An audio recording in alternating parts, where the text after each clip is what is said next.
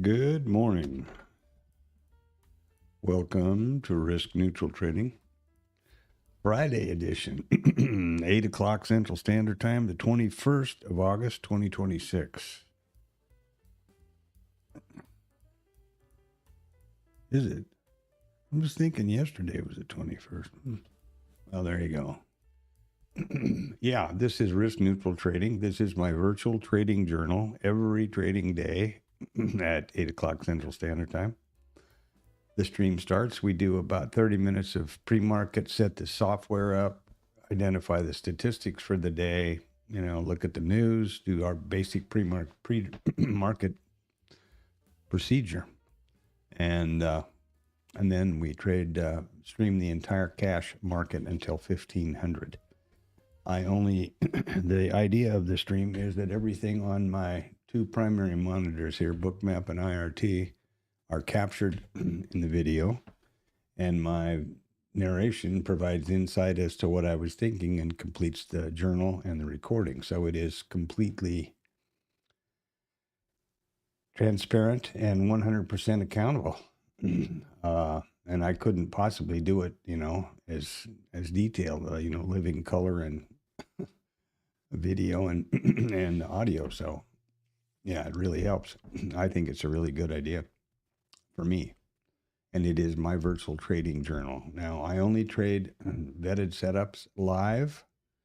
I have a commitment to never trade off of the live stream. So all trades are live and all trades are on the live stream. A live stream, that's not necessarily this one, but any. That's why when I have an afternoon or an evening orb session for Asia, for example, I stream it, because if there is an opportunity that I want to trade, I wouldn't be able to if I were not live streaming, because it's outside the commitment. Having said that, then it's important to understand that this stream is not for financial or trade advice. It's my trading journal, and I allow anybody to watch, right? And comment and participate and laugh or whatever it is. that ensures accountability. There's a disclaimer in the description, so please read that. And one other thing I want to point out here is that I trade live on Bookmap, and I develop strategies, back test, forward test on IRT. In forward testing, like today, this system, the computer will be running through this brief strategy. And if it identifies a trade, the results are sent to this chart for visualization purposes only. The trade would manifest here on the chart, but it's within the IRT simulated environment. I want to be real clear about that. Any trades that happen here on IRT are in the simulated environment done by the computer. I'm not going to obviously be testing a strategy and having it throw real money at the market. That's stupid. Capital preservation, right? So that's how that works. So live trades only. And now another thing along that line, you see these levels over here. These are pushed from IRT to Bookmap, and these levels represent what you see over here. These levels represent here the high, the low, and these percentages within the initial balance. Well, I do that so that I can trade live this system, though it's being back tested and forward tested by the computer. I can trade it live over here on Bookmap. That's how it works. And with that dribble out of the way, oh, by the way, Central Standard Time, all times on my charts that I refer to are Central Standard. So there you go. Let's get on to the news. Now, we have, let me get this right screen going on over here. We have news out at 8:45 today rather than the typical 7:30. And those are the S&P PMIs. And they're at 8:45. This is investing.com. It's my original news source. Stand by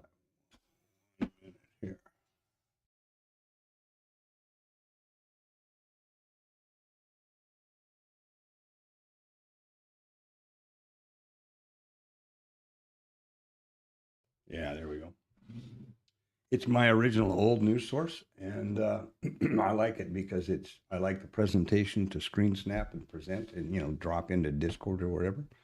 It's free. That's why there's these ads. I think it's important to keep it free, or keep these resources free if I can, so that anybody that comes through the stream can use them if they choose or want to. These can be filtered for wherever you are in the world. Investing.com only deals with traditional economic numbers and revenue type numbers, S&P, non-farm payroll, housing numbers, No, you'll not see anything like a press conference or somebody's going to say something, and certainly never see anything about a tweet. And I like that because it keeps them separated. Notice also that if you don't know what the S&P Global Manufacturing is, if you hover over the event title, it turns to a URL, and you can go find out the most recent releases and who puts the number out and all about it. And the ratings are these stars, and you can filter by countries, as I think I said. We're in earnings season, but it's not worth looking today. Walmart did report yesterday and missed, and they market those sectors sold down.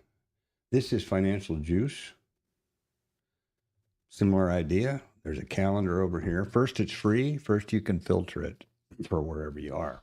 There's a calendar feature over here, and then there's a squawk box feature, which I like because it's about the only place I can go figure out what's going on when I see a big market move. Financial Juice does pull non-economic related events into their calendar if they can, which everyone recognizes has a potential risk to our auction. Trump's going to give a speech. Bassent's going to say something. You know what I mean? And it's not a political comment whatsoever, but it is a fact. In today's world, trading world, we are essentially risk managers. The most important job you have is to preserve your capital and your account. The fundamental way you do that is risk management. You can't manage a risk if you don't know about it. So if, something pops up, I appreciate knowing about it. And that's all there's to it. I don't care who's the president. In this particular case of this administration, I've been alive through several of them. I don't remember a time when there was so much drama around press conferences and signing this, and you know what I mean? I don't remember any of that. Like, I don't remember any George W. Bush speeches that, tipped the market over, or Obama signing something or coming out saying some dramatic thing. And certainly nobody has ever used social media before, tweeting and all that stuff. So this is a new environment. And I'm just hyper risk sensitive, I guess. And I think that all traders should be. Anyway, enough of that. Let's get on to the pre-market. And what? Wow, we don't want that. Cancel. We want this. Pre-market.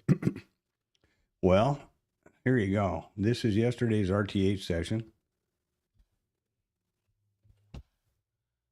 And why is this not working here? I don't see anything happening. I don't see the streaming up here on the. I monitor the streams on my upper monitors. My office has got a couple of computers and a couple of monitors. I have a 4-rack monitor set up in front of me. The lower two are my trading screens, and the upper two are powered by another machine so I can monitor stuff. And I'm not seeing anything happening here, going out. So obviously something didn't start. Let's see what I did wrong. Let's see what happened here.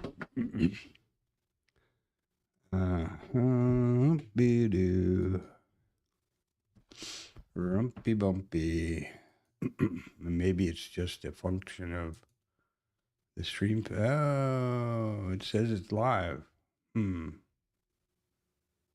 Live now. Well, that's what it should be, but it's not happening on my monitor upstairs there. Let's just see what the hell's going on. I don't know. If you're hearing me, there's nobody in this stream. But anyway.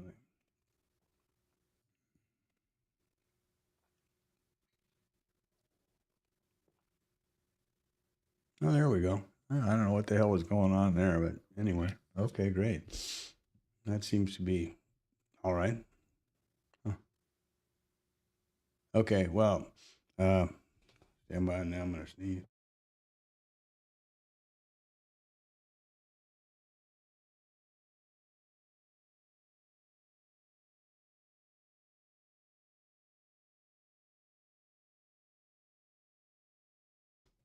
Well, that was intense. Okay. Let's get on with the pre-market, which is where we were, I think. Oh, nothing. Oh, wait a second.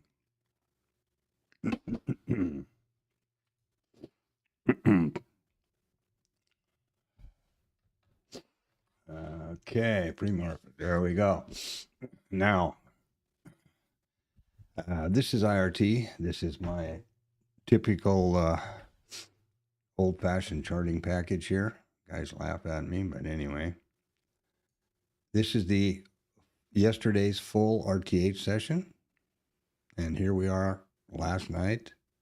There's about where I went to bed and thought, they're just going to keep it flat. And boop, was I wrong? 30-something handles there. 40? 30, I guess. Why, I couldn't tell you, other than they're just blowing back in the face of this big sell-off that happened, because notice we traded right up to the POC, which is where this drop-off started yesterday. I don't know. We'll see what the S&P PMI numbers say at 8:45. Anyway, this is IRT. It's my traditional news thing, as I said, or charting package. In the header of all the charts is the instrument, the chart type, the periodicity, and the session. So you can always keep track. These are 4, or this is my micros tab, and this is the minis tab, ES, NQ, micro composite, and the market profile chart. Now, one note about the market profile, I don't change the instrument from micro to mini. It's always mini. But I do change the session from full session to RTH. This is my high time frame chart for the micros, and again, it's it's a 1 day candlesticks, and it's 1 day periodicity, and it's the RTH session.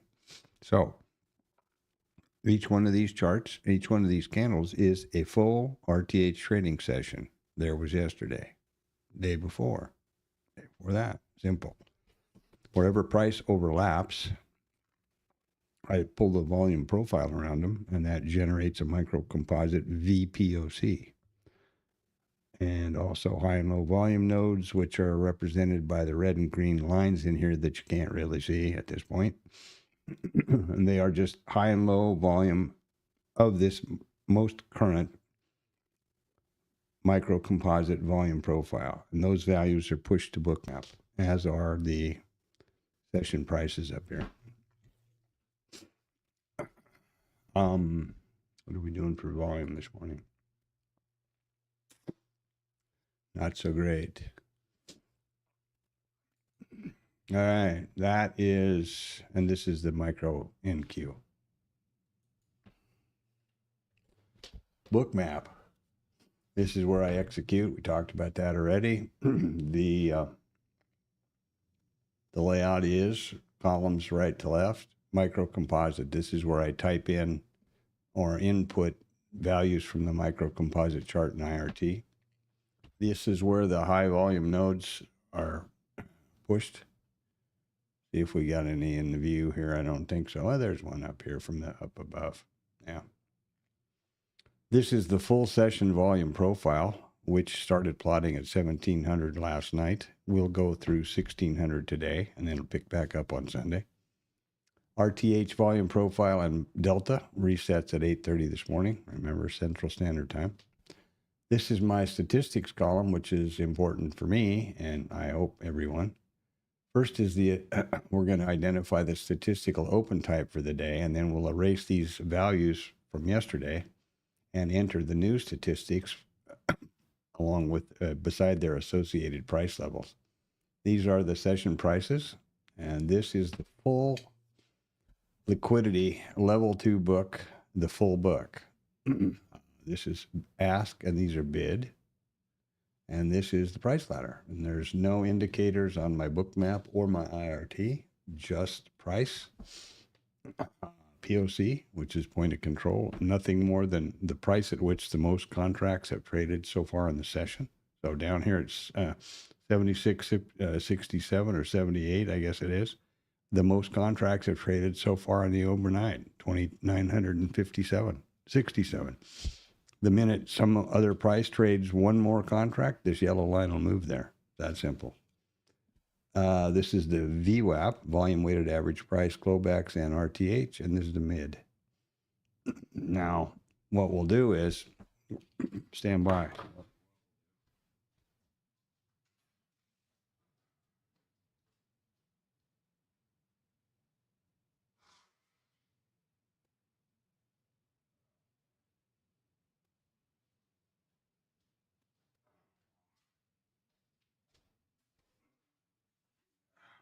I don't know what that is. Okay. Excuse me now. Let's try this again. So the statistics open is there's only 4 types. Yesterday we were a gap down. Day before that we were also gap down. No, we were gap up. That's right. Day before that we're gap down. Yeah, it's crazy. You can see them. You can see that over here. Day before yesterday, gap down. Yesterday, day before yesterday, Monday. Sorry, whatever day the hell it is. Here was a gap down, and we just didn't quite close the gap. This was a gap up from here, and this was a gap down from there. It's crazy. But anyway, whatever those days are. So the way you determine this statistical open is real simple. If this is the current price right here, this window, this column is live. So if we opened right here, right now, how would that price compare to the previous RTH close? There it is. Higher than the close. How would it compare to the previous RTH range? Well, there's the high and there's the low. So it's higher in range. So we're going to change this title, first of all, to the correct one, which will be boop, boop, higher in range. I do that because when I look at the screen snap or the stream, I can look at that title. I know that I update them correctly every day. And so it's always going to be accurate. And I don't have to stop and think about what happened and what that relationship was on the open. Next, we're going to close the statistics here because we're going to go get the new ones. And the statistics come from, excuse me, I don't know what that is in my throat, but anyway, from here. Here was yesterday. And we've determined we're going to be higher in range over here today. The way this system works is, again, very simple. It looks back at 1,855 the most recent 1,855 trading days. Of those days, we opened higher in range, 581 of them. The days that we opened higher in range, we revisited the overnight volume point of control 80.6% of the time. Overnight volume point of control, as we know, is right down here. Let's widen this out. We'll be able to see it better, I think. You can see it peeking its little nose over there. So that's 80.7, isn't it? 80.7. Yeah, 80.6, okay. And then the overnight high, 6, there we go. And the overnight high is the next one, and that's 74.5, and that's right here.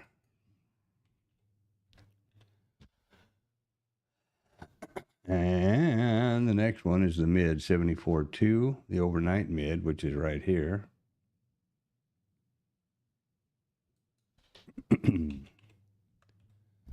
And I'm just going down this list.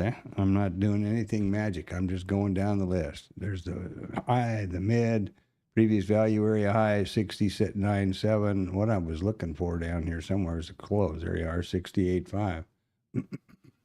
That's all I'm doing. And it's not very complicated.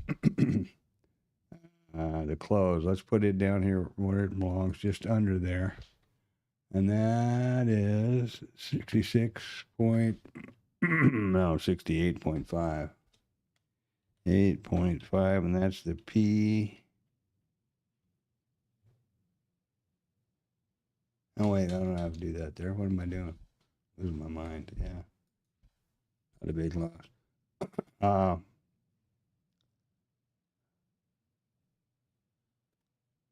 POC is 66.3, so that's up here. Previous POC.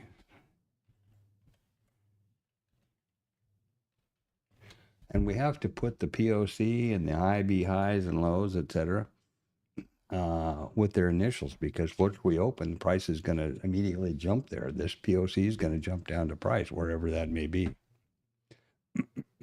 Previous close, and speak of the devil, and IB high is 67.5. And I think that's up above us, if I'm not mistaken. Yeah, it's right there. That was 67.5. IB high. And value area high was also one of those that I just passed over. That 69.7. I'll put that just below here. And, yeah, okay. Previous high, that's usually a biggie. Oh, I got to do something now. Previous high is 58.3. Remember, these are just statistics. They're just probabilities. Okay, now I'm going to need to do something that I do every day at 8:20, so I'm late. A very important date. And that's the T-Lab snap. I need to open that chart because I didn't do that yet. I was busy wondering what the hell was going on with the stream. The T-Lab snap. Do that every day. It is a book map. The T-Lab itself is a book map Discord chat room called the Traders Lab. And it was started by a fella named Tom B. I mean, that's his nick, you know, I have no idea what his name is really. You know, that's what it is there. That's what it is on the T-Lab anyway. His name could be Rudolph, for all I know. And he's a professional trader with like 48 years experience.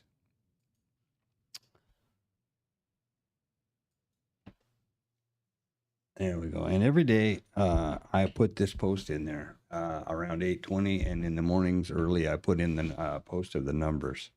And that's just kind of to give those people, you know, keep touch. And I found out when I was active in that room that a lot of people didn't have access to all the numbers that they were looking for. You know, there'd be a flurry of what's POC, you know, like that and it's a chat room. So there'd be a whole bunch of chats coming in about that. And I created this thinking it might help everybody.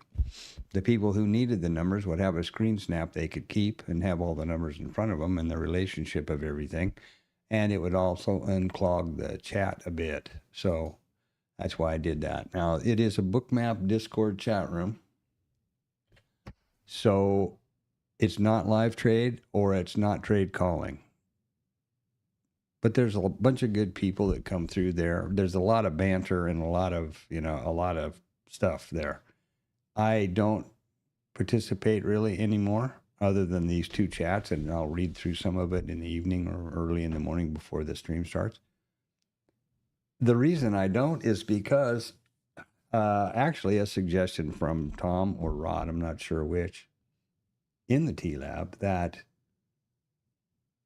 focus on your own market and your own trading and narrate that rather than yucking it up somewhere else. So that's what I did, and then I took it to the next level of the stream because that seemed so much more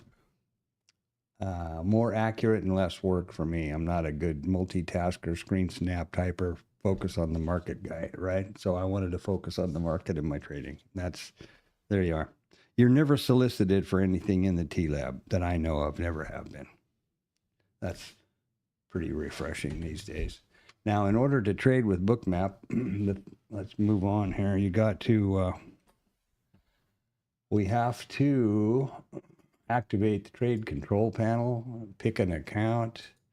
I'm doing some Lucid accounts at this moment rather than my AMP live account. And then you can re-click that button. I get the real estate back on my screen, and I have all my metrics available up here, and I have cancel and close. Now, these you can select whether you want them here or not. You can have all, none, more or less, whatever. I like them. The next thing I need to do is jump over here and make sure that the trading statistics is the right account. And to be honest with you, I've never gone here, and I don't know what that's posted. I got to do that this weekend, actually. Kind of dumb, I realize. And I use multi-brackets. Now, I am not going to be doing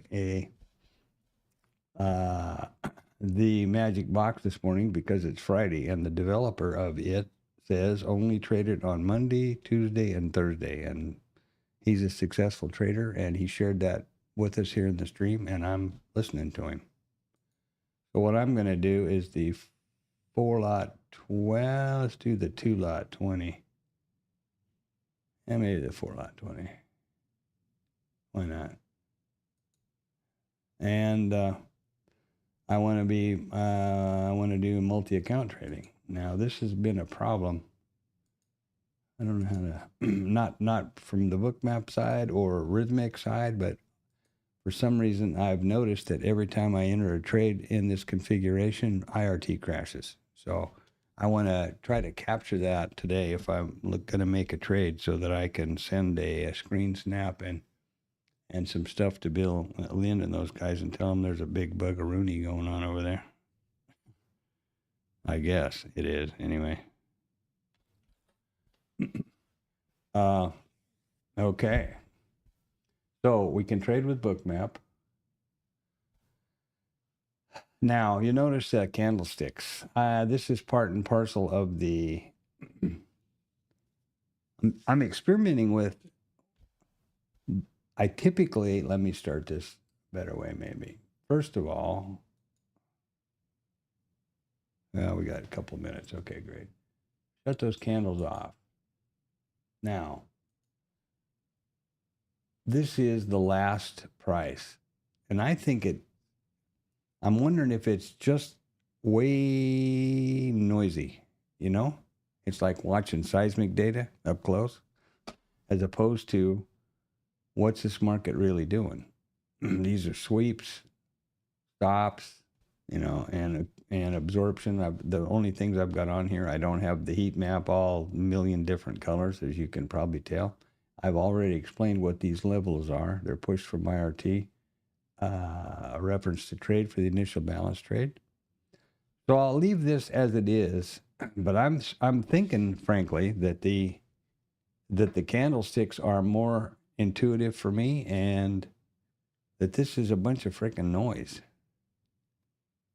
And so easy for me, at least, and perhaps yourself, to be distracted by all that noise. So that's why I'm messing with it. We've got going on here.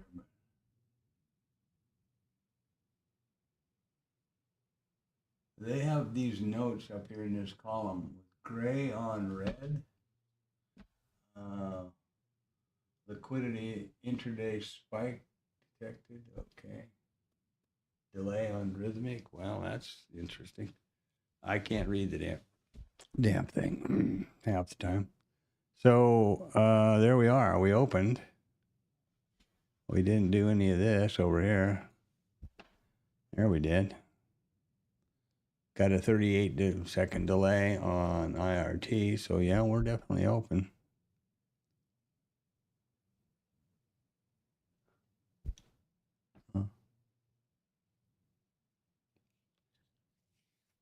Seems like a weird market, doesn't it?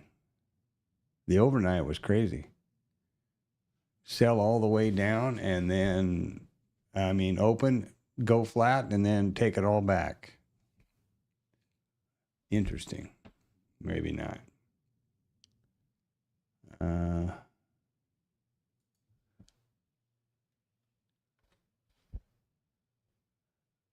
Huge delays here. In fact, I'm going to do something in a minute. I'm just going to shut it down. What I'm doing over here now is changing the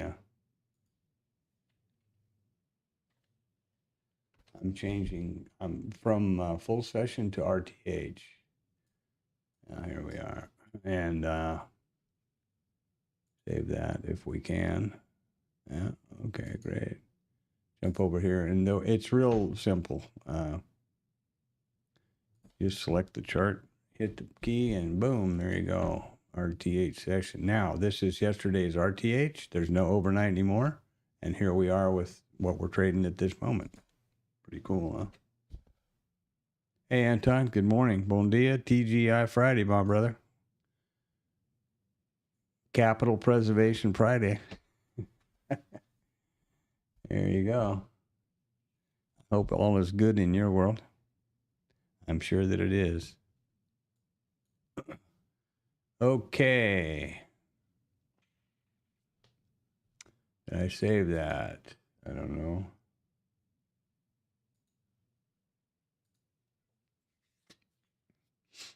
There we go. Now, what are we doing for volume? Remember, it was about 70%, I think. 77, okay.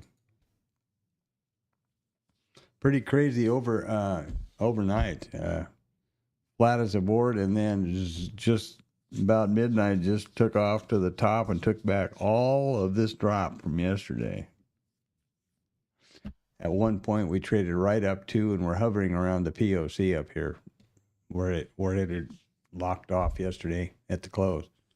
So, interesting dynamic. And we've got the S&P PMI numbers out at 8:45 this morning, in case didn't look at that.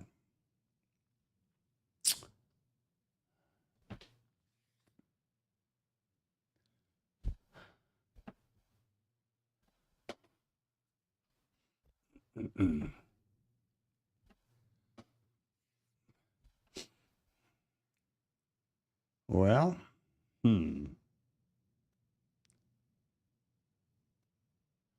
they're going the other way from that gap. This is so weird. Right on top of the MCV POC that I have calculated for this little guy here, 772, is it? I didn't mark that like a bad little pig. 772275. Okay. Wait a minute. What the hell? How is that possible?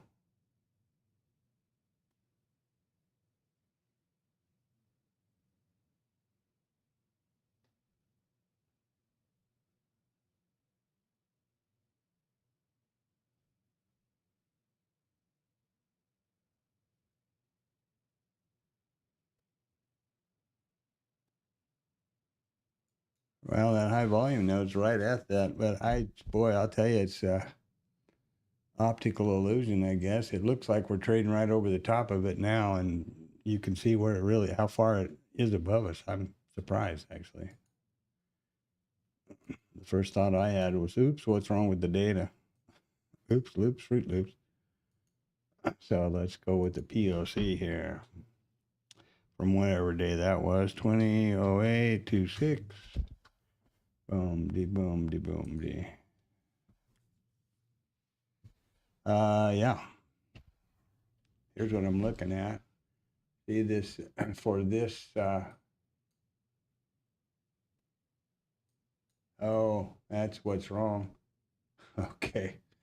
I was going, God damn, how are we doing this? Now I see the point here. We're trading down here at this little white nub. When I opened up the chart, or zoomed in on the chart, it dropped back a couple of days.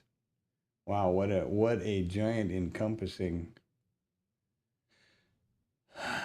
candle so far. Back down there and stop arguing. There we go.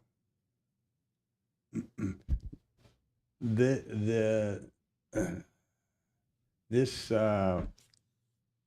chart doesn't have a price line. That's something my RT doesn't do, which is kind of weird. This little white nub right here is the price. Hard for me to see sometimes.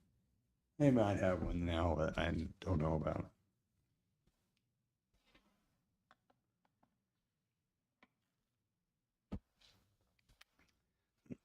Well, yeah, what are we doing? Not much. Not much.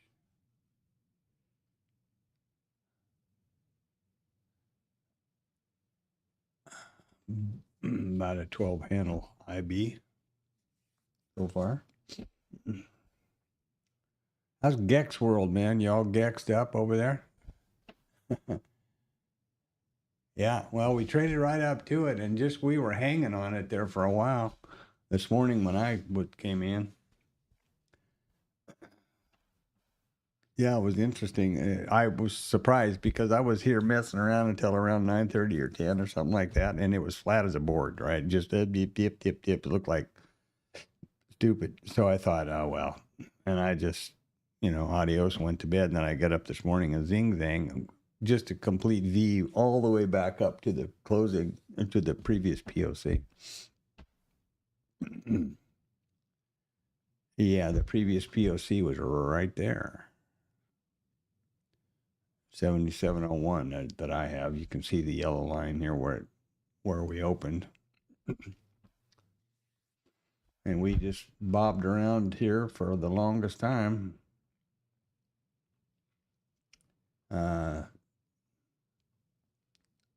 So here was the ETH open down here, and I thought they might extend the sell-off. So that's why I was kind of watching it. And we just did this number for, basically nowhere until, well, I signed off long before midnight. But then all of a sudden, midnight 30 came through and kazoom, right straight up to the POC and just hung there for a while until now. So strange. Don't know why. Let me get Blue Boy on the job for the day here.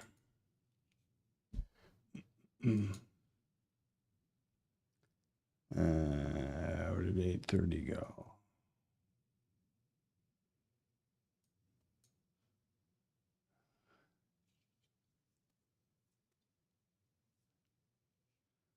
Would have been a good magic box this morning, I think. But magic, out of respect to the system creator, don't trade it. Only trade it on Mondays, Tuesdays, and Thursdays. So I'm sure he has history to back that up, and I believe him.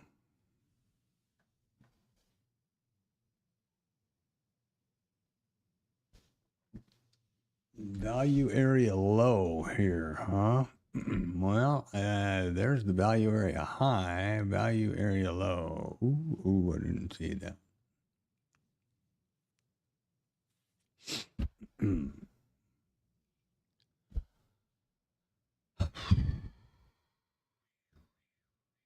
That at Larry P. Boys, it got some interesting stuff. I a couple of his videos, and he was talking about the alignment of Mercury and Uranus and uh, how that all fit together. And it's quite interesting.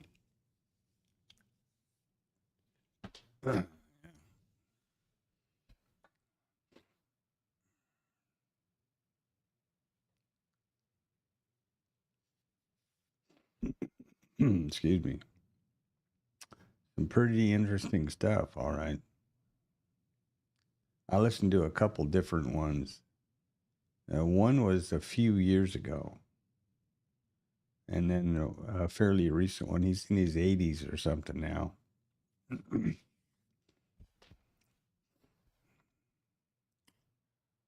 A lot of buying at the bottom. Are you talking about in this session now, or back? Are you looking back in the overnight?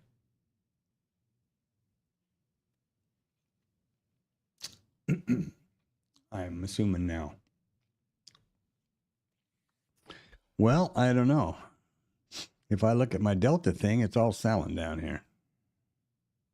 Or I don't know how to read it, which is more likely the case.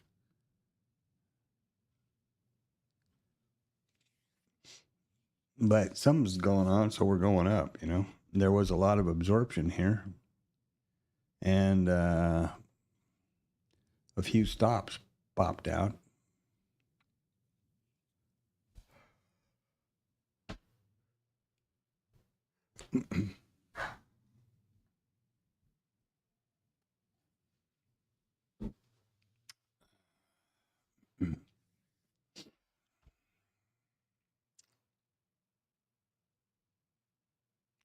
I didn't look at the Gex stuff yet.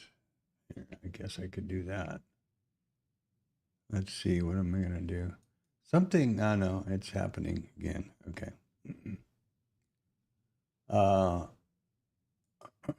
Yeah. Let's see, price lines, where'd they go? Oops, that's not them. There's price levels and there's price lines, two different things here. Let's get down to here, and it's intraday, and it's that one, and it's this one, and it's those blind spots. I don't know what swing levels are. I didn't ever look at that. And there we go, updated. 820 is the update. That was the last time they took a snapshot of it, apparently. So there's the ES GEX levels. The put support is 76.70. ODT HVL is 7,700. I have no idea if that makes any sense to you and the GEX A, or, you know, they bump up together at all. I have no clue. I don't see the... Oh, well, there's a whole buttload of them above. The call wall is up here at 7720. Expected move is 31s. What's funny to me is, where did the regular HVL go? They say this is of course they say it's a big deal when there's a blind level and the GEX and the 1 day, you know, a min max and the support level are all together. That's a real big confluence, convergence, whatever. So there you go. I know you can't see those, so I'll read them out. It says 7670 is the put support ODT, put support non-ODT is 7,600. So 70 handles lower. And the gamma wall ODT is at 7720. And the HVL, there it is 7705 on the ES. So it says.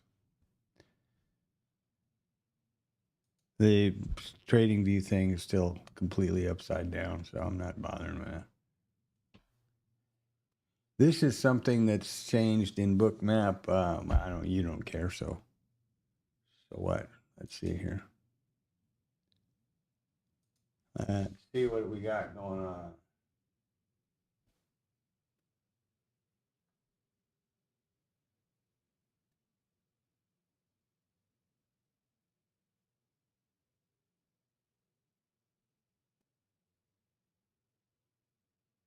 Yeah, I watched it thinking it was going to continue the sell-off because that's typically used to be what would happen. You know, if we close right at the bottom, it's like, oops, the auction, the auctioneer went for a coffee and then came back and keeps going. But I did some homework and stuff while I was standing here, and I watched it. And then, like I said, I went to bed. I thought, screw this. Was glad I hadn't tried to trade it or do something, and went to bed. And then, of course, kabam, up she goes at some point in the night, but I'm not. I guess that's where you need an algo instead of a old guy. Yeah, that Larry P guy. I understand. I guess why you listen to him because of some of his fib stuff gets pretty in depth, and the ABCD was interesting. I'm not so sure about the alignment of the stars and the transgrade of Venus and stuff. That seemed a little esoteric to me. I mean, who the hell knows? He had a lot of backup data apparently. Like he got with some lady, I forget who it was from USC or somewhere, and they looked at those things around major market dates going clear back into the 50s or somewhere. What I listened to briefly. Interesting. Yeah, there's a million different people. I mean, there's a million different ways to do it. The truth of, of course, the thing is, well, okay, let's see those things. Let's see that live and tell me how that works in the intraday trade. And maybe in his case, I have no clue. Maybe he's a long-term trader. I don't know. I didn't get that out of it, but I appreciate it. And I definitely checked it out. I wish I was that. He's obviously had a stress-free life and stuff because my face looks like 10 miles of muddy road. Lines of them everywhere. I like these guys that have a real smooth face and no bags under their eyes or anything like that. I figure they've had a good life, and I'm happy for them. Stress-free, stress is a real bad deal.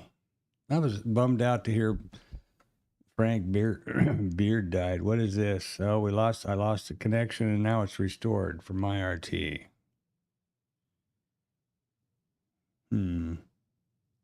I've got I got the new batteries for my UPS. I'm going to switch those out tomorrow. I was going to do it last night, and then Tam was busy screaming and yelling and having fun on her set. And if I shut down over here, it kills the Wi-Fi, which is, I don't have her hardwired in. She's just games and does all of her stuff on Wi-Fi. And my wife was using it. Ying was using it out in the kitchen, so.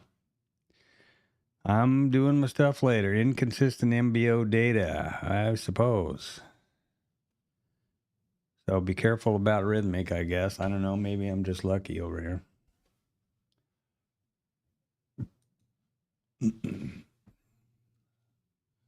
I watched MQ Power Hour trading stream last night. Someone.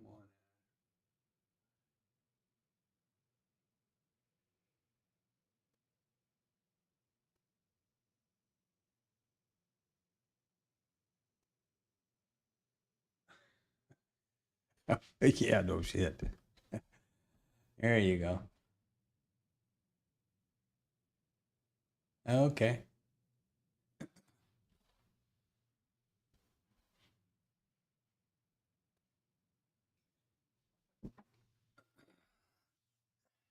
Well, that kind of flies in the face of you know, well, we know what the difference that can be substantial between end of day and intraday, especially with the flip, for example. So, uh, I don't know, to be honest with you. Let me start this over. Okay, so we're looking at these GEX levels because we believe that they are representative of the potential options dealer market maker flows and their required actions to maintain a delta neutral position, which is their mandate. Okay. Do those guys look at only end of day data? Or do they look at is that I would suppose in this day and age with computers as they are that they've got a, they're probably down to the millisecond what those levels and that hedging is required. I guess. I don't know. But I think originally, like with spot gamma and all of that, when they started coming out with these GEX levels, that I think end of day was all there was. It was those levels were supposedly calculated by the CBOT during the settlement hour there when the market's closed. That's what I understood anyway.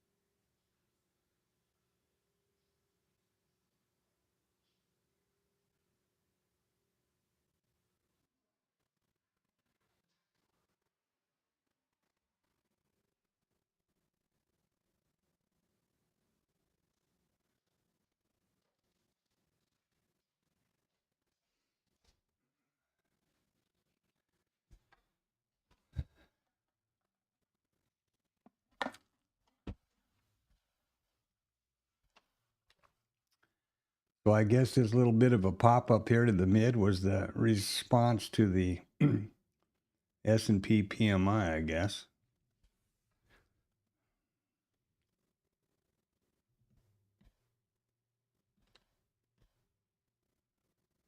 And of course they're trying to, they're making all their money selling stuff. That's it.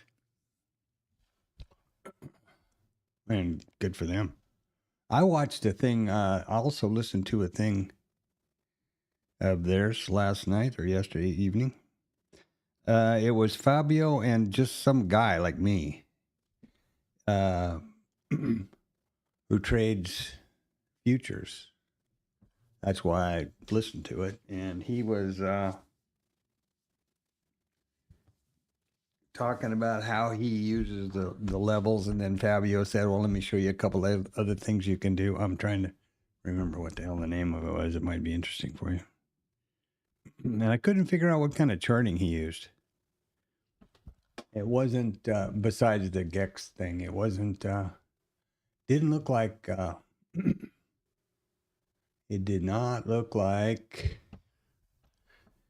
Trading View, and I couldn't, and usually I can spot Sierra chart, but I don't know. Maybe it was, multi-chart or who knows what. There's so many of them out there now. I don't know what that was. That was pretty weird. I guess I've got rhythmic back. I suppose it seems so. Don't have a big delay on IRT, but I think I'll close it anyway and start it back up. We're through the PMI stuff is out, is done, is over. Let's see what that was. Services, we had both services and manufacturing.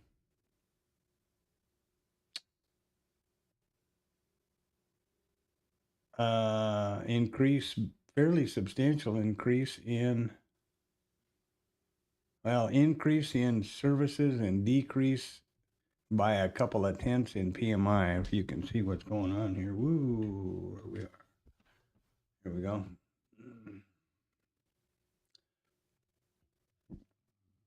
Ba-dum, ba-dum, ba-dum. Wait a minute. This makes no sense. Oh, the composite is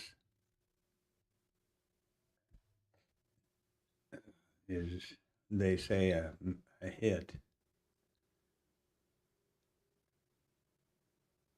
So there you go.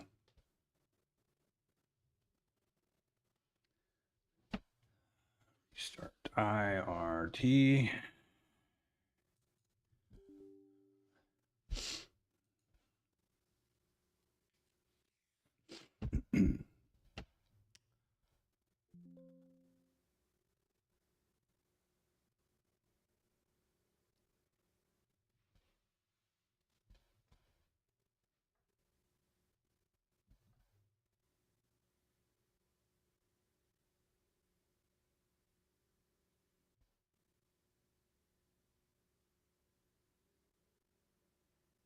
Okay. Yeah, I was gonna try to hook up that Tekanaki tomorrow over the weekend myself. I wanted to do it yesterday when you suggested it. I thought, ooh, shiny. But then one day is stupid because you're gonna lose 2 days out of the middle of the 7, right? So I'll probably do it like Sunday and then have it ready to go, and it'll be there for the week next week. And I'll remember to cancel this Mentor Q thing.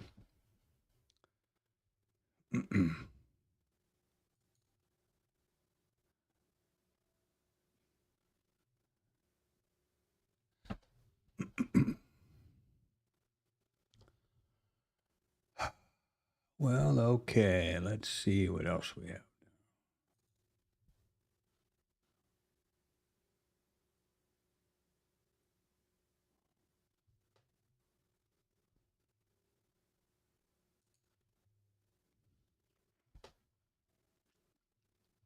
Mm-hmm, mm-hmm, mm-hmm.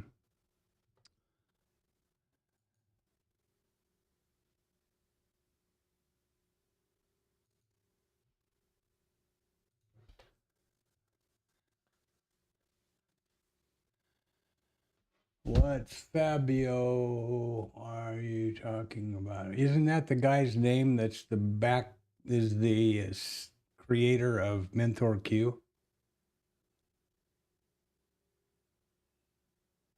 Not Patrick, but the other guy that's always the front man.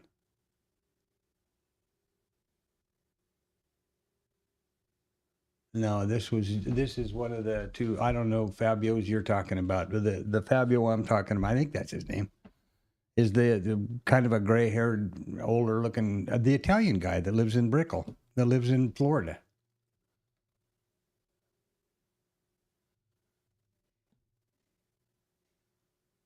Yeah, that's what I was thinking too. But since it's only a 7-day thing, I'll set it up Sunday night, and then, you got 5 days of the week, and there you go. It's going to crap out the next weekend.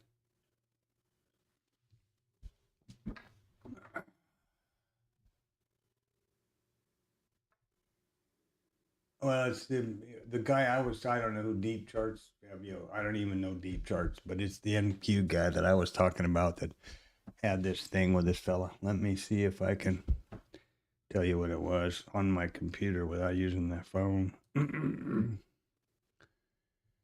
Okay.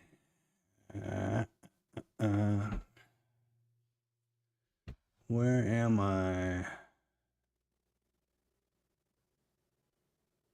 Gotta change.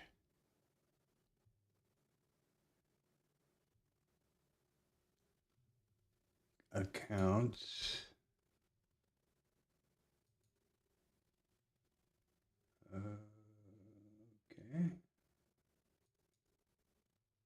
And then I can see the history. the history.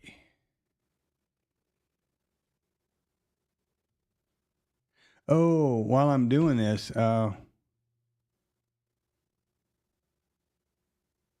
remember when I was talking about, or we were talking about these people in the administration, and I mentioned how the hell did they get clearances and stuff, and because I had some experience in that world. Well, I saw a piece of news last night or yesterday evening. This Natalie Harp chick, the human printer, that all this stink is being raised. That's never leaves Trump's side, and on and on and on and on and on. Well, she worked at the White House for over a year with no clearance. Right-hand man listening to every top secret conversation that happened is never leaves Trump's side. And nobody says boo. It's crazy. They have completely just completely ignore let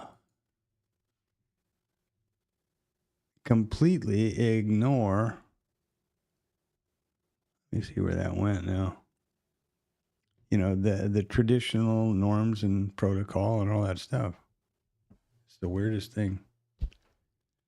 Where did this guy go? Frank Beard, that's a bummer.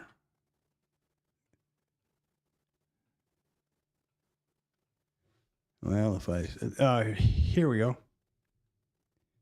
This is the one. This one here. This is the Fabio guy. Oh, you can't see the stream on your phone, probably. It's called Futures Trading and Initial Balance Strategy. Build your own edge in the market is the name of that video. And that's why I picked it up when I said initial balance. And it's just the two guys. And the guy that they're talking to, whatever his name is, I forgot. Barry, there you go. It says with Barry. I don't think he's anything. I don't know that he streams or has a site or a room or anything else. Seemed like he was just a guy. I don't know how he hooked up with them. He actually said his history was he's a pharmacist and he didn't like that job. So he has started a few of these discount pharmacy sites and businesses that you see around, or buy this, there, and that. And apparently he does that, and trading is his passion or whatever. So it's called Initial Balance Strategy in Futures Trading with Barry. And it's, yeah, that's the one I'm talking about. Yep. Okay. And I will remember to get back to the right account, because when I don't, YouTube scolds me tremendously.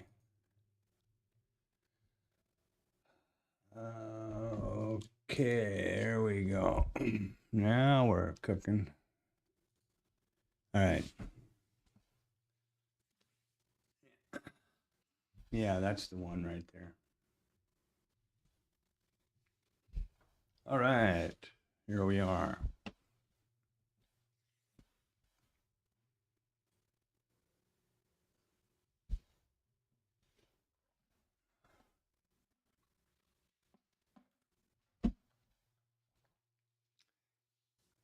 I don't know about any of these other sites. I guess MythWorQ, I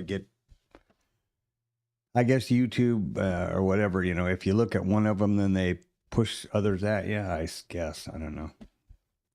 I was going to say, it seems like they put out a lot of content, which is obviously building their business. But I have no idea if Tunaki does, and maybe Tunaki has a whole buttload of stuff too. But since I've never really searched or watched for them, YouTube doesn't push them to me, I guess. I don't know. Well, another Gapperoonie here.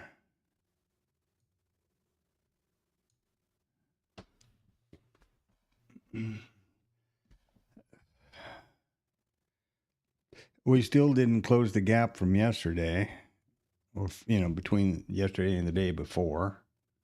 We're gapped up today, and we haven't closed that yet either. Not that I would suspect we're going to, but. And what's the IB? We're only halfway there, and the IB. Ooh, look at the liquidity popped up down here on the IB low at about the 76 half level. 76.96, so 20 handles. That's what we got for an IB. That doesn't make any sense. Hold the phone. Look at my delta column. Ah, damn. Look at the delta column and look at the volume profile. How in the hell can there be all this trading up here of delta and nothing in the volume profile? Son of a bitch. Now I'm going to clear the resets and watch this. There you go. God almighty. Yeah.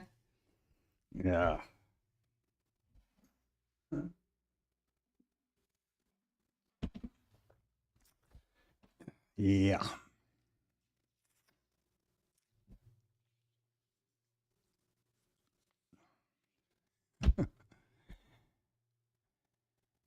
It's so weird too, because this thing had never had those issues. It just reset every morning like it was supposed to at 8:30. Everything was fine. About 2 upgrades ago, it developed this behavior. I don't know why.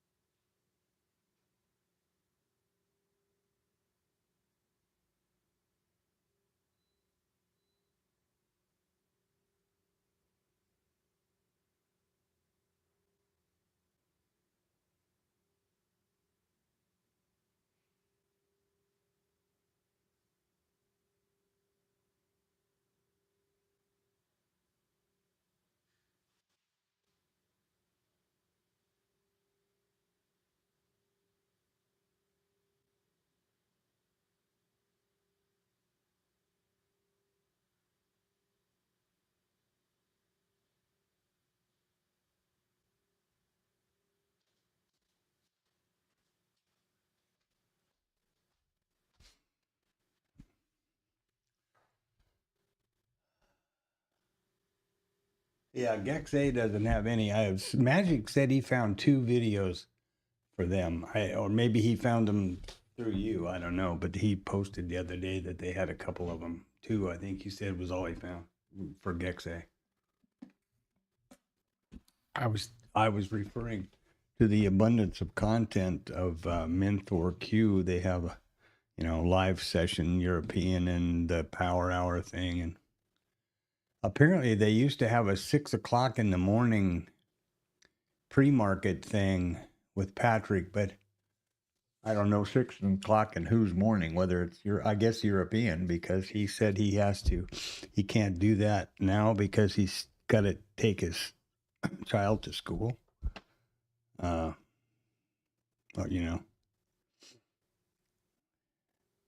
I heard him mention that in one of the ones I was listening to. Somebody asked what happened to the 6 o'clock in the morning, whatever, pre-market or something. So they put out a lot of content through the day. Tanuki.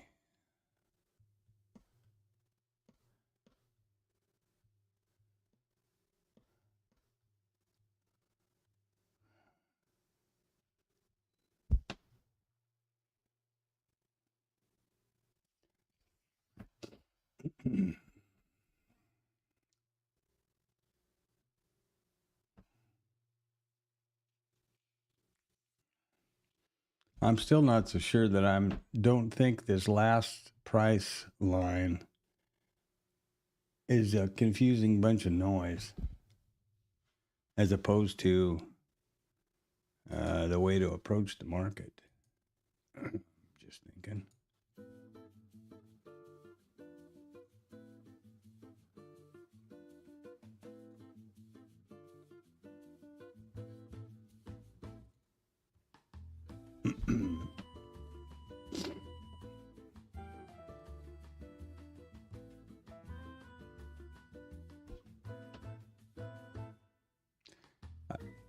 I'll check Tunaki out. I think you said they don't have any interaction or any integrations, right? If I remember correct. Oh, well, I know they do for TradingView because that's the whole thing. But anywhere else? Not that Mentor really does, but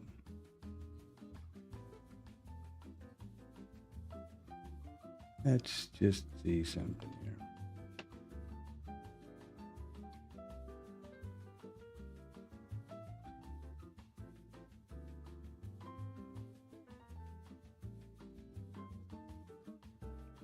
I suppose the alternate thing I could do, which I think you can do with Bookmap, is put vertical lines, you know, so they were on the price.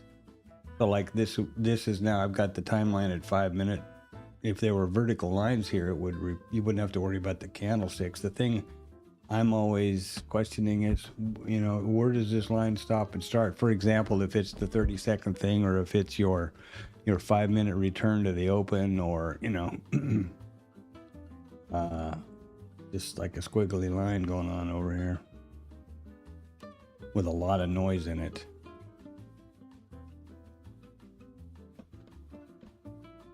I don't think, let me check. I don't think, I haven't looked at this today, so let's shut her down and start her back up and see what the hell happens with TradingView. I don't know whether the GEX thing's going to happen or not. At 19 handles wide, 19.75 handle or ticks on the points. Sorry, on the IB this morning. That's about a 0.25% IB size so far. We formed the IB high first. Asia, the little guy did some trading last night on Asia and got, let's see what happened, stopped out. Yeah, got stopped out.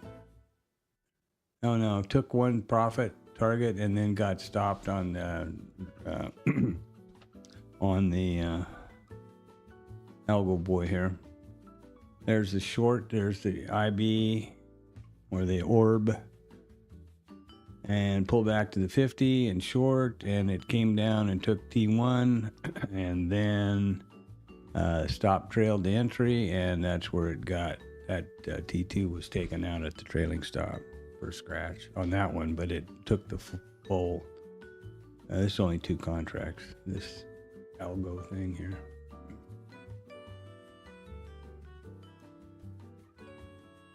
Doing better than I am. Let's see, what was I going to do here? I'm all sidewashed. Let's see what Dr. Gex has to allow. Well,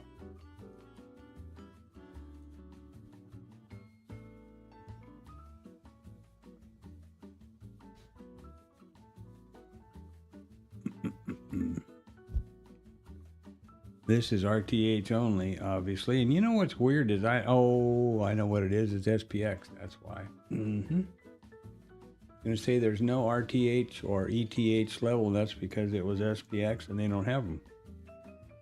So there we go. Look at the MES. Or look at the ES for your sake.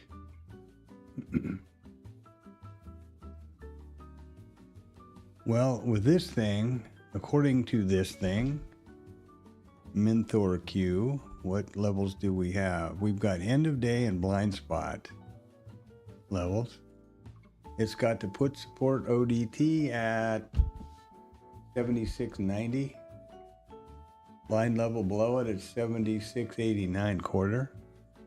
If you can see those, but I know you can't on your phone, so I'll just read them off. So far. Now, what does that do over here? 70. Well, it's 76.90 Put support and put support ODT are on the same level. And they are 76.90 on YouTube, whatever this is. Trading View. When I look at Bookmap, having just updated those levels, put support ODT is at 76.70 and put support full session is at 7,600. So, and they're both end of day. So how could the end of day be different? That's freaking ridiculous.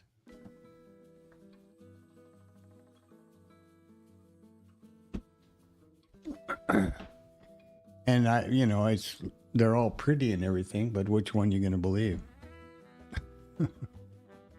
And the blind 9, is that it? No. Blind level 10 is right under the put support over on 1, and blind level 9 is near the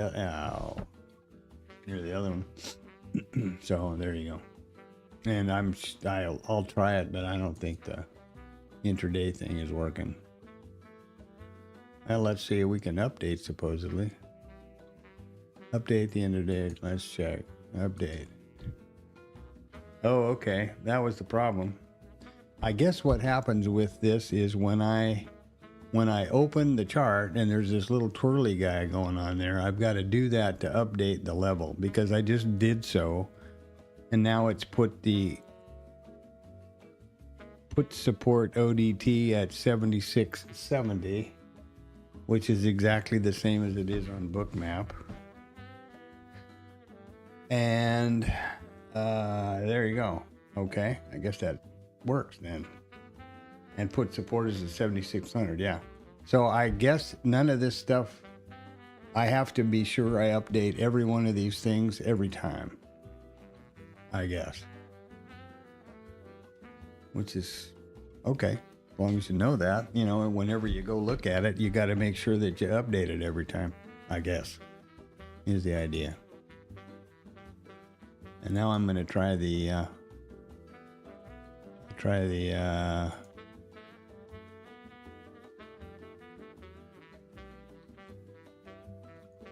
to do the real-time one.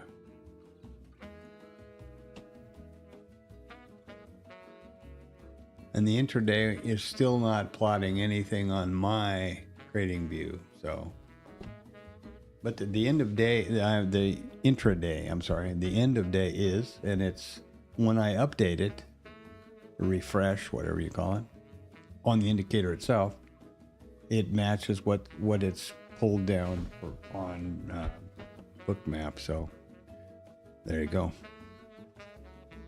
But nothing, there is no plotting or anything of the intraday. So I guess they figured out a way to shut me off there somehow or whatever. I don't know.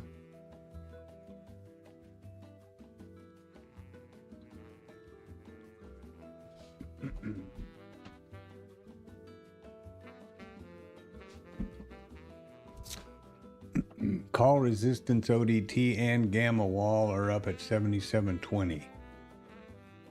End of day stuff, and that's exactly what is happening on the Bookmap.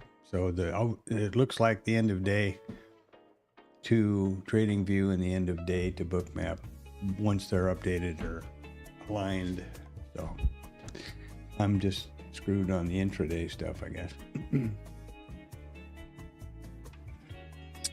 And what are we doing here with the IB? We've got another 10 or 20 minutes or 10 minutes to go for the IB. The IB high was set first. The low is in there now. Put support is just down below the low a bit, where GEX 5 is right at the bottom. I don't know whether you can do this or not. Probably not. GEX 5 is at the current price is at just below current price, a couple ticks, and the GEX 2 is up at 76.90, so it's kind of where those two swings have happened, whatever that means. Get rid of those blind spot things. They don't seem to line up very good.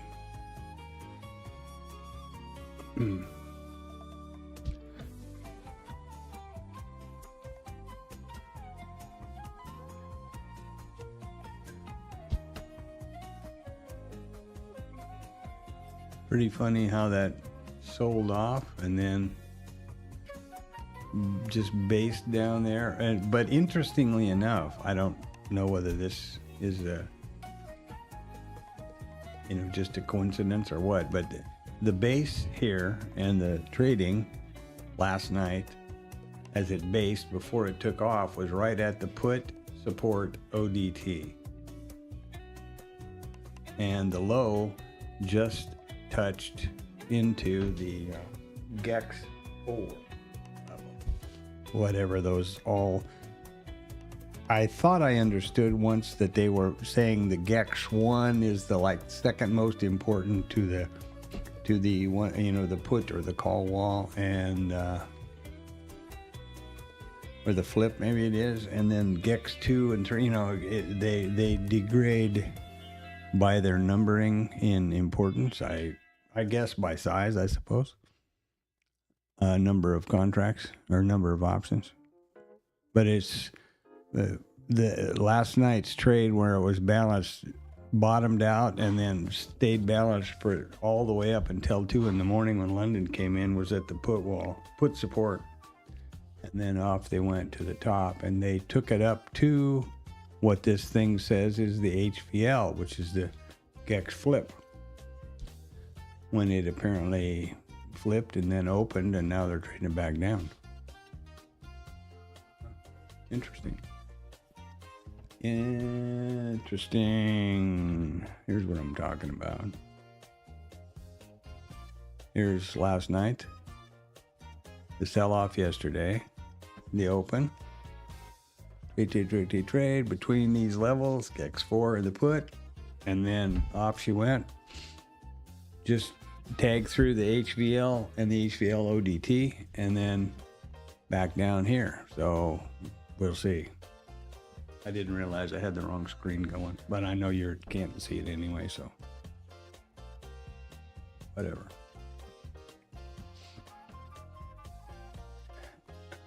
Boom.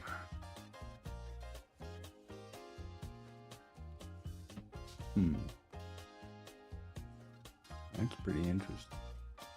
I think I'm going to drop this back to the 4, or it's 2.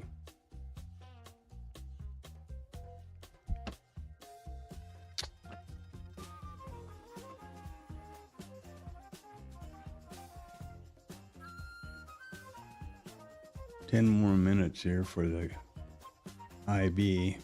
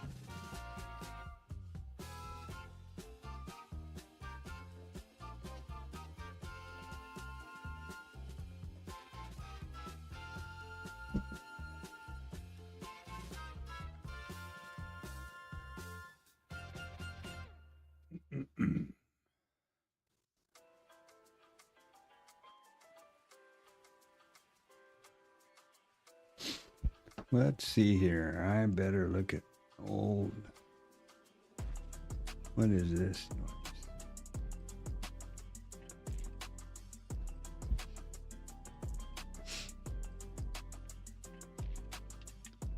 We still have gap opens and all kinds of stuff going on with all these levels.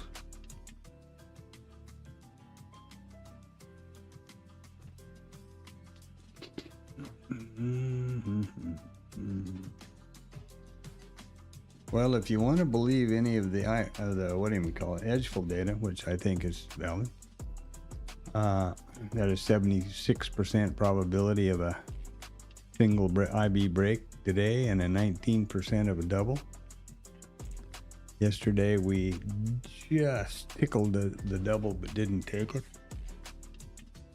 until after market close. Let's look at the retrace. Store E rejection. So first of all, what is that? All days, any day, Wednesday, Friday. Okay. So we have a 68% probability we'll take the IB low first in this condition, but we don't have the closing zone or the IB size in there yet. What is I need to change screen or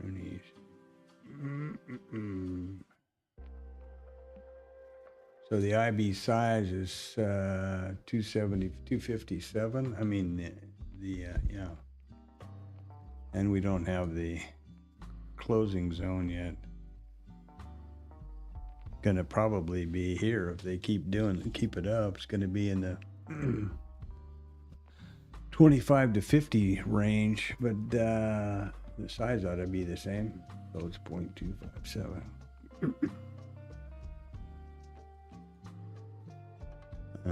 Doop. 0.257. There we go.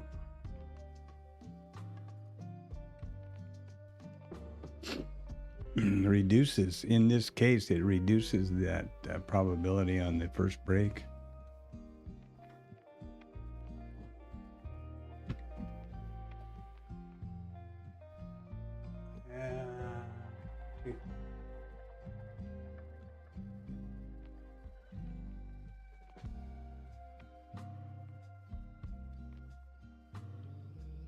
Yeah, I remember that conversation.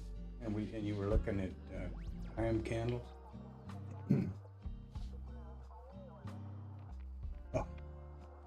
Oh, while you're doing that, I was talking to Tam while we were having dinner. 5-point strikes. Oh yes.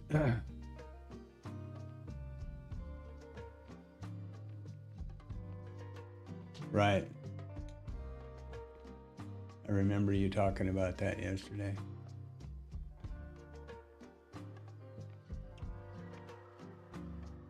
Em and I were having dinner, and I told her that how you hated typing on your phone, and that I couldn't do it either. And she was laughing because she was blazing away on something while we were eating.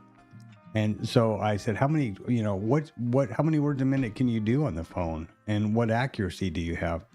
So she called up some typing test that I guess they use. Around 80 words a minute and about 95% accuracy, error-free accuracy, typing on her phone. Jesus Christ.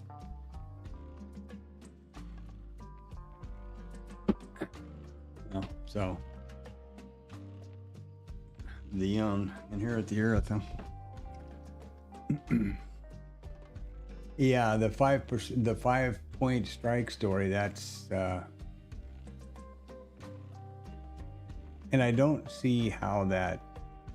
Do you suppose that's just because traders are watching those strikes? Do you imagine that the dealer or the dealer's algorithm is busy doing those corrective measures for delta between those strikes, like between 5 points like that? I wonder. I mean, what's your thinking there? Why? In other words, is it because, is it like confirmational bias that there are those 5 things and everybody's now watching Gex levels, so everybody's trading between them, or is it really something going on from the dealer side or the market maker? Is the thing I don't know.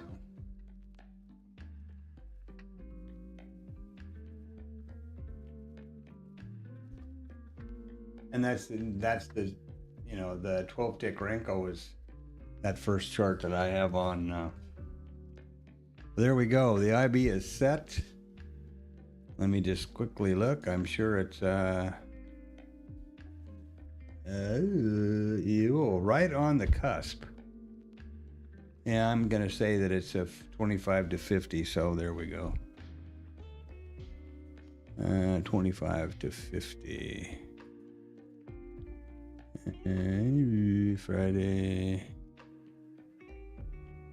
No, I did the wrong thing up here. Any size. This is what I want. And this is 25 to 50. So I was lucky and didn't even know it. So there's a 50 with a 1 year look back on the MES Chicago market. There's a 50-50 with the filters and the IB size and the day of the week. 50-50 on the first break because the IB high was put in first. In other words, okay, flip a coin and get the hell out of here. It will change when I go out in time. Going out to 2 years, it's a 60-30.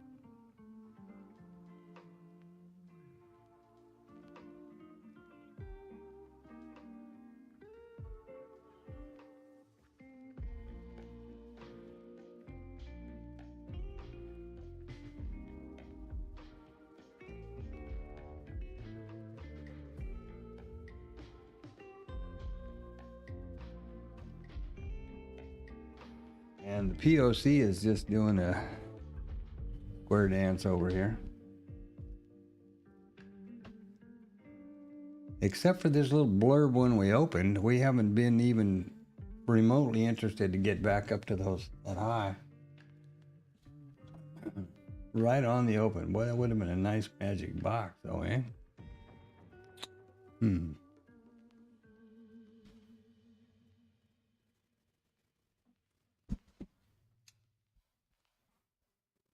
Yeah, she's 18, but Jesus Christ, I was surprised.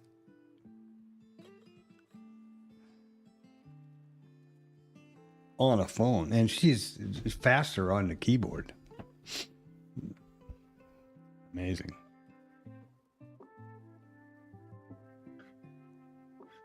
But she does have delicate little fingers and hands, so my problem is I just kind of smush up about 4 things at once.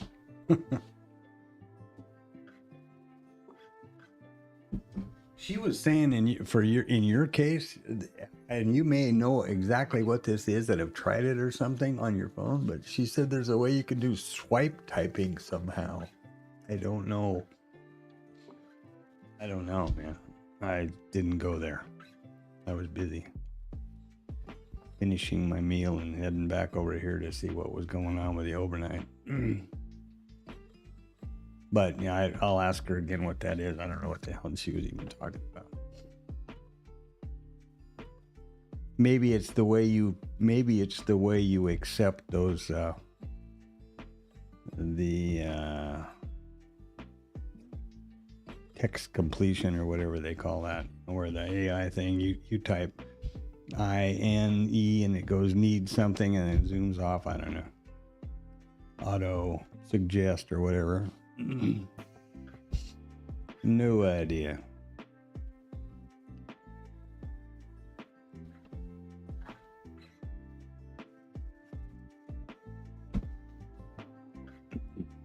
I know from my point of view, I mean, just personally, I have these real old ergonomic keyboards.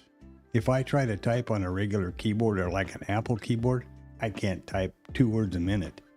I can type pretty damn fast and accurately with these ergonomic things, but because I'm so used to them, I got 3 of them in here for each computer. God, I need to do something about the mouse, but I don't know what to think about that.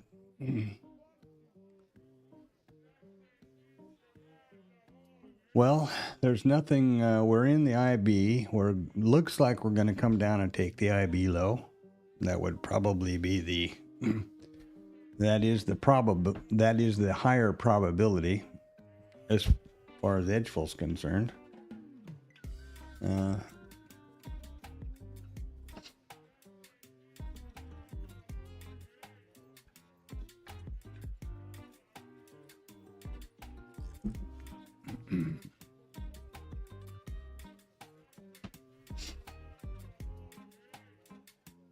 I'm torn between these this data.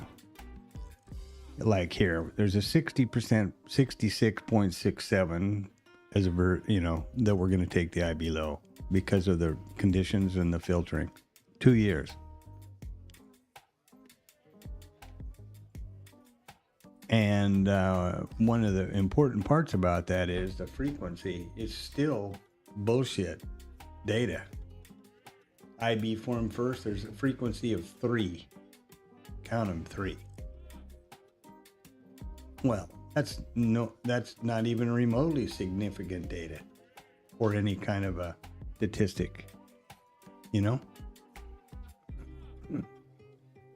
5 years. And then the other side of the coin, or the other problem is, in my opinion, okay, now I've pushed it out to 5 years, and the frequency of the IB high formed first is 5 frequency, 5 times.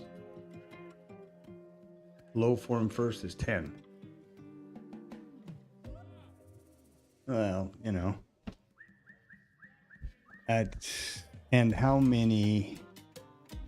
what relevance does data from 5 years ago have in this environment we're in now?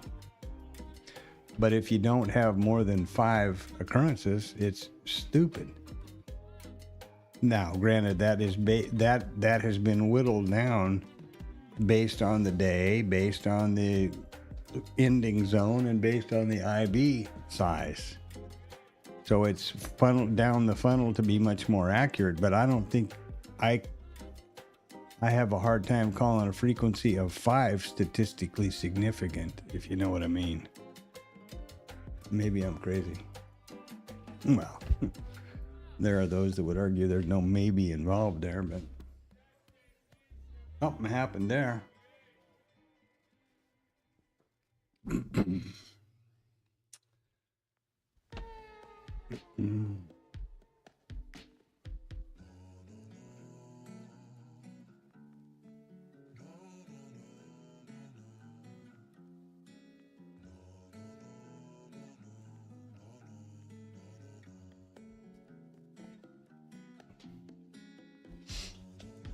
Mm-hmm. Now, is this a bar trade? Is that a consolidation right there, and it's a breakout and a retest, and that's a real. I'm gonna change this bracket from a 4 lot to a 2 lot. I don't think this makes a lot of sense today. I'm gonna go 420 or 220.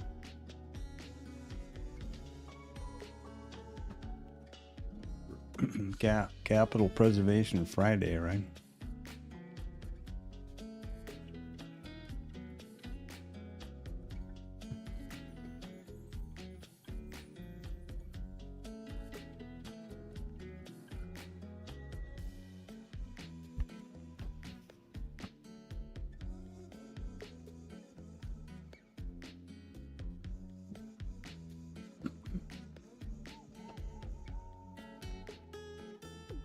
Got a big bunch of liquidity laying down here at the IB low, and it's been in there for the entire session pretty much. Came in at about way before it was an IB low. It was in there one tick above from sometime 840, and then when we had that bottom out, they dropped down the IB low down there, and they're still sitting there, and it's by far the largest liquidity in the book. Let's see if we can get a price on it here somewhere. 457 contracts. Do you have that on yours? I'll bet you must. That must be a big liquidity thingy there.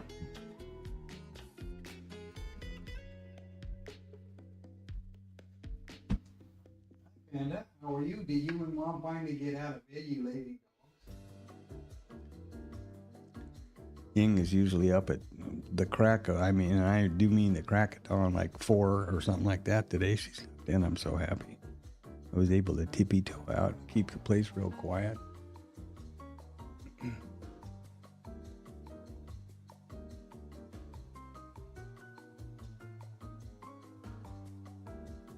Yeah, do you have that big pile of liquidity at 76 half? Ooh. Yeah, I would say so.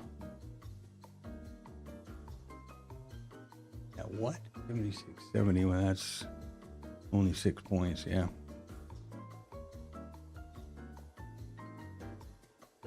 Let me see what I've got down there. I don't have any liquidity. The big liquidity I've got is 467, but this is the micros at the IB low, which is 76 half. And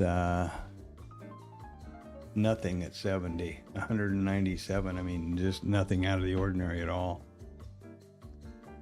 Resting there. Now there is the overnight volume point of control is down here, and the previous close is down here at 68s. So there's no liquidity down there, but those two levels are there. I don't know what else to say.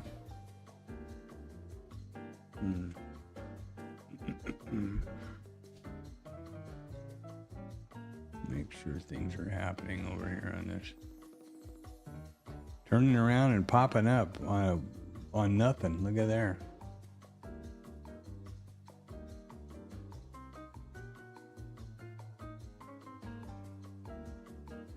And we're at the bottom of the weekly profile too, right down at the value area low for the weekly profile.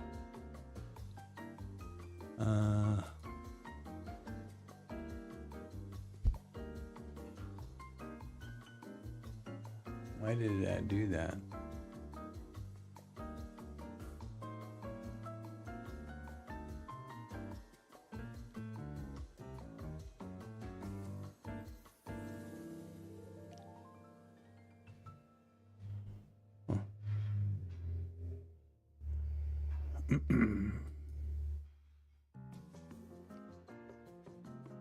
Okay.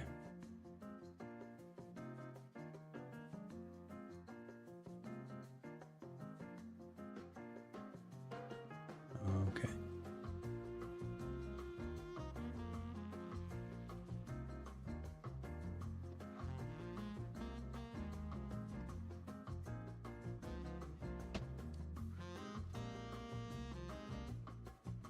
If you can see that.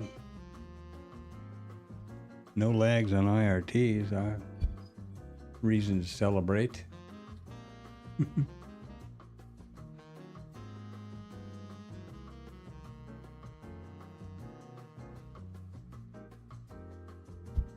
Wow, all the way up to the VWAPs and the POCs, and still didn't break the bottom.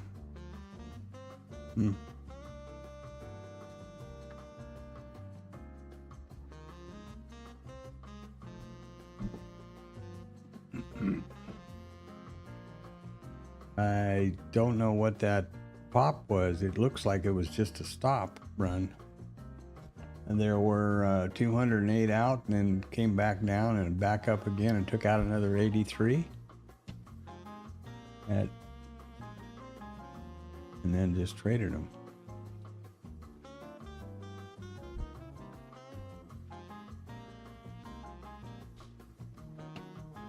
$9.20, there was a big pop too.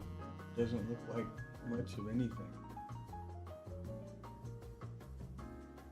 This is where I'm really missing the boat, and Magic's got a good handle on it. I'm sure without, well, I don't know, it's Friday. I'm not sure of anything, but I would be pretty surprised if Magic hadn't taken a short off of this pop up here to and retested the high. It's not the IB high, but it is recents, you know. And what is it, the price? I may be wrong because I'm zoomed in, but 87 without any heat down to the 77, so 10 handles. Maybe not. If it break, yeah, okay, I read that. I noticed something last night that I don't know whether it showed up later somehow, like your famous missing, chats. But I read through the chat on OBS and I noticed the chat up above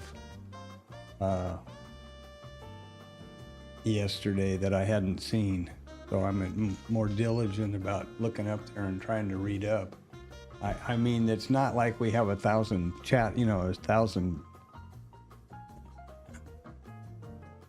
chat entries here. So I figure it ought to be pretty easy to just follow along. I thought I was, but I noticed last night I definitely had missed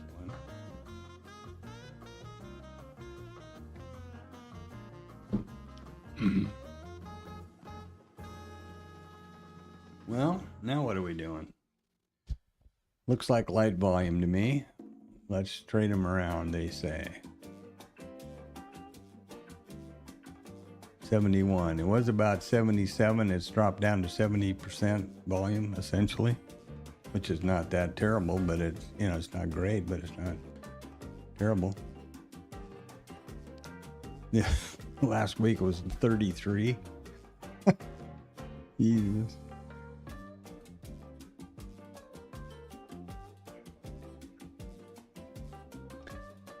What do we got, boys and girls? Boys and squirrels. So we have, we're just a chop fest. They're just, I guess the missed opportunity was the open. I still think that these 90s, this double test up here, and it's again now. I'll bet you money. I'll do that right now. We'll test this out. This, got this seismic chart going on down here with all this noise. I'm going to change this to candles, even a 30-minute candle, but let's make it, I don't know, 1 minute. That's nice middle road, I guess. Close. And get rid of the EKG. Wait a minute, where'd it go? There we go. Last price. And I'm not so sure I'm crazy about this VWAP in the middle of these candles. I'm not sure what good that does exactly. Except you can sort of... Yeah, I don't know. Anyway, what I was going to say was, here's a 3-bar reversal. Looking at a candle, a 1-minute candle. And here's another one, going the other way.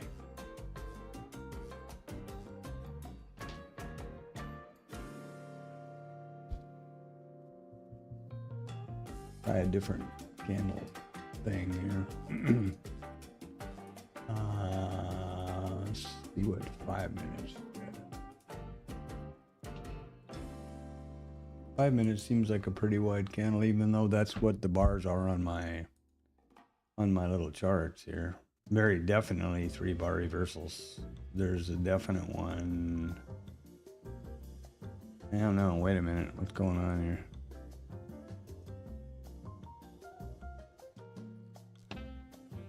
A little harder to see what's happening with this one.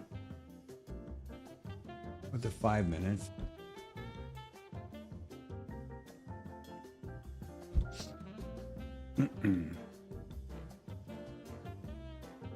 That's kind of like the zones, you know, it's like the strikes. So you just keep moving stuff around till you get them where they confirm your bias, my bias. We just keep changing the candlestick times around until I see one that looks like it's the right thing. You know, that doesn't make sense, does it? I'm sure it doesn't. But because and now maybe the take-home message here is that this is a pretty narrow range. So it's a chop fest looking at these 5-minute candles. What does it look like over here? This is also 5-minute candles.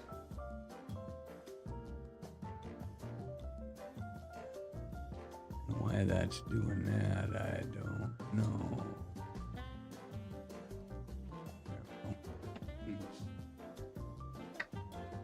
I think I mentioned something, but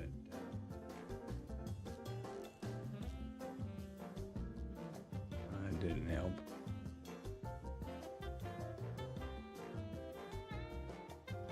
This is the weekly volume profile. And here we are slamming around right over the top of the value area low. If that means anything to anybody, I don't know. And this is full session, so that's also important. Here's the RTH here, the open. And the POC for the full session, or for the weekly, is up here at the 22.5, which is coincidentally is the MCV POC.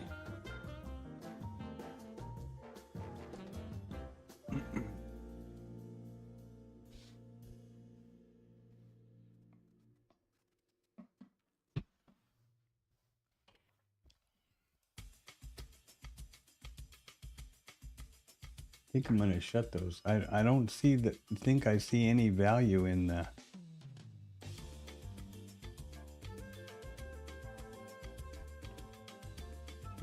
VWAP, other than, you know, these are all trading below VWAP, opening and closing below VWAP. So the volume, I guess, is... No, that doesn't mean anything, does it? Never mind. I misinterpret candles thinking that if the body's down here, that's where the volume is, and that's bullshit. It's not got anything to do with the volume in the candle. This is obviously the VWAP. That's where the most trade, you know, where the most stuff happened, I guess. I wonder if you can do the POC up here. That would be, I guess not. It's only VWAP. I don't know. I don't know if those lines mean anything. Here we got, here it's ticking up.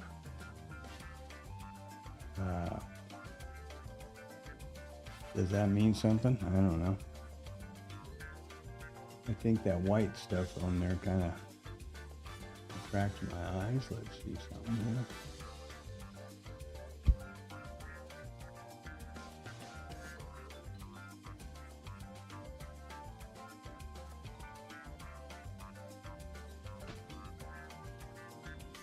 Look at 1 minute chart.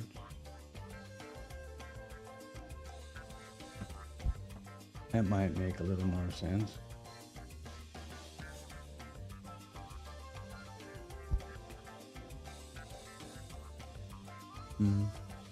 Still didn't get even near that liquidity.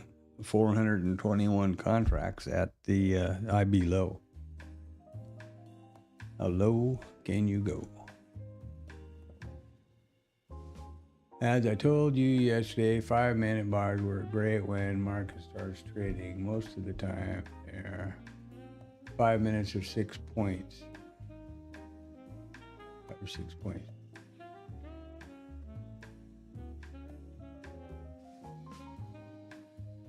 Okay.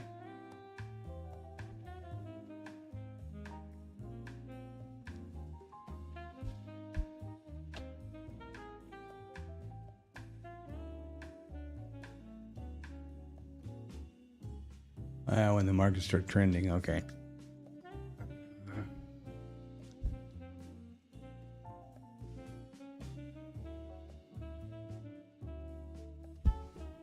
Well, here we go, up, up, and away. These are 1 minute now.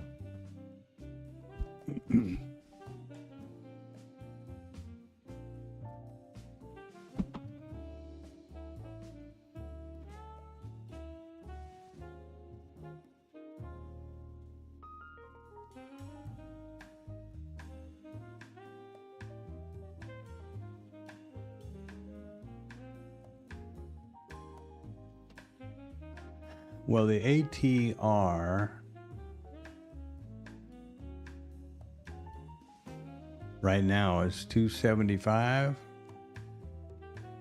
2 3/4 points on a 1 minute candle. Let's look at 5. Let's do that. Okay. 5 3/4 points on a 5 minute candle. Oop. There you go. And the volume is at 71. This is the ATR. And for this time frame, particular time frame, it changes every one.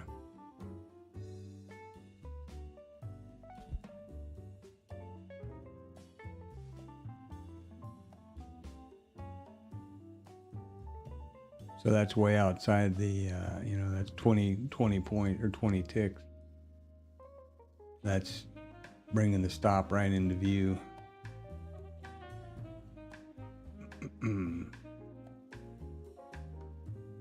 Here we are bumping our heads on this liquidity from yesterday. Now, what Dalton would say and Hogue and whoever is, oh, they're repairing the profile. Which, if you combine them, yeah. I mean, look at it. They're just filling in this low volume node between the distributions yesterday. Does that mean something? Why does anybody care about the profile really, other than these were singles that they've now fixed, and meaning that we hadn't auctioned across these prices right. I'm still not sure why that's the case or how that works. That's what they all say. Dalton for sure, and Hogue, who is just a Dalton devotee. Not that there's anything wrong with that, but I mean. And if you look at it, there we are. There's the upper distribution, and there's the lower one from yesterday. And what are we trading? Right smack in the middle of them, filling in this whole low volume zone. You can actually combine these together. If I wanted to bring the two together, it would, I could. I don't remember exactly how to do it, so I'm a little bit apprehensive. I don't want to screw something up. See something here.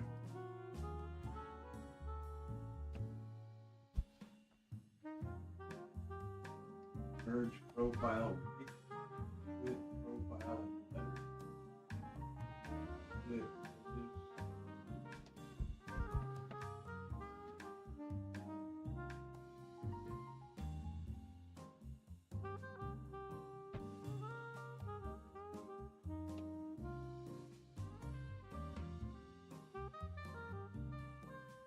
There we go. We're looking at the top. Isn't that something?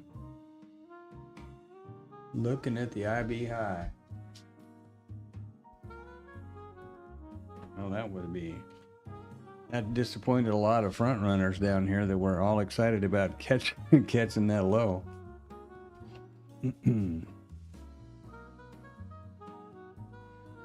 Yeah, right back to the open and the IB high. Now what? Well, let's see. What?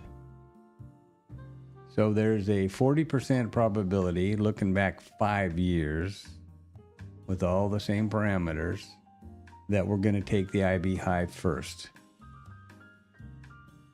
60% we're not. Do you lean on that and go short right up here? Oh, there they go. There, they just took it. So there's that 40% just came to pass. Would I short this, looking for the retrace back to the 25? I don't think so, with all that exuberance that they just... What am I doing here? Hold the phone. Nobody move. With all that energy that they just exhibited there.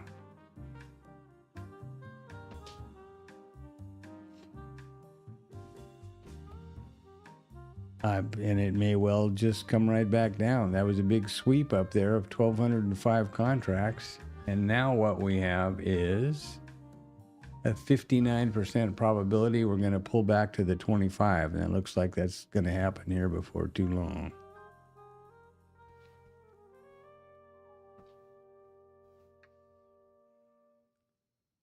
So that would have been a mean reversion spot, eh?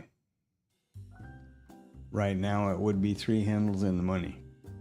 So that wouldn't be a target.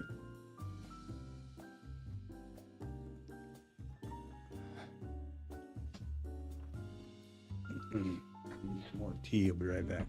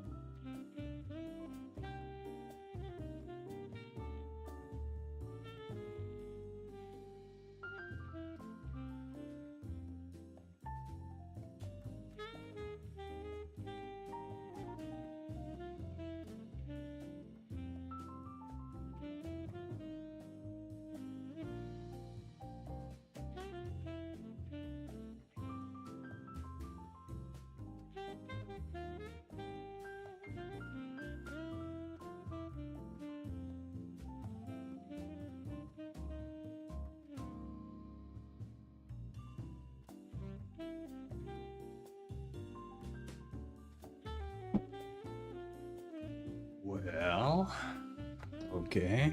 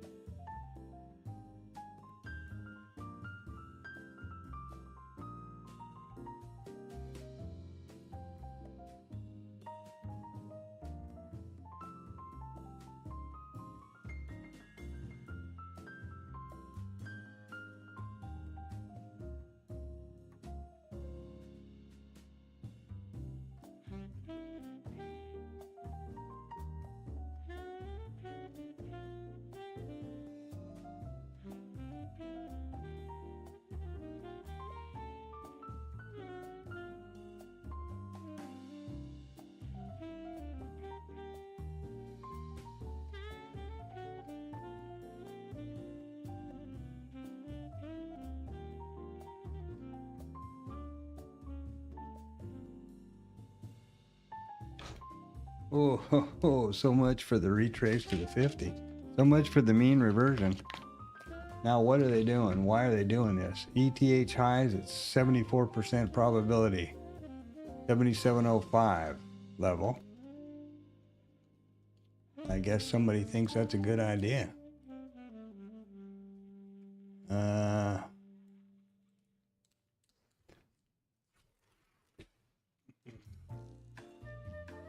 Maybe the human printer is doing a dance.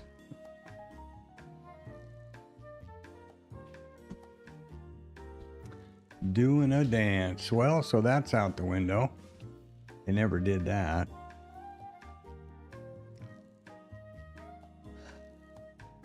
more popping and bop, you know, popping and snapping up here at the top. Previous POC right there too at 65 at the 7701.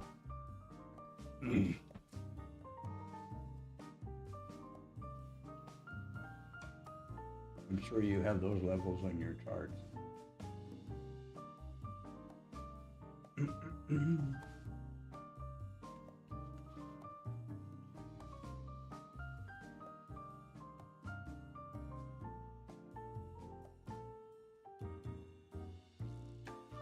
Large Gex just popped down. Okay. Well, we're going. The previous POC's up there at 7701, as you know.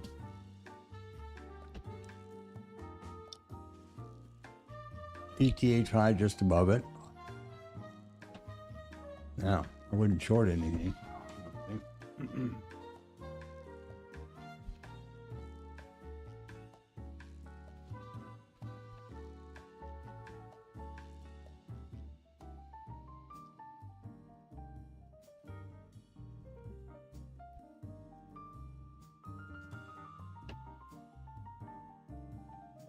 $7,700. Somebody's jumping in with, oh, that liquidity. No, it didn't. A lot of it lifted off. It was 470. It's down to 390 now at the IB low. I suppose this guy's come up here with 284 of them. 82 of them, whatever, 50, 80. Ooh, it's going up.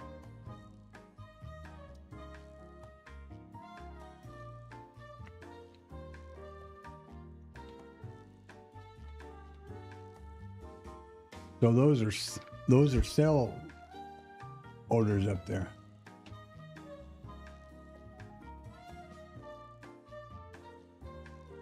I'm assuming profit taking.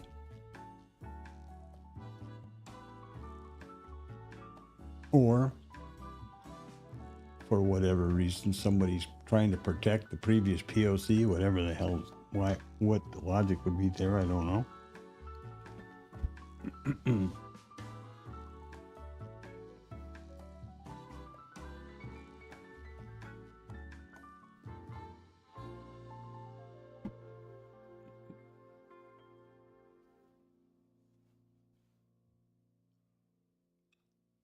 I haven't done the, let me do the,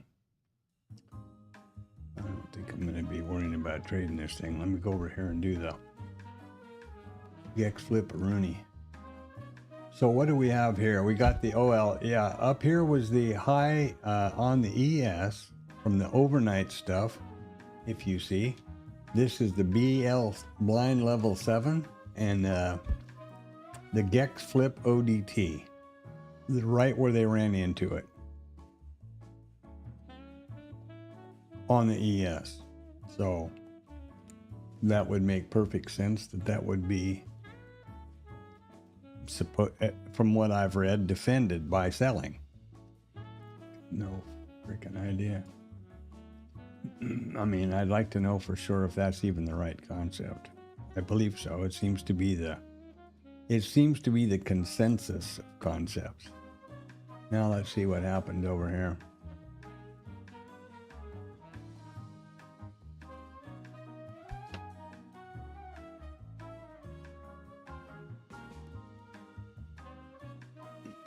Well, nothing. That blind level 7 and the ODT were pretty substantial, and now they're trading it back down under the overnight POC on the ES. What else we got? Up above is the call wall at 7720. That didn't move anywhere. And the put support ODT is still down at 7670. So those levels didn't change, but yeah, they ran it right into that Gex flip or in the HVL, according to this, and there you are. So that seems like a reaction that would be warranted.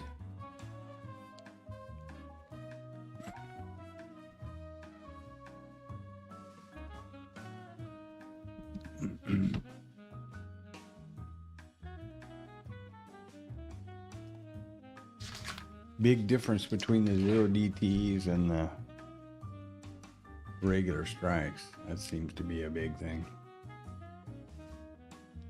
So I don't think getting long looking for a breakout would be a smart move here. Probably the short up there when it plowed into that flip would be the idea. If what I understand is correct. The dealers will defend that area by selling them because it's negative gamma. Is that what you have? I mean, is that how you interpret that? Well, I don't know what happened here. Okay.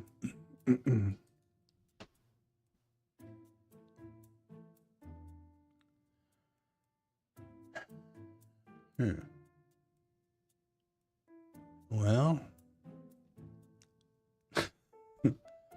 nothing happened here, I guess.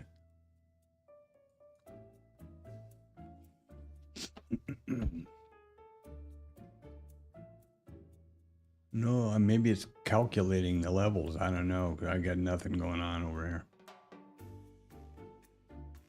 On the ES, on Mentor Q chart. But it's delayed so far. It's way back in the boondocks. It's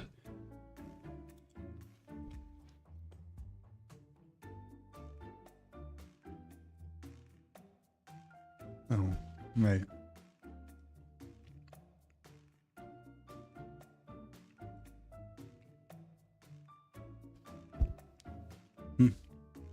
Now there are no levels going on over here.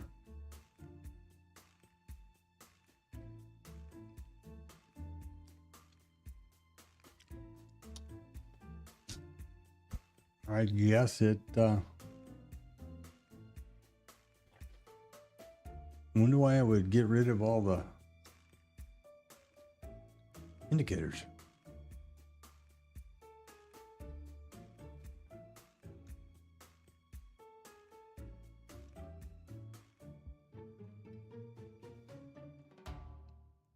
Well, those seem to be correct.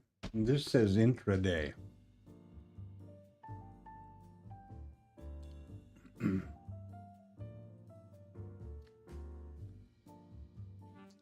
Why they all went away, I don't know, but anyway. So there's that high level. Both of them, according to this. This is intraday. And these levels over here are end of day.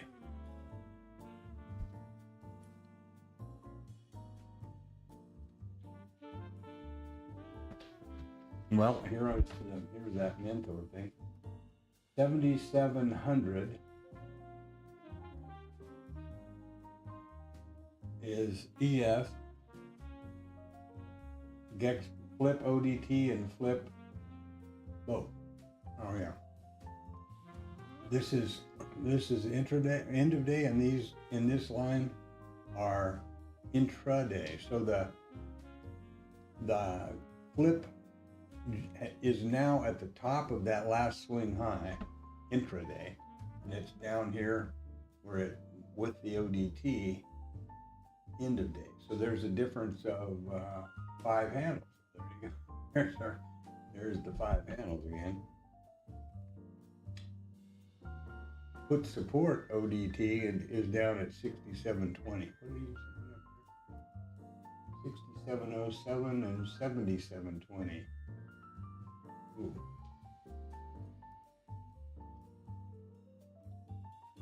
Okay.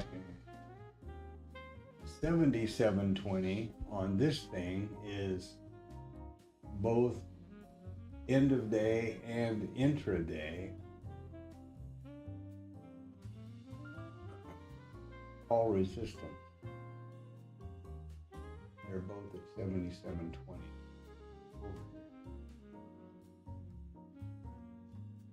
7707. Well, 7705 is the intraday Gex flip for the standard strikes. the ODTs, I mean for expiration, the various expirations. The flip for the 0 DTEs is 7,700, according to the Mentor Q application. At least they're kind of lining up with the same stuff. That's kind of cool. That makes me feel a little better.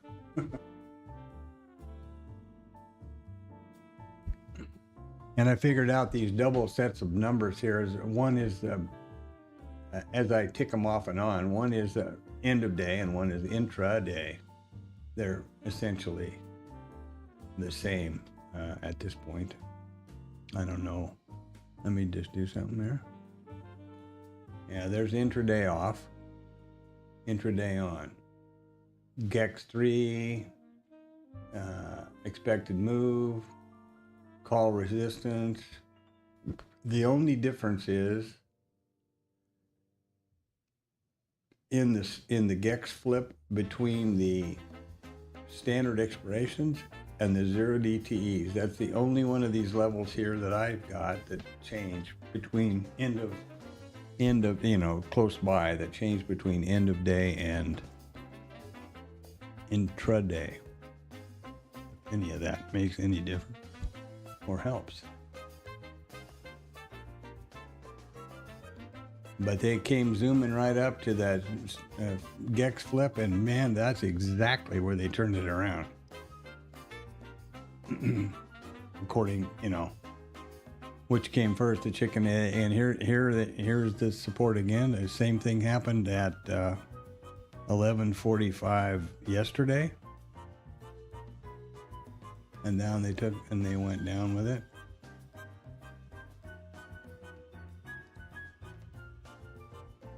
So there. This is on the Mentor Q app. TradingView is not playing nice with this at all. As far as the GEX.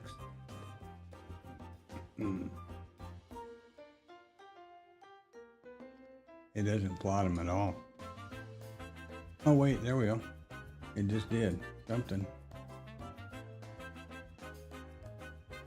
Okay, these are end of day because the end of day levels are the same as they are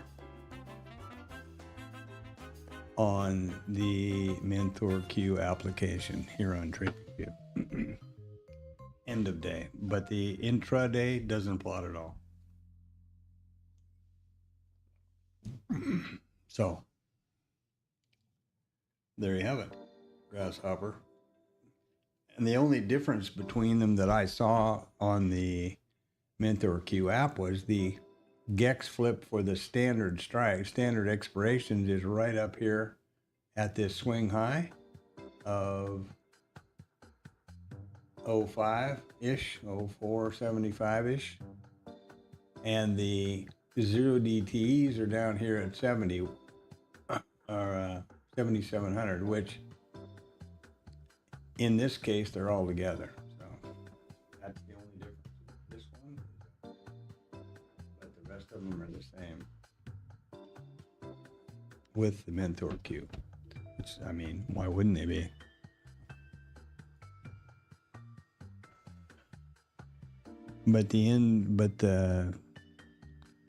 So weird that the intradays don't plot at all.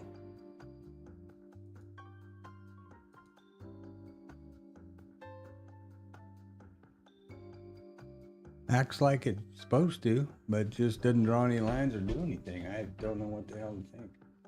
I've tried going back and forth between ETH and RTH and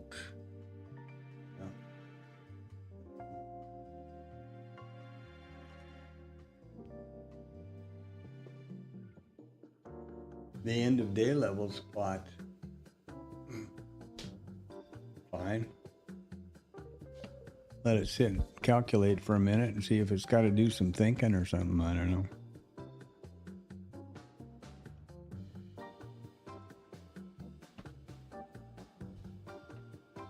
Well, we pulled down to the 25% level. Now we're going to continue up. We're there right now.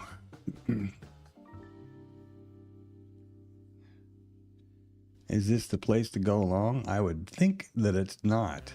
I mean, with the flips right above us here, and this being what I assume is a reaction to that, I don't think going long would be a smart maneuver. But now I'm going to see something here.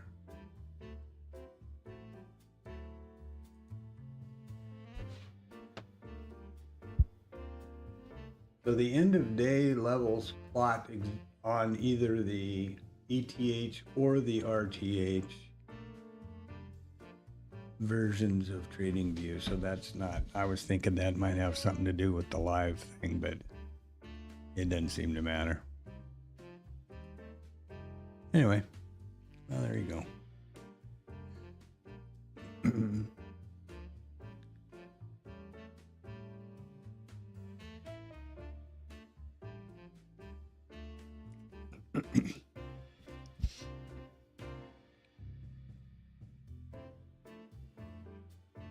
Now the price just came down here where it turned around, which happens to also be the high back around 9 o'clock-ish when we had all that volume. That, according to these end of day, that's GEX 2. That's a GEX 2 level, if that means anything. Oh, did you type something? 7685. Yeah, well, I've got it. What I have down here, this level is plotting at 7680, but wait a minute. 7690. Yeah, 7690 is where this GEX level 2 is here, and that's where price came down and just turned right around. It's also a low volume node, and it's the high over here, and you know. Whoa. You need to click on tap. You need to do some stuff too, is what I need to do. Yeah, You're all rested up. You've got old bushy, bright-eyed and bushy-tailed over there, Mom. Ooh, boy. Gyoza and eggs. Ooh. Fat Billy says yum. Yeah, I would not have taken a long down here, even though that was the, you know, with the edge full retrace stuff, because of the GEX flip up above. I thought that's what they, you know, how they defend them. So there you go. I don't think it would be a place for me to short either, actually. Next large GEX level below price. Yes, that's correct. I don't know about that. Oh, let's look. Okay, we can look over here on the ES. Yeah, GEX 3 it says on this one, and that's right where they bounced off it. And that is at over here it's 90, same as it is on the TradingView. So they came right up. Are we on the right? Yeah, they came ripping up into the flip. There's liquidity. That didn't work. They came back down, bounced off a 3. They got a big pile of liquidity sitting up here at got 694 contracts on the ES at 95 quarter. And they're trading back down under that GEX 3. It's funny that it's called GEX 2 on the TradingView thing, and it's GEX 3. Oh no, I'm full of crap as a Christmas goose. It's the blind level 3, and I think GEX is right above it up there. So that's probably the GEX 2 above there. They're stacked on top of one another. Mm-hmm. Which everybody says is a big conflict. Oh.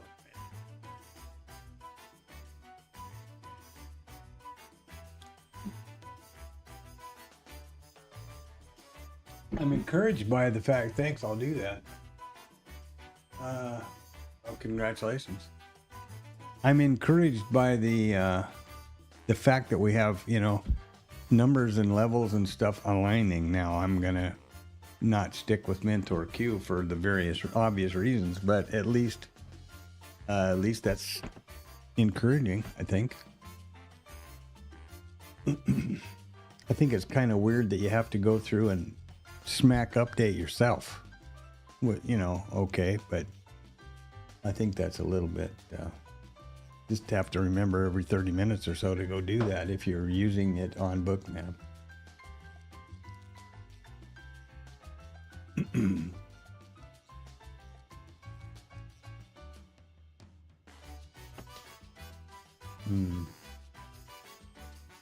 Definitely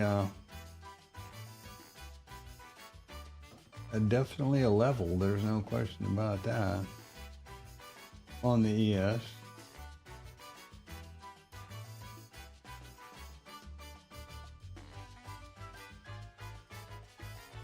And I'm not doing anything over here. Crazy. Forgot all about the timestamps. Busy looking at levels and talking to you, and I'm. Oops.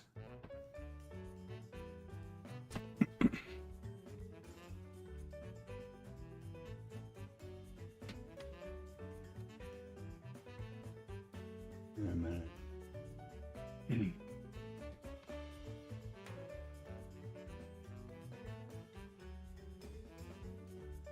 Yeah.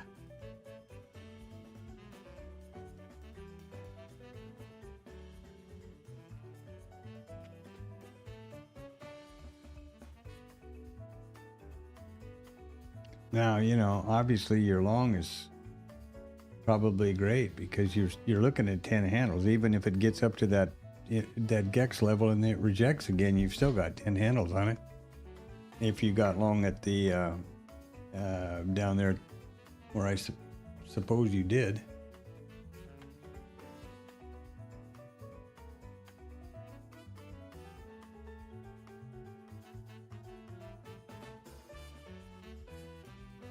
Yeah.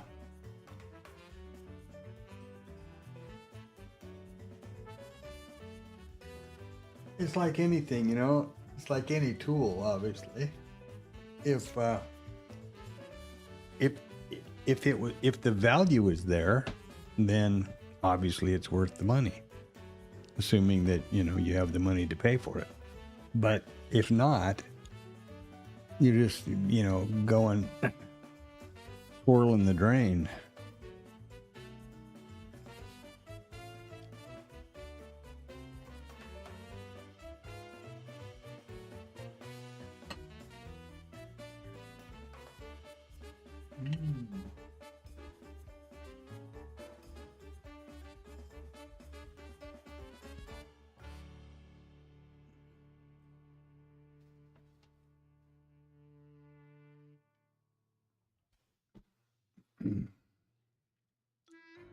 Well, you ought to be sneaking up on 5 points there pretty quick, I hope.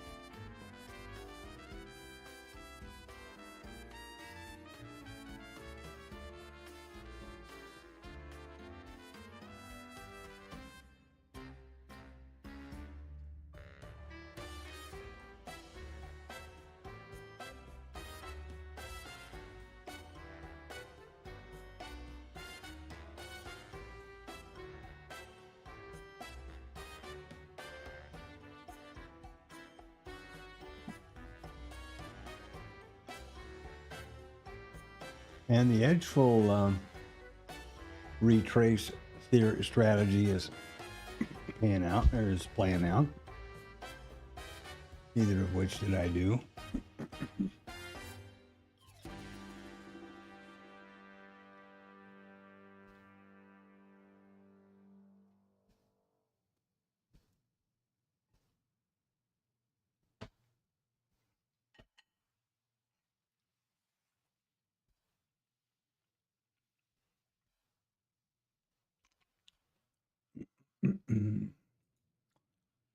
Should be in a trade, I would think. Let me look.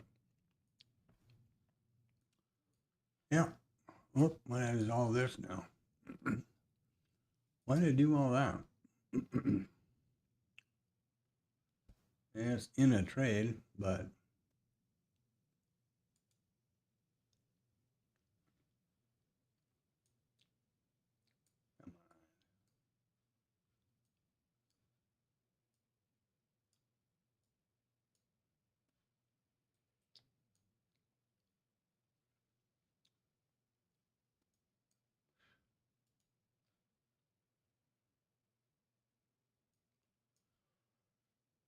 yeah, so there's the breakout.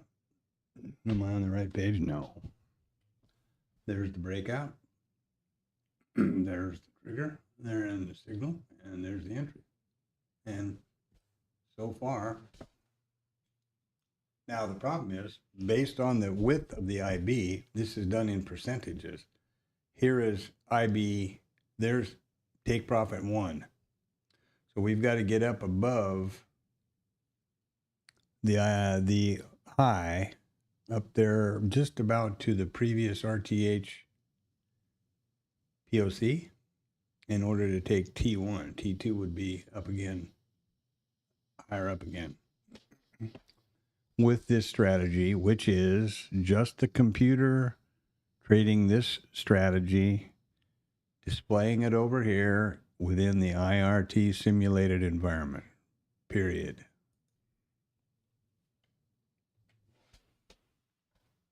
Ooh, there we go. Good man on the longs there, my brother. That screws up my theory about what happens with the Gex flip idea. I thought I had that one figured out, but that's a big no-no.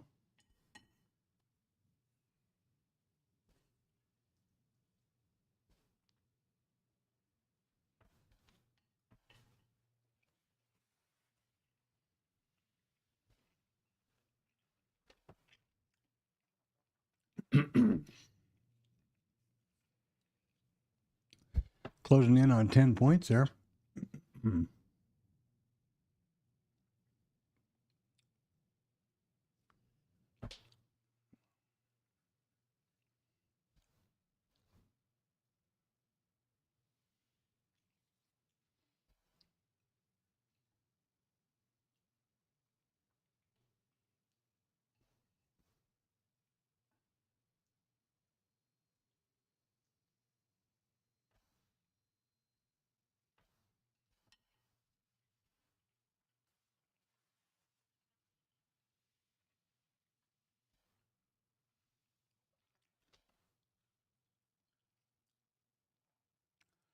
This is the third Friday of the month, too. This is a major options expiration, if I'm not wrong. I mean, the normal one, isn't it? Yeah. Exactly. So this is regular expiration as well as the ODT, or 0DTs. And there they go. Good shot on that long. Damn. Who would have figured a breakout?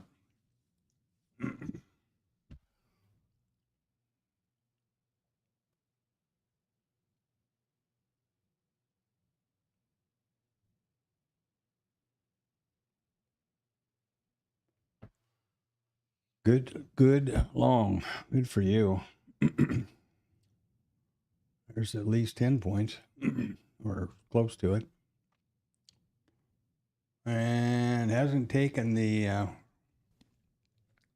Hasn't quite hit the target yet. Just another tick or so. That should be it right there. Must be a delay. 2 minute, 2 second.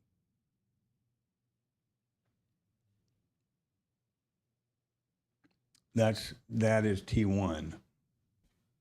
And at that point, the stop would trail to entry. And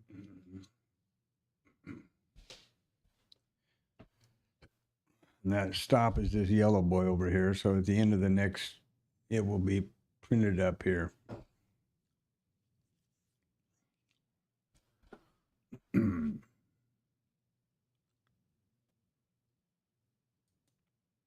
Up they go. Wow. Up there through the POC and looking at the eye. Does that mean that they've broken the Gex flip and now all hell's going to break loose to the upside? I don't know. I was thinking that that was a big line in the sand to stay away from. Man, there's absorption, there's a sweep, and there's a bunch of stops. Sell iceberg and stops.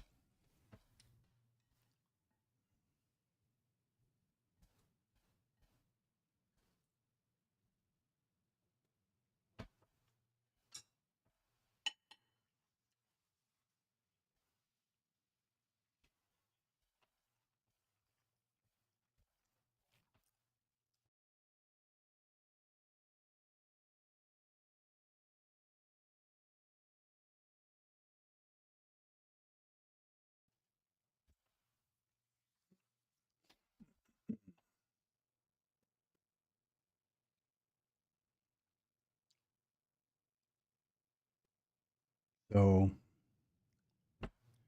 yeah, what? Is it we're going to break out the other way now?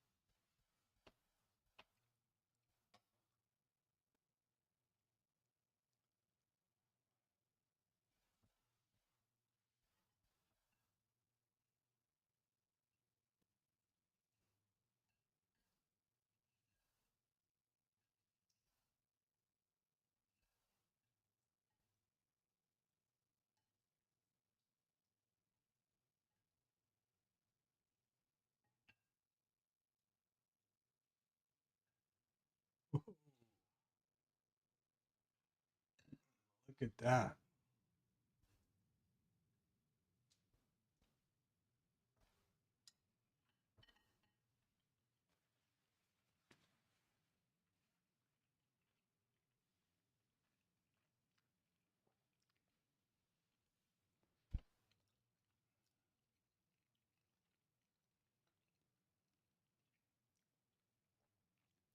Well, I hope you're riding that. I hope you're riding that along. That's really great.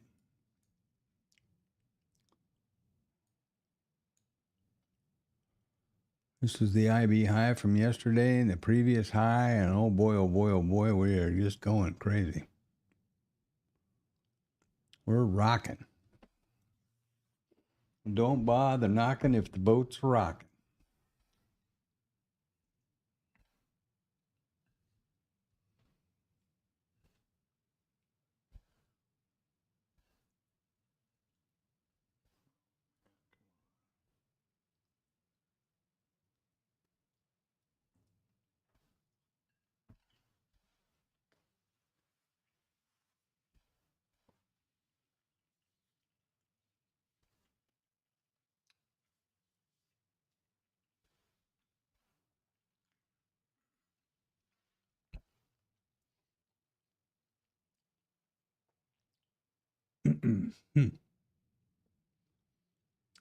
So I guess that Gex flip thing didn't mean a hell of a lot.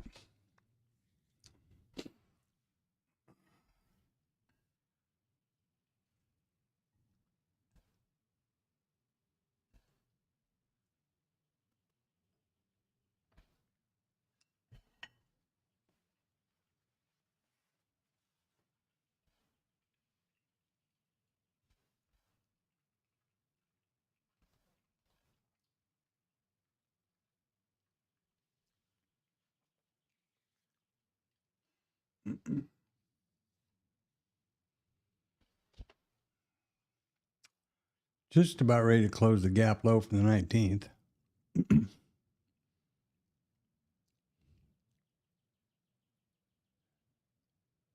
I don't think is really invalid.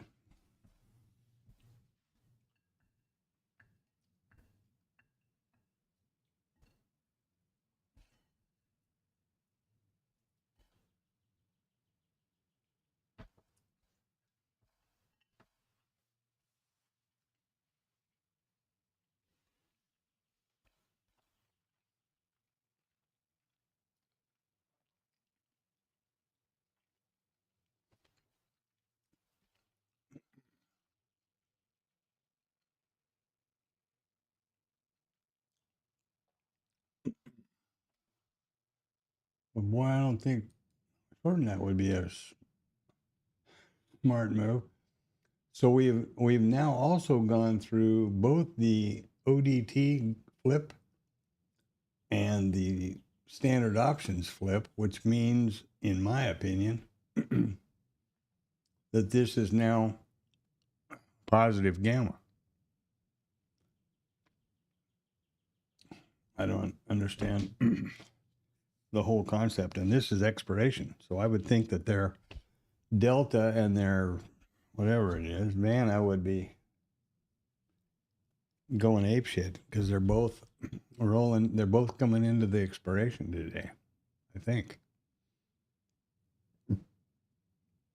The 21-day options and the 0 days.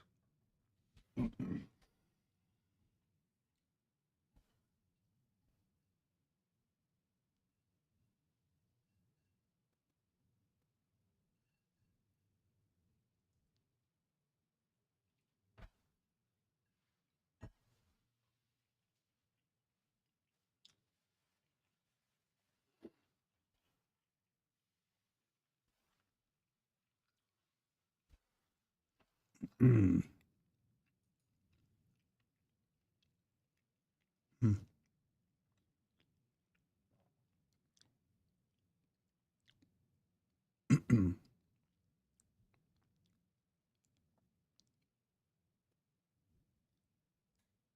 Something weird here.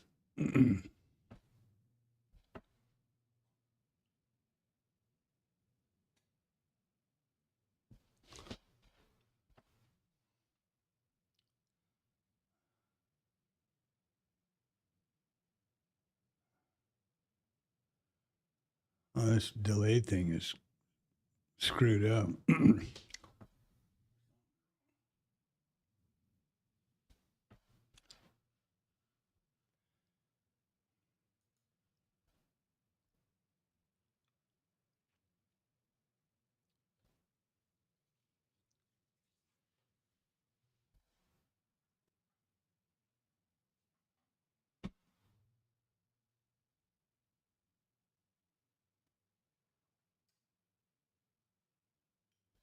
Well, that's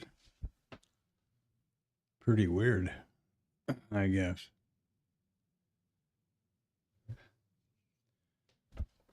Yeah, this delay thing is useless.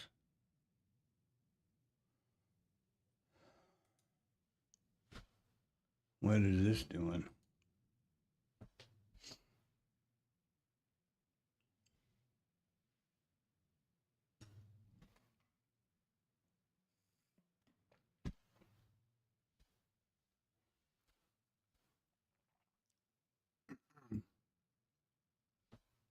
Hmm.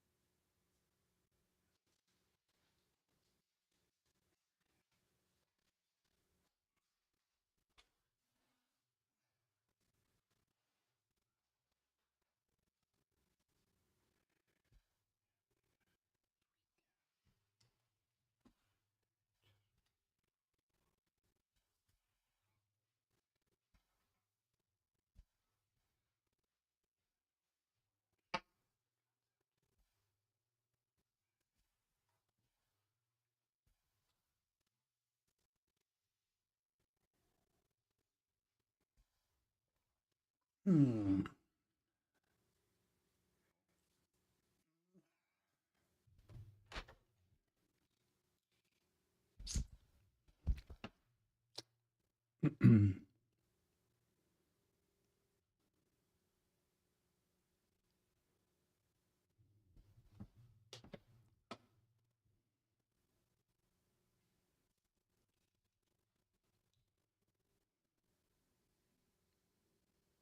And according to this, we're now trading back down onto that Gex flip level for the standard options. Still quite a ways above the ODT. I thought it was supposed to be a heavily defended spot, but maybe not. Obviously.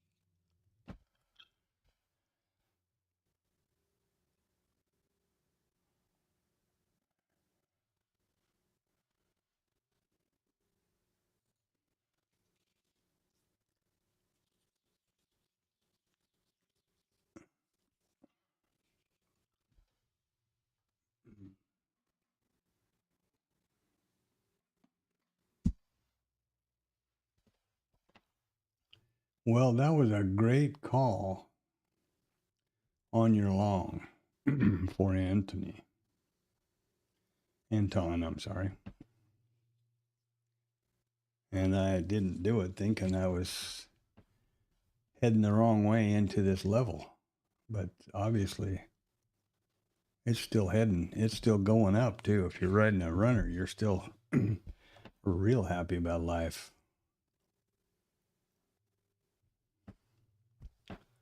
Wouldn't have thought the IB was going to be a breakout day.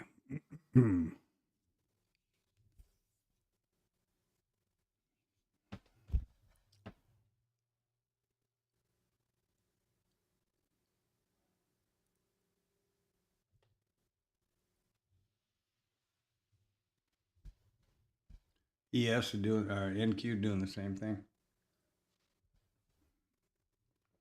They are in lockstep here now. And certainly I wouldn't suggest shorting it. Going to close that 19th thing pretty quick, I guess. The 19th is where? Here, isn't it? Oh, 19th. I don't see how that works.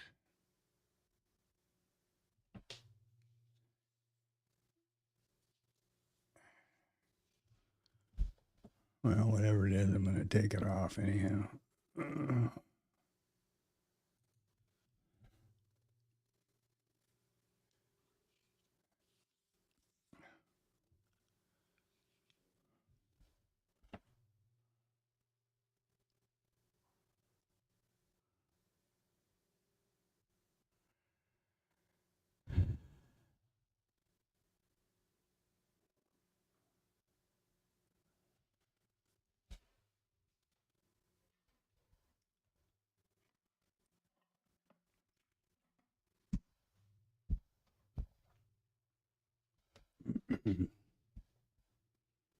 Well, that was probably right, actually.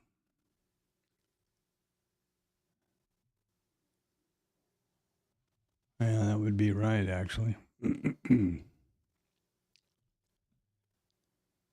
698.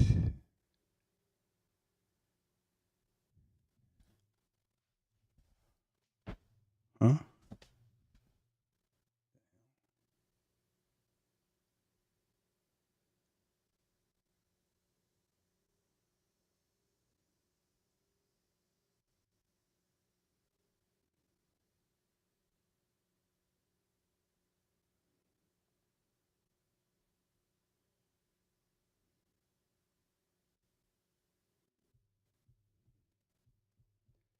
$77.10 quarter. Right there. That was correct.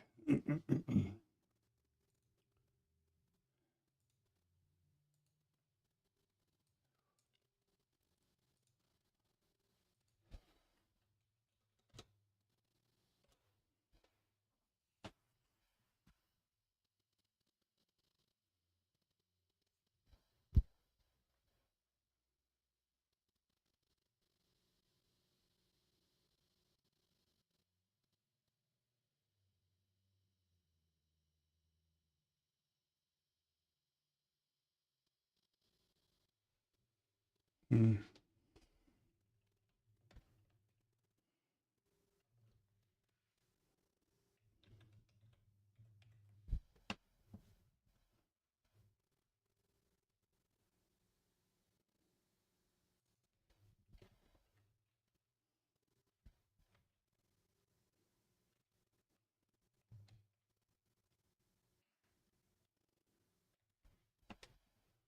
Have to do that differently. And up here is going to be the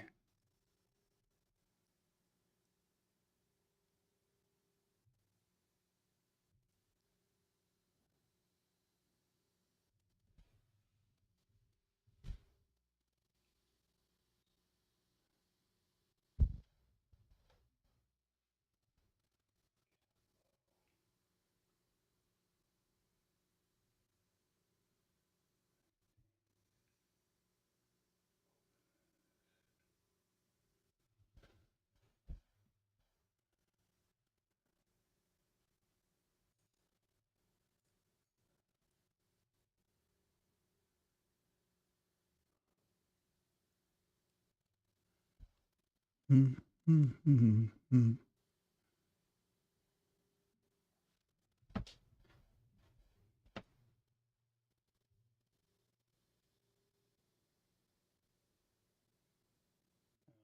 That's weird. Yeah, that's exactly what that is. Gap low open. Oh, that's weird. That's got two things going on. That's the problem. Boom, boom.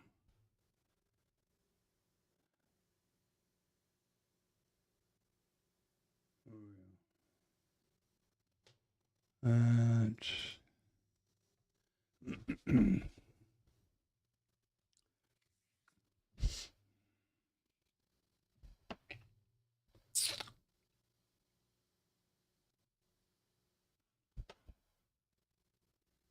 mm-hmm.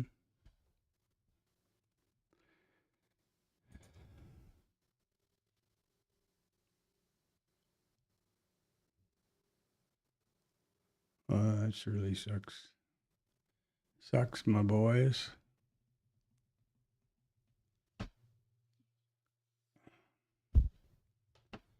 Mm-mm.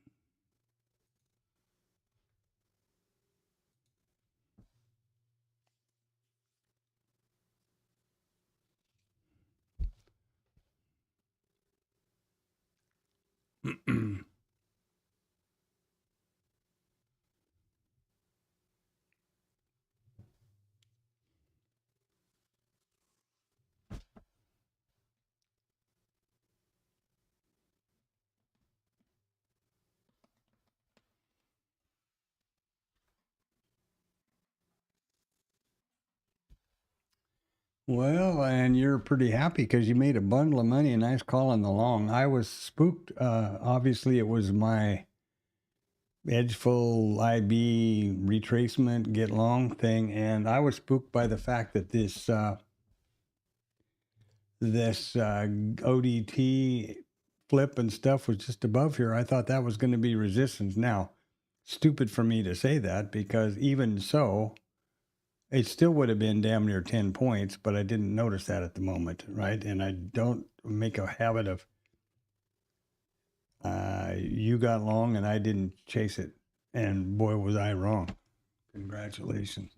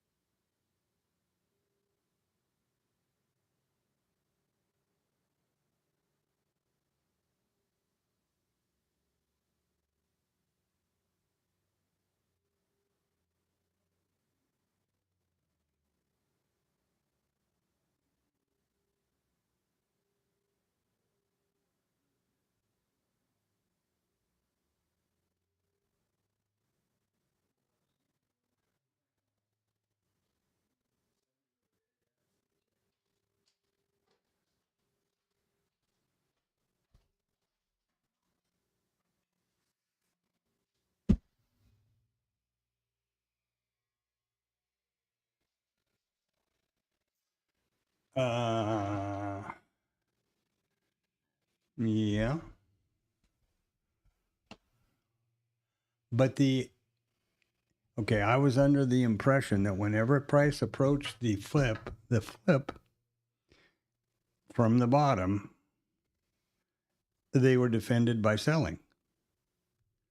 So that obviously I have misunderstood because the flip was at, I don't know, 7,000 ish or something over here.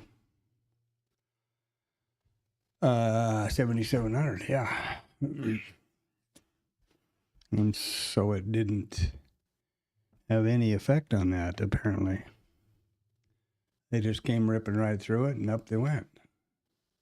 And my thinking was that wrongfully so, because it still would have been 10 handles. So that's a fine trade. But yeah, that didn't work out like I had a plan. I didn't lose any money, but then I just stood here once again and thought myself into a hole.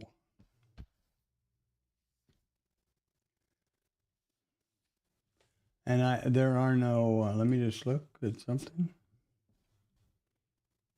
Yeah, there's no, on the intraday levels. Wait a minute. What?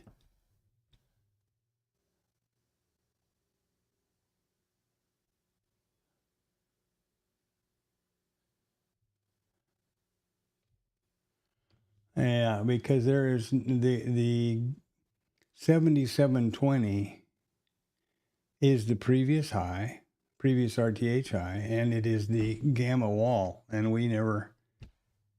the ES over here never got close to it. They got up to 13, which is the RTH high.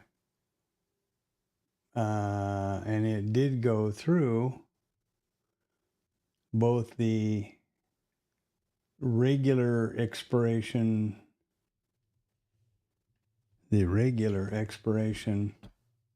flip and the ODT flip down here at 7,700. And then the regular expiration flip is at 7,705. And there are no other levels until it gets up to the call wall at 20, which we didn't get near the ES on my stuff.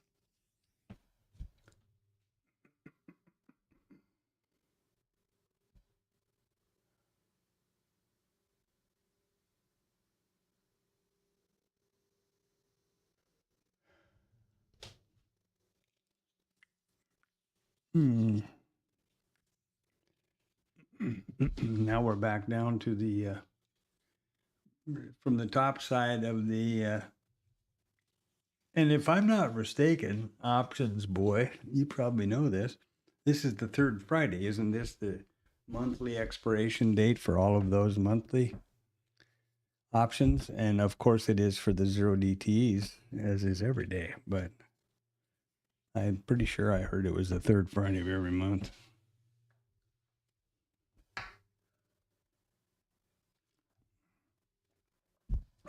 Now we're back through the HVL and the HVL ODT. We're right at the HVL ODT again, which here is 7,700. On the ES by the Mentor Q. Well, you know what I didn't do is I'll update them again. Just because I'm real curious to see what the hell is going on. I clearly didn't read that right. I thought there was going to be a bunch of resistance there. And I mean, it's stupid that I didn't do it anyway, but. Okay, wait, I want to get this up where I can see what's going on. Okay, there we go.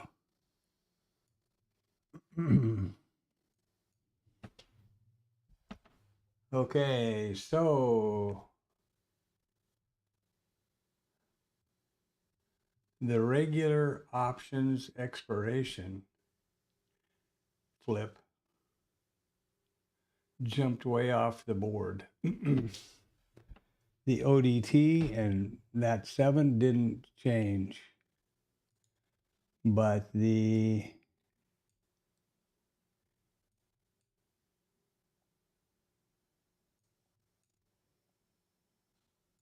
I don't know where the hell it went,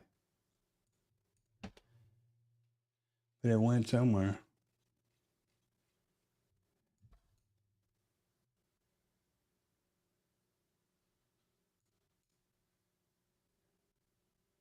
Well, I don't see it anymore.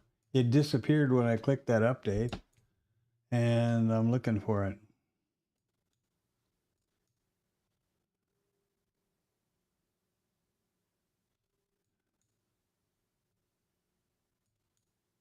I don't know where it went. It must be laying under one of these other levels because it's nowhere to be found, high or low.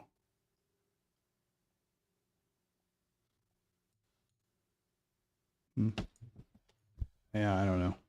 The 0DT stayed right where they were. Right there. But the one that was up here at 7705 disappeared.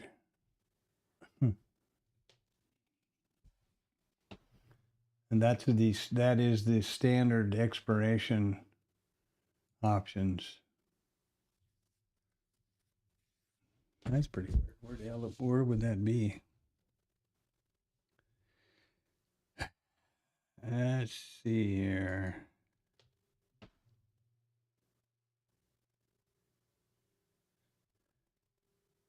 Maybe it did what the maybe it's underneath the 0DTE, because on the TradingView app, the HVL and the HVL 0DTE are the same at 7,700, according to this thing. Maybe that's what it did.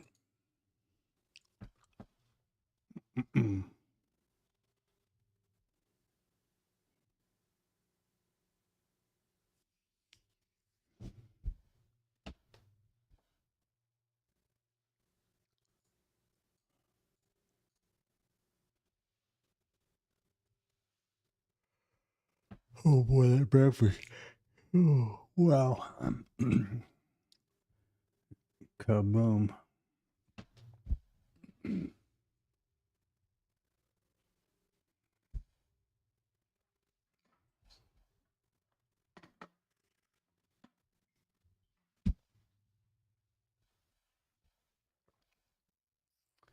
Well, that sucks. I'm real disappointed that I missed that idea. I was watching what you were doing and thinking that the same kind of thing, and then I was looking at this. I mean, because it's exactly my system actually took the trade over on RT, but yeah, and how many times has you won an opportunity here?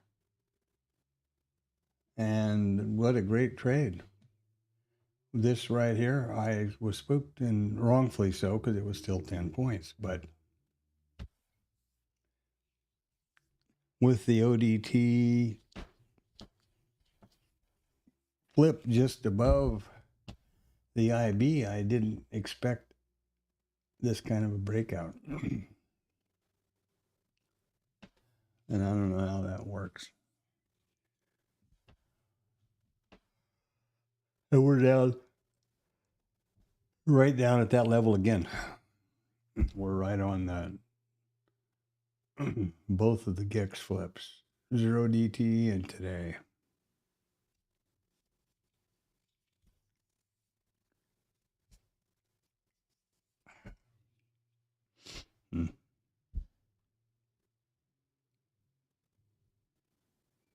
I have to get my mind around somehow out of this rut that I'm in with the fear or defense or overthinking or whatever. Just trade the damn things and blow it up, blow it up. Who cares? But I mean, I've got to do something here. This is just not working.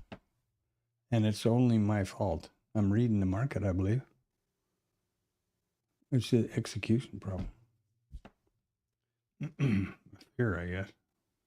Fear of what, though? That's the problem. You know? There isn't anything to be afraid of, so what?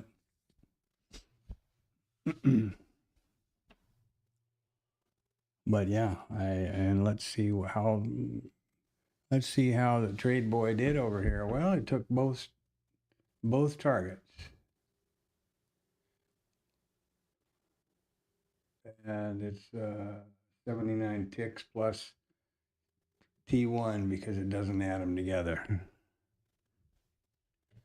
Took it just as planned, the breakout, the trigger, and the pull back, the trigger, and dip, you dip, and up she went. And there's the 79 is only for this third, or the second take profit. The first one here from 91 to wherever we are, and 91 to 99. So eight points would be in addition to this. 24 more points, so it's 110 ticks.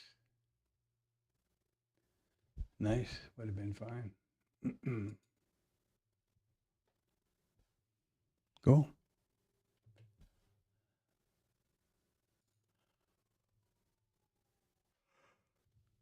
Oh, man. Oh.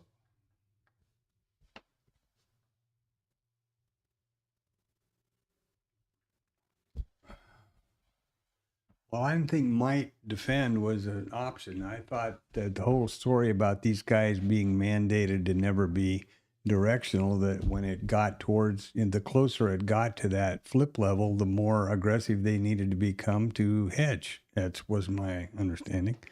Clearly, I got that one upside down somehow. So I need to look into that, I guess. And I hope you got the short. Did you short the top up there or close to it? Or were you still gone? Great after your great long. And another, what is this now? 14 to, well, another, and a 15 handle drop. So, you know, what a lovely day.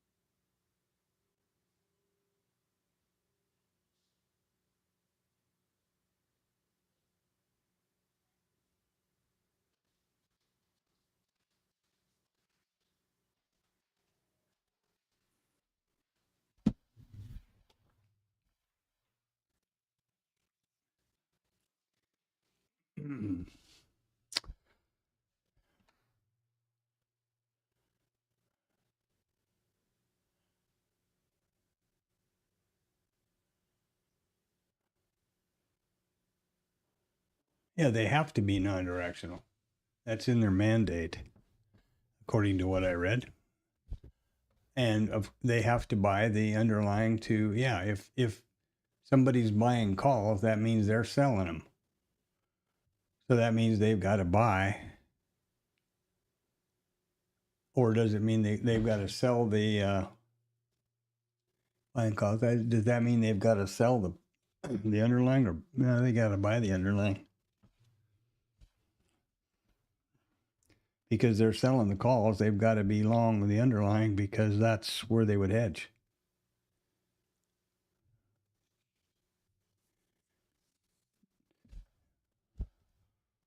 But in a gamma negative, it goes the other way, as I think I understood.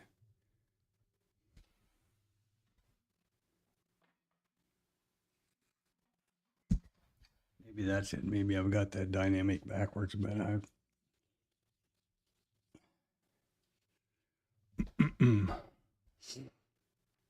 the rule of thumb that I understood was when it's gamma negative, they sell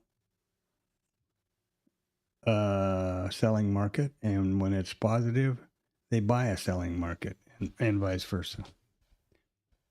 So when it's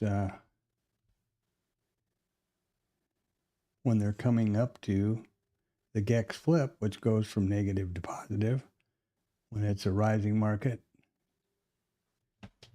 they need to sell it. I thought, no, maybe not. Maybe that is right. Maybe it's a buy the rising and sell the selling. I guess maybe that's it.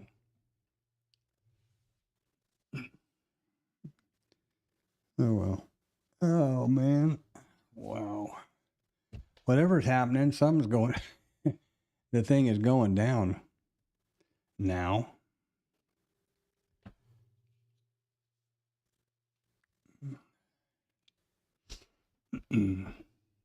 And any way you look at it, that was a nice long on your part. Good, congratulations. Congratulations. Oh, that's out of Mookie here.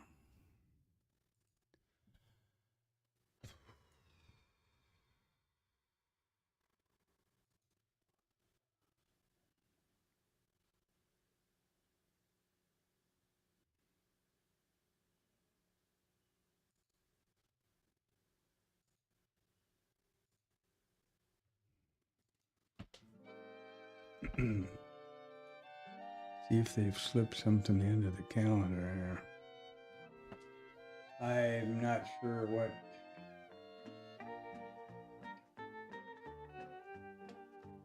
The great one is up to, so who knows? I don't see anything about Trump anywhere, so fingers crossed that he's going to be golfing or doing something and let the market do its thing. Today, only news we had were those. There's no earnings really, and the only news we had are those S&Ps this morning at 8:45. No sooner did I say that, and look at that's pretty funny. No sooner do I say that, and look at this. What do you suppose that was? Okay, well there you go.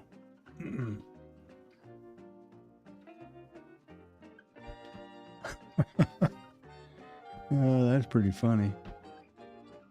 That had to be, now I don't know. Maybe this is some Gex flex and hex and dex. I don't know, but it's pretty coincidental, isn't it?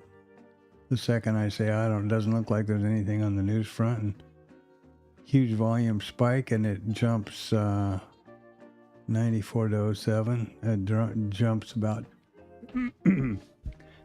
13, 14 handles. Yeah, okay. Well, I have no idea what it was, but there it is. There it was. Christ. Oh, there we are. Oman and Iran foreign ministers discussed the conditions for resuming negotiations that support resumption of navigation through the Straits of Hormuz. Now, that's a valid thing to be.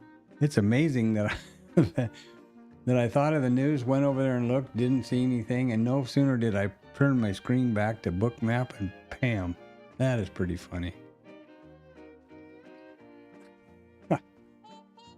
Oh gosh, timing is everything, huh? 11:21. Oman and Iran foreign ministers discussed the conditions for resuming negotiations that support resumption of navigation through the Straits of Hormuz.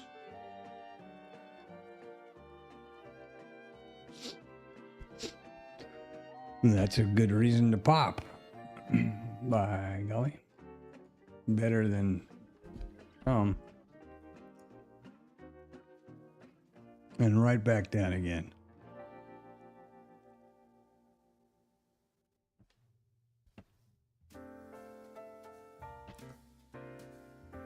That's got to be a newsreader, right? I mean, that's got to be an algo newsreader. That the second that comes out, no guy's doing that. I don't think. And why'd they quit right there? Why'd they quit at 6? Is it something? I suppose. But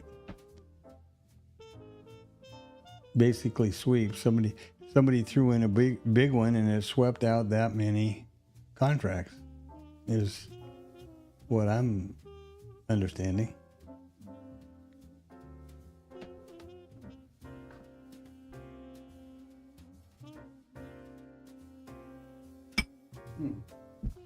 Sorry, looking at the screens and banged my glass into the mic. Boom. I hope that wasn't deafening on your side. Was it was over here? Eh? Eh? What?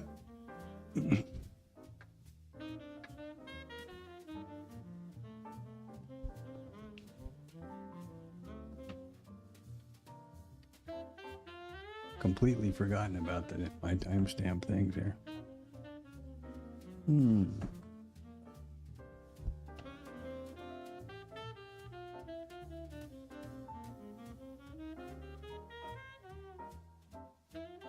So I guess just trying to analyze this sweep, right? Looking at my screen where there are candles. So we've been selling all this way down here, I guess, because the market's been going down. So this sweep took out all those stops? Is that the idea? Is that the theory? Is that the consensus of thought? Swept up, took them all out, left a big wick, and closed.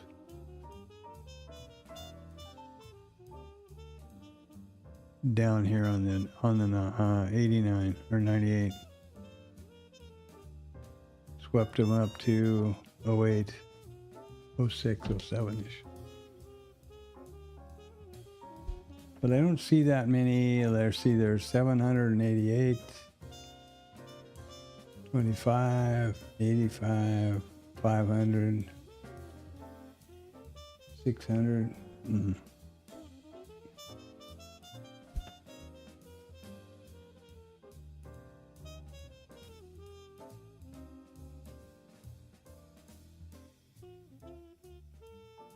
I guess that's a pretty classic example of how a sweep or a stop cascade runs, because a sweep is just a cascade, right? Somebody threw in a big enough order to clean out all these levels. If those levels add up to 700 contracts and you put a order in for 8, there it's going to go swoop, I guess. I mean, that's how I understand it. That is the mechanics of it.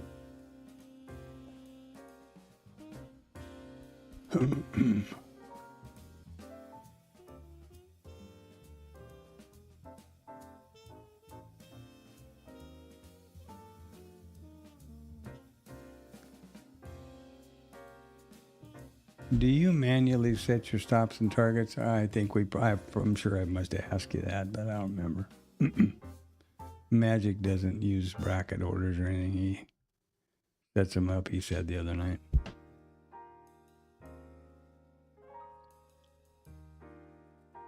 Well, I'll tell you what I'm going to do at the bottom of the hour.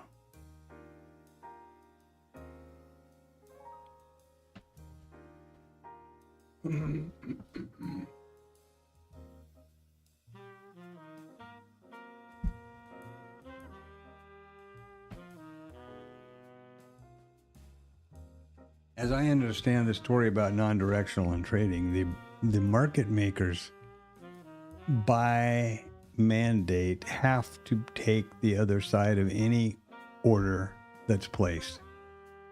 And they, by mandate, must hedge and remain non-directional or delta neutral. Dealers don't have to make the market. They don't have to take those trades. But they're supposed to be, as I'm not positive about mandated, but they are supposed to maintain delta neutral, but they don't have to take the other side of the trade. Market maker must. No question about it. And they make their money on the spread. So in other words, the law of large numbers.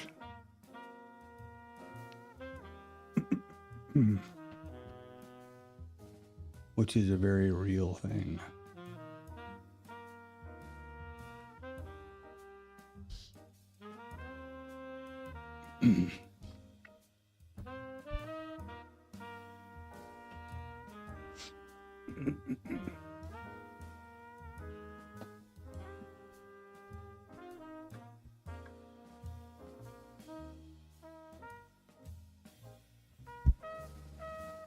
I would love to know how to. I don't.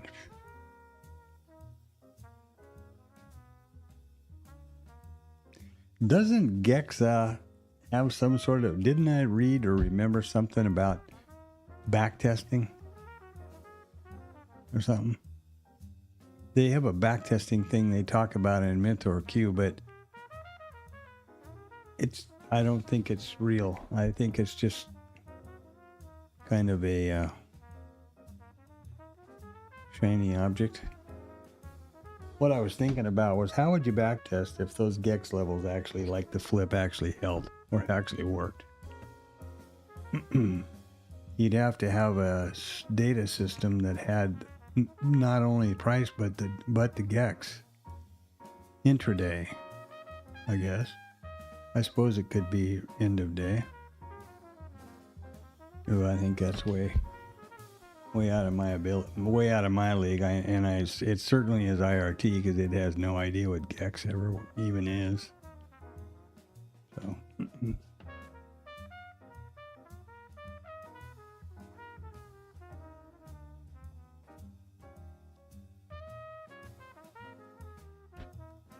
And maybe I need to forget all about this, even though I think it's really the way to approach trading. I'm getting nowhere doing this, and I'm not even following my own back-tested strategies. This one made 100 and something ticks today, and I didn't do it. You did. Good for you. But I didn't. I didn't eat my own dog food. Had I not heard anything, had I never heard about Gex anything, I'd have been on that like stink on poop, you know? But this thing spooked me. So that's going to be my excuse for today. How to take the trade if it's market order.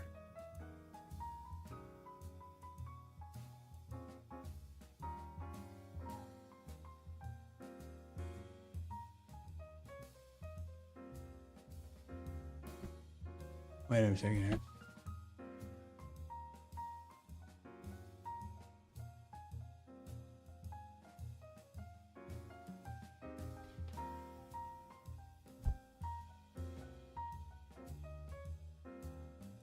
Yeah, that's one of the things I've always heard about, besides the fact that it's unlimited risk and a limited upside, that options were real expensive. Just a well-advertised product making a bundle of money for the likes of Tom Sawzoff and company. But, and I don't, I would imagine, certainly they've got to take the other side of market orders. If you put a limit order to sell at, 77.17, nobody's going to tell some market maker, he's got to go up there and fill that. There would be no book then, so sure. That makes perfect sense to me. If it's a market order, they got to take it. In other words, aggressive.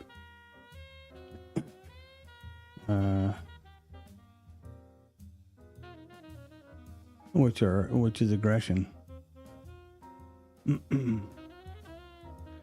That's how it goes up and down, isn't it?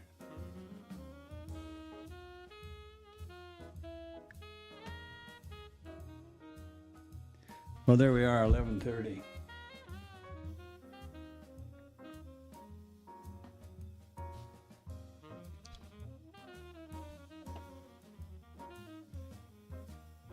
I can't imagine what's going to happen between now that I would be missed out on.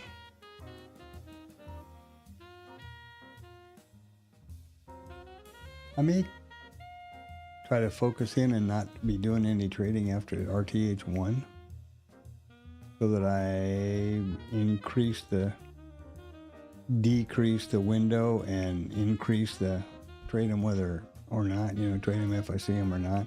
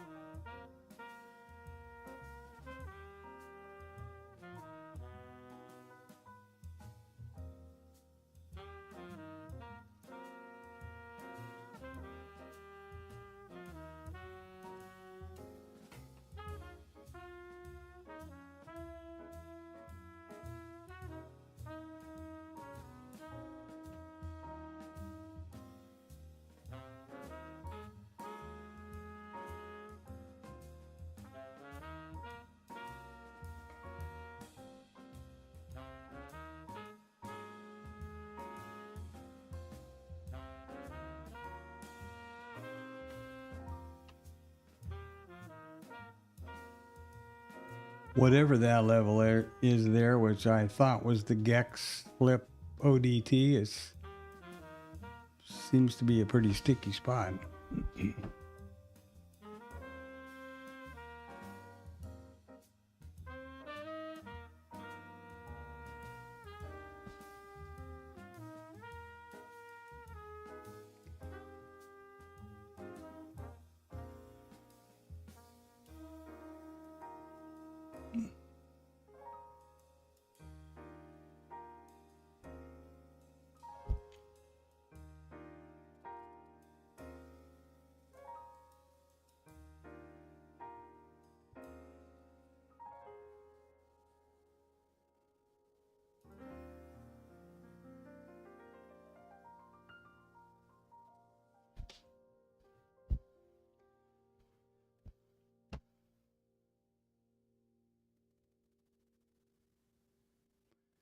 Does this kind of price action mean that it got over the flip,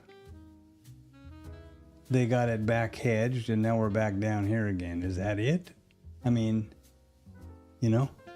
what? I don't have any idea how quick they could hedge. How?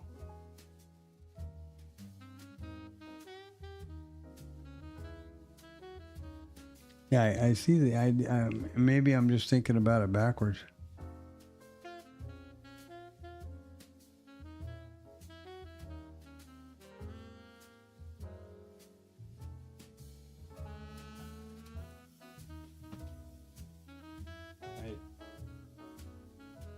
I thought I had it figured out, or imprinted in my brain where they were going to go when it got there, but clearly I didn't have that one right.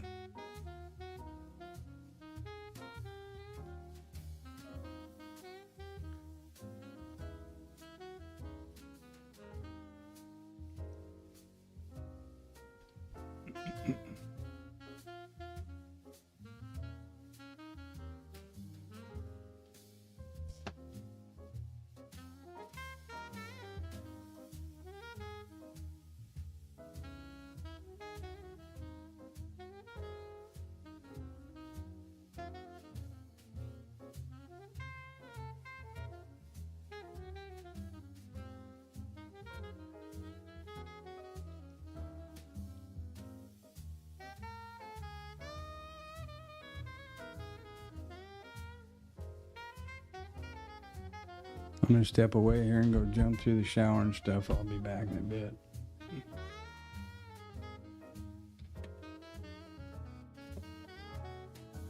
No. I don't want to put that there. I want to put that up here. Wrong window.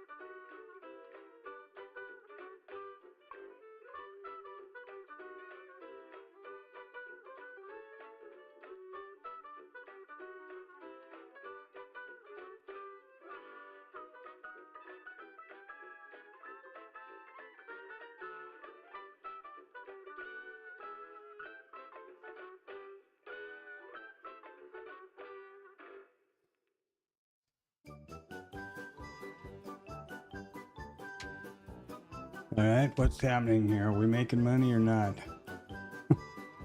I don't think I'll try the IB bounce off the 25 again. And I suppose that's a problem, that I have too. I always wonder how many times can you drink from the well.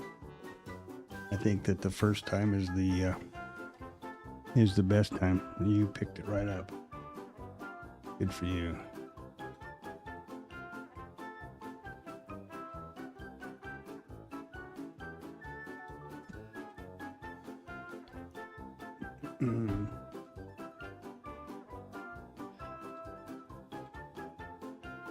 Sweep, stop.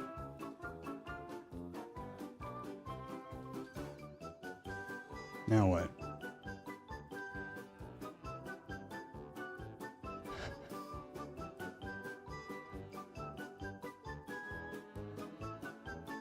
I don't know. I guess I need to look into this whole idea about how these gex things are supposed to be applied better, because I clearly don't have the right idea, I guess.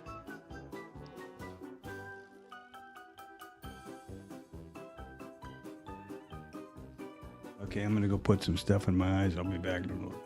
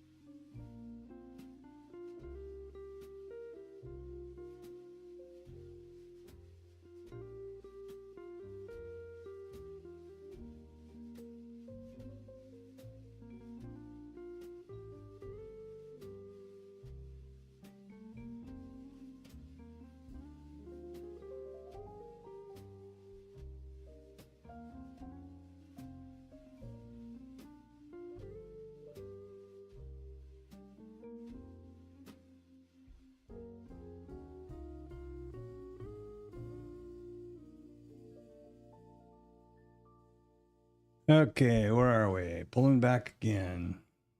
25. Mid. So up we go, right?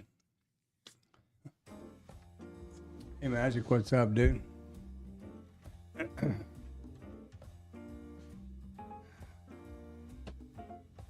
What is up, Magic Man?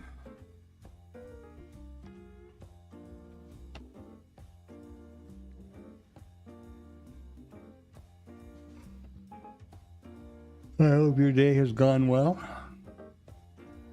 We had a little bit of an interesting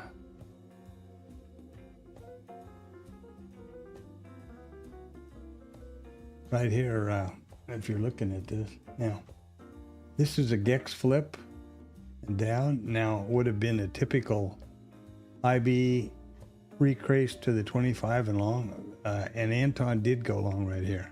And I held off and said, but this Gex flip is right up above us. Isn't that going to provide a whole bunch of resistance or whatever, you know? And I was obviously way wrong. But great trade by Anton right there. I just clearly And I never heard of this Gex crap. I would have been on that for sure.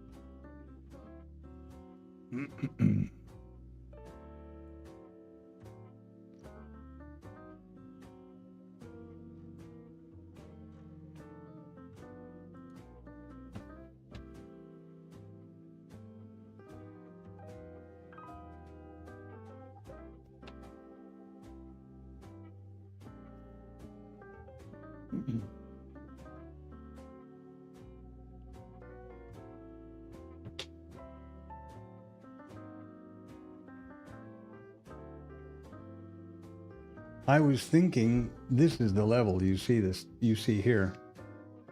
My thinking was, first I was wrong on two reasons. There was 10 handles in here, so there's plenty of room, right? But my thinking was we were going to have this effect. You see how it's right there? You see all the places that it hit it, and they reject, and finally come down.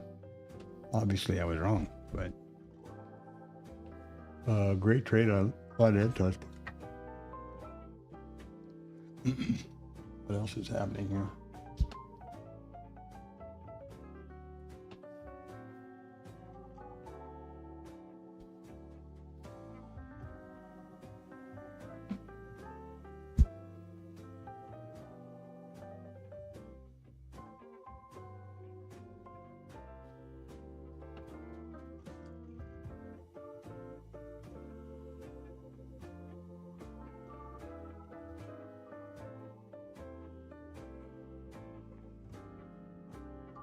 Oh, man.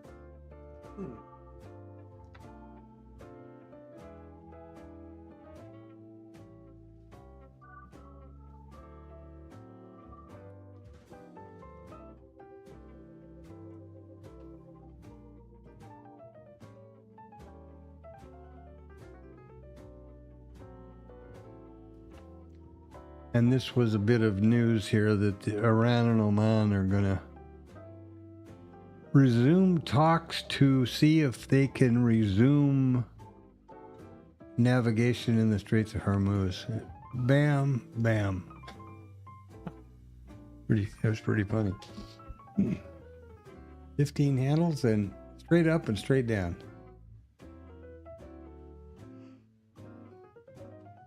That was about it.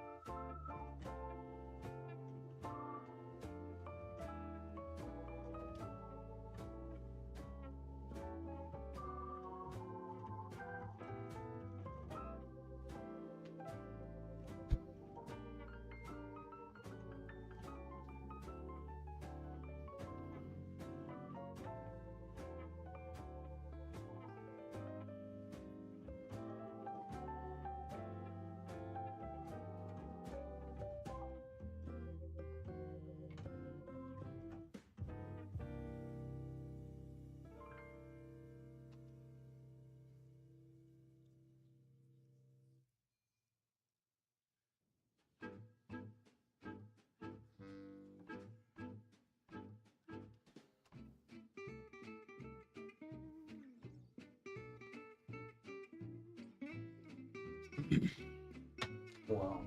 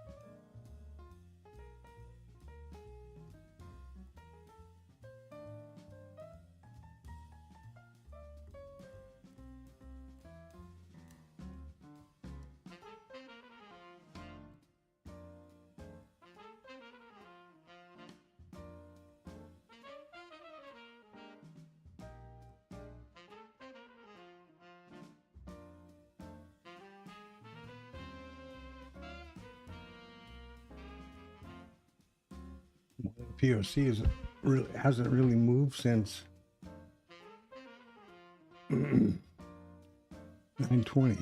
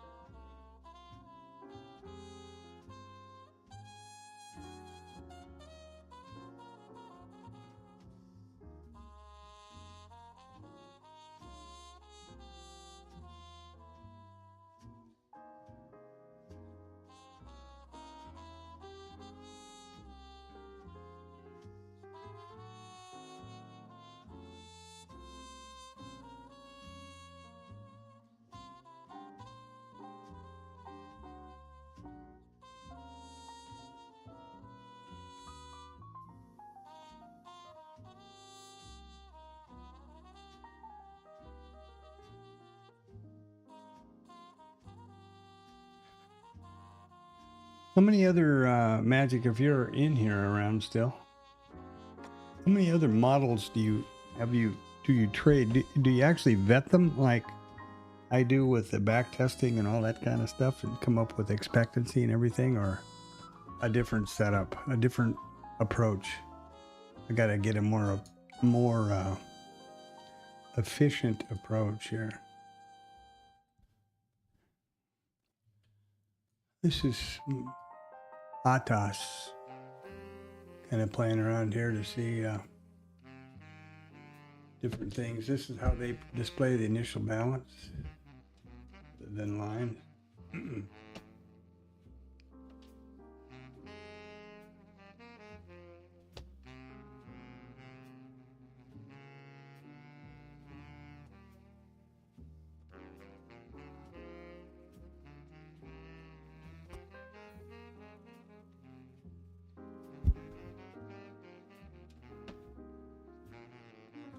Yeah.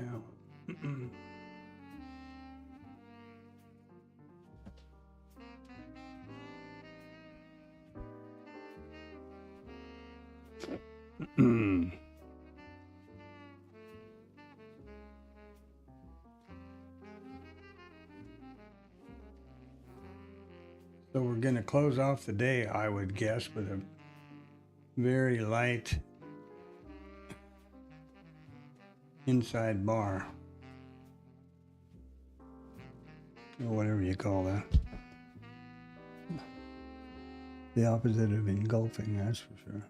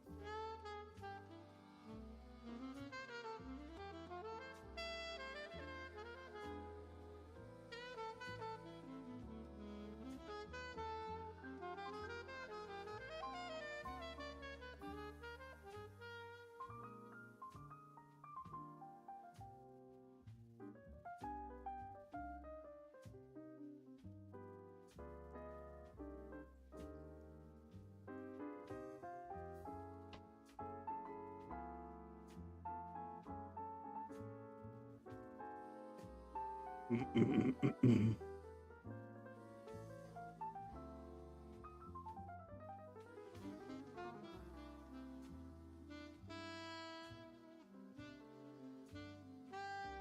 thinking that I find these the candlesticks, as much as I hated to say it, more intuitive to watch and to trade with than the last price line.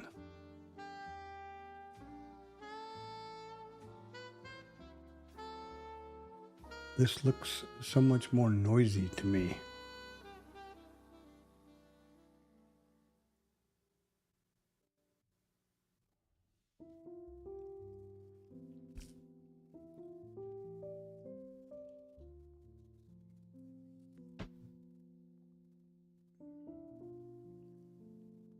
And who'd have figured this retracement statistic would work twice in this kind of a day, you know? The 50 and up.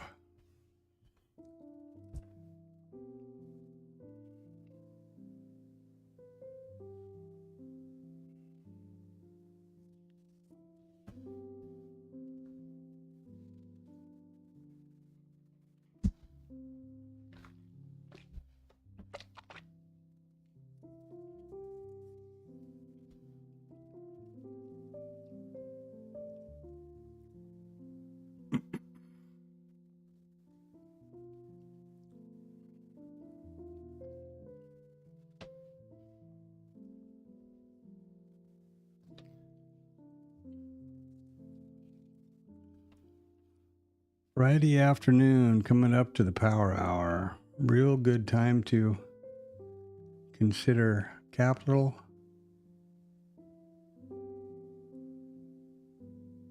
conservation.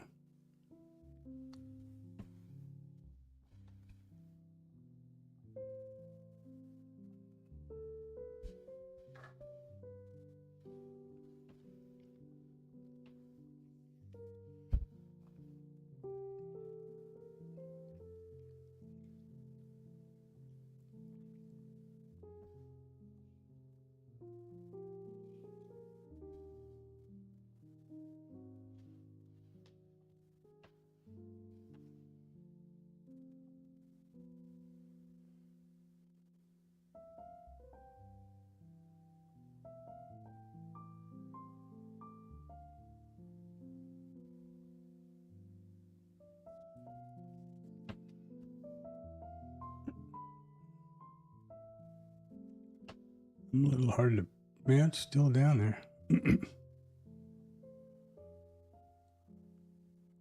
Kind of hard to believe this POC is still way down here. Down here. But it certainly is.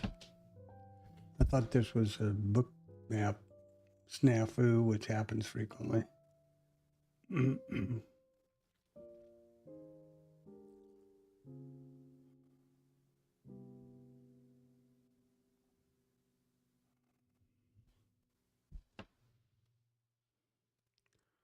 $78.53.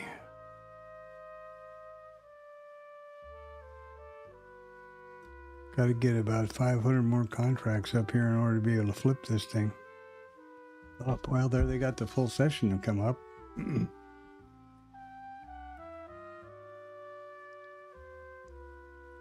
Another 300 or 400 contracts, and they'll bring them up. They'll bring up the POC.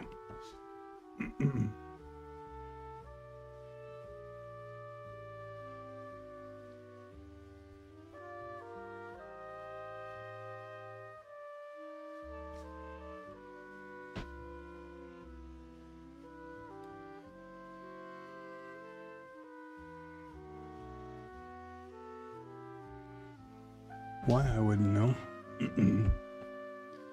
95-ish.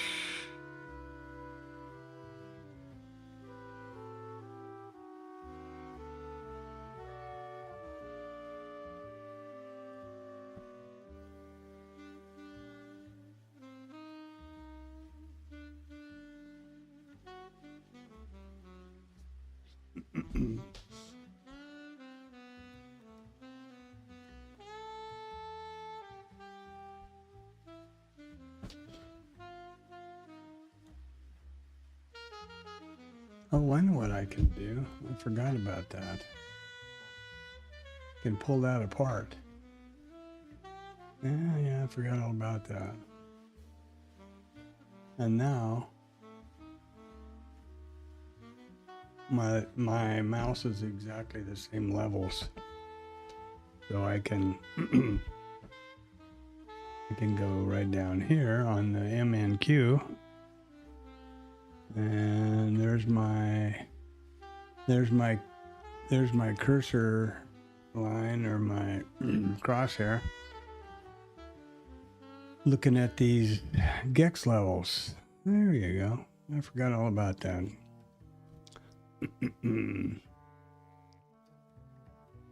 This is the ES, of course.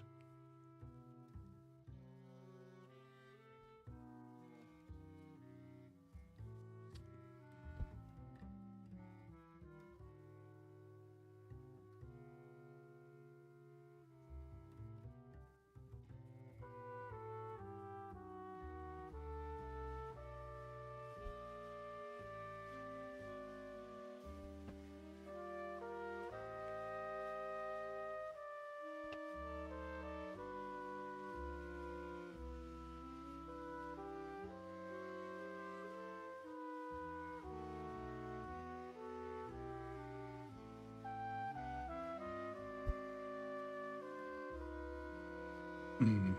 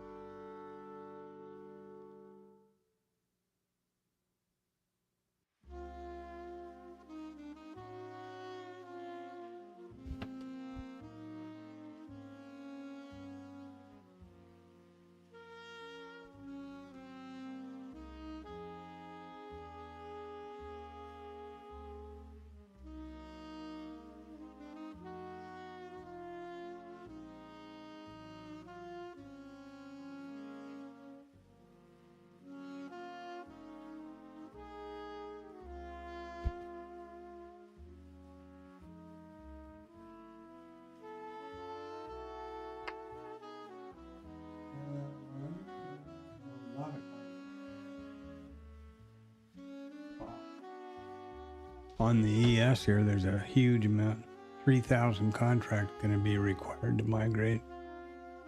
Over here on the MNQ or MES, it's going to be 150 or 200 now. Less than 100, less than 150, about 100. That's one of the things why I don't understand how people, or why people want to cross trade by, like, they watch the ES and trade the NQ or trade the MES, or I don't understand why. For example, look at the difference in the POCs now. This POC is going to migrate. This is 7747. This is 7853. So in 105, 6 contracts, the POC is going to migrate up here to the 93 level. In order to get the POC to migrate to the 93 level on ES, and to migrate from 10,000. Right now it's only, this is too different. 97, 103.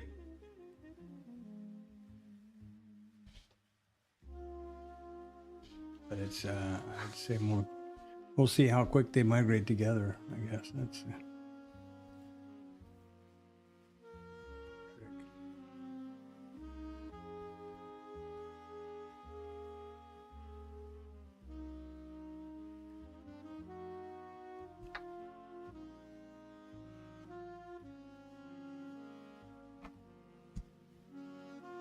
up, Anton. I was just wondering, well, a lot of stuff. I was just looking at the different POCs and the less contracts that would take to migrate the mini or the micro POC up here to 93s. compared to the minis, which is several, it was a couple thousand, changed a little bit now, but I still don't understand that cross trade thing. And that's one of the reasons. And we got down there and fluffed around down here. What I was thinking with this view that I didn't realize I could do is I'd forgotten about it. For example, if I want to see where we're trading here now, and I want to see what the GEX levels are, well, there's my mouse cursor. There's my where'd it go? There's my crosshair on the ES with the GEX levels. And so if I want to see if there's a GEX level here at 97.5, no. Well, yeah, just below the 7 and the DTOE. Forgot I could do that.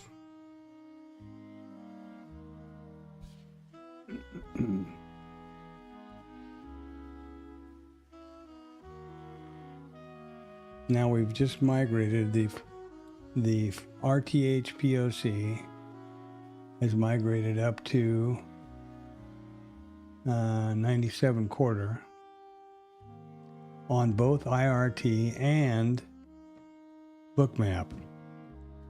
And it is still at 62 on the mini instead of up here. I just don't, you know what I mean? So I am really puzzled as to why people who I know are good traders. I actually asked the other day when Jorgensen was saying, oh, I almost forgot to turn on to activate the cross trading. I said, may I know why you do that? I didn't see an answer yet.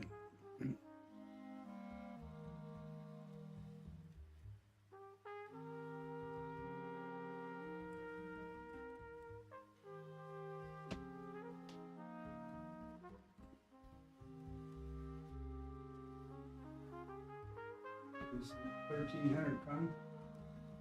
To bring the POC up here to this level, it's 1300, 1,300 down here, and it's already migrated a long time ago on the micro. Beats me.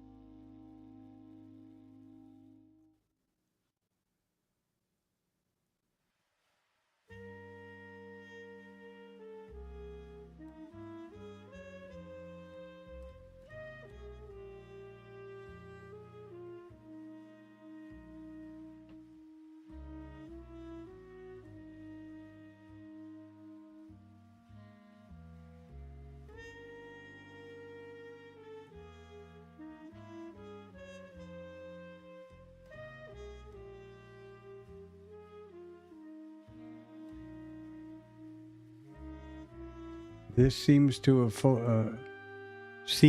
after that one sweep where you got that great long. It's acting now like I had expected it to.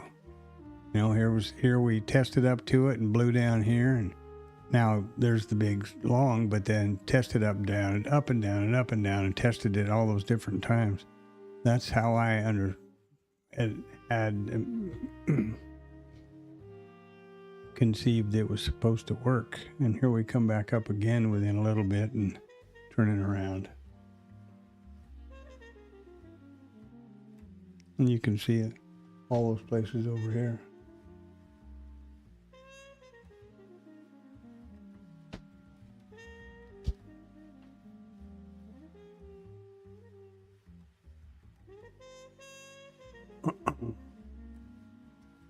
Big liquidity there. One of the larger liquidities on the ask.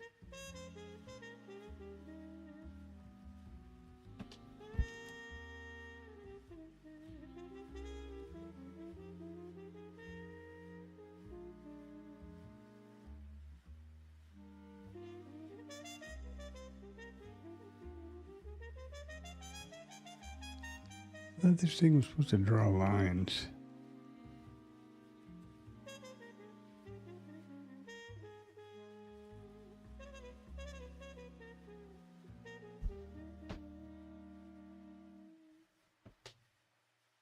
Oh, they're just real dim blue. Okay. Either I see they're back there now. I couldn't even see those lines.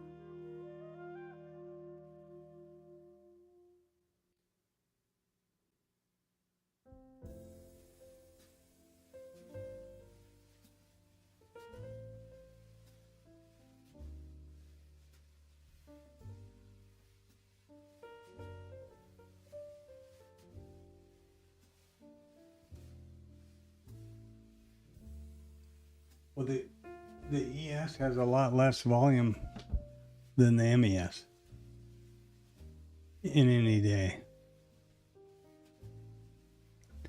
Think. Hold on, I might have been lying to you. Let's look.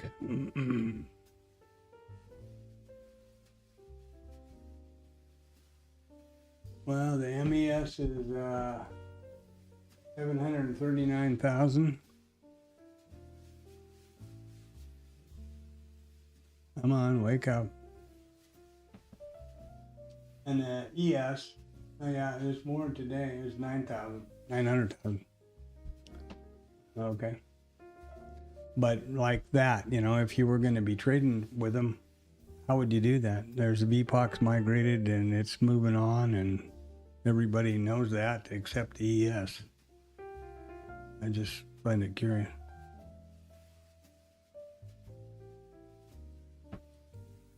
Still hasn't and still won't for a while. Only got 9,600 over here. We need 10.3, so another 800 contracts or something to trade off before it migrates.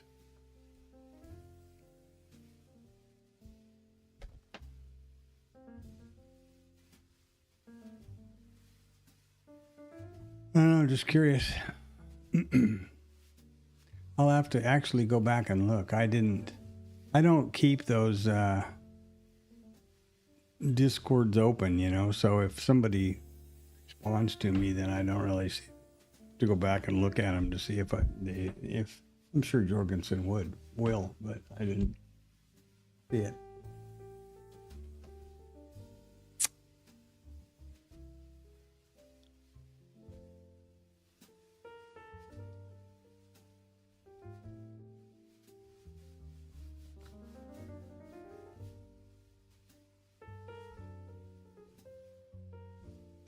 That's interesting. Let me see something here.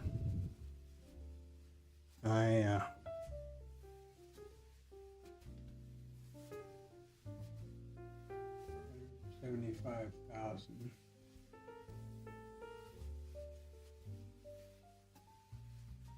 Yeah, it's the NQ that's the other way around. I'm sorry about that. The NQ, the MNQs trade damn near double the NQ on a regular basis. 1.9 million, and the NQ is trading 175,000. Wow, that's a hell of a difference. That's a big difference. Can that be true? Jesus.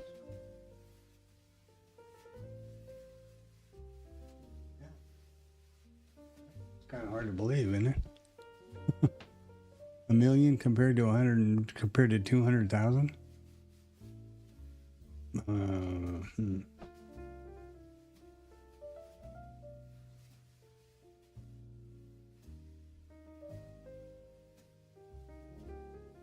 This is kind of weird too. The ES is change is 30 plus 32 points.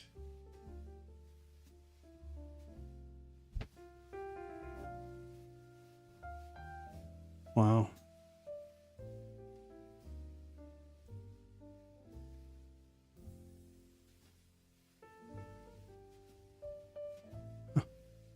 That's kind of surprising.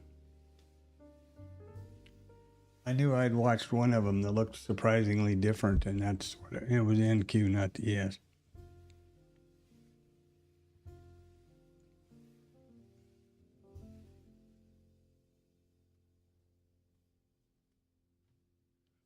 $2 million, damn near 2 million contracts on the MNQ. That's because everybody, every retail buddy likes to trade that MQ, the NQ.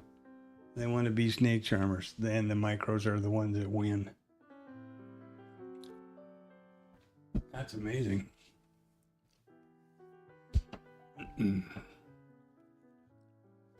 That is amazing.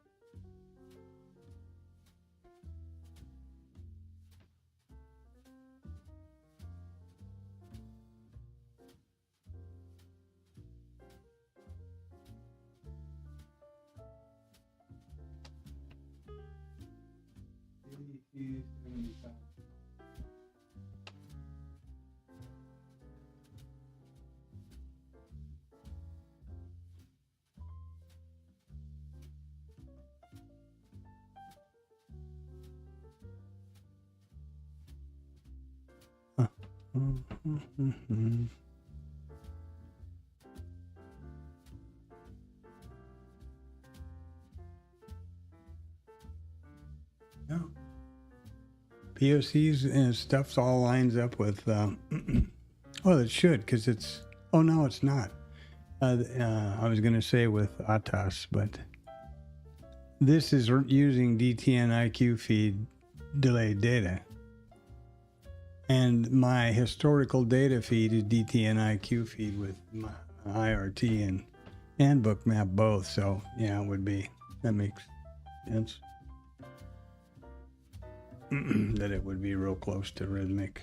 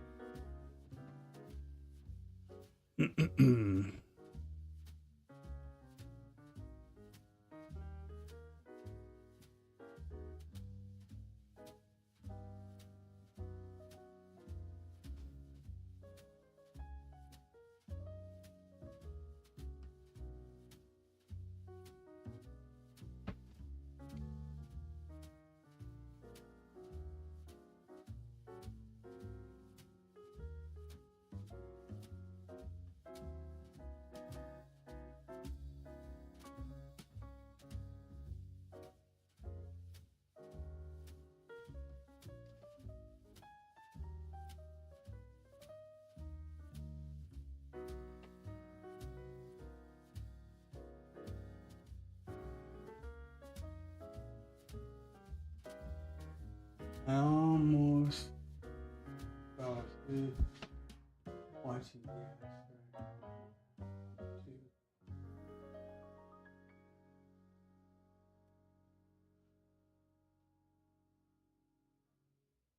I traded in Q before and I did fine, but it seems a lot more, I don't know, a couple years ago, but it seems a lot more volatile and all of that stuff. I did fine. I got funded with Top Step actually, or past the evaluation, or whatever you go. I guess it's been almost 5 years now.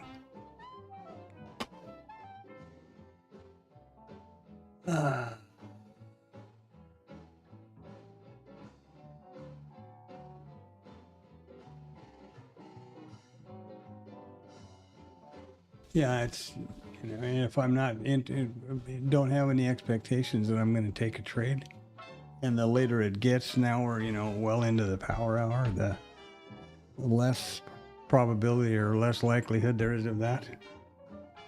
It can get pretty boring, absolutely.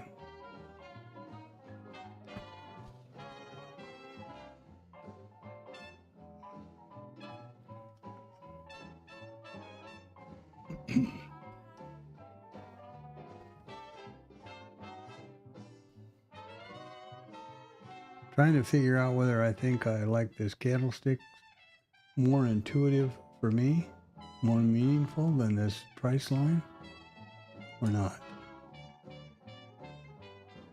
It's a 1 minute now.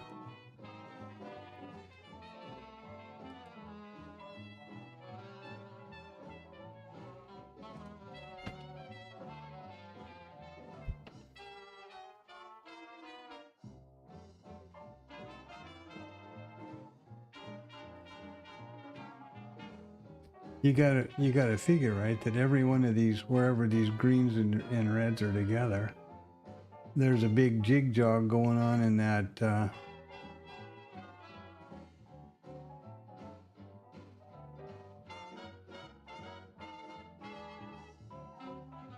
in the price line, is so it's a lot more erratic.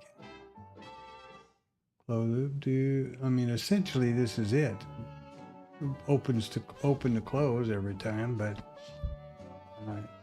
in the meantime there's all that dancing up and down that's going on. Like up here, for example, look at this high up here. Are you on the right screen and everything? What I got? Yeah. Now granted, this is a 1 minute candle, so if it were a 5 minute, there wouldn't be a double top. Would not be.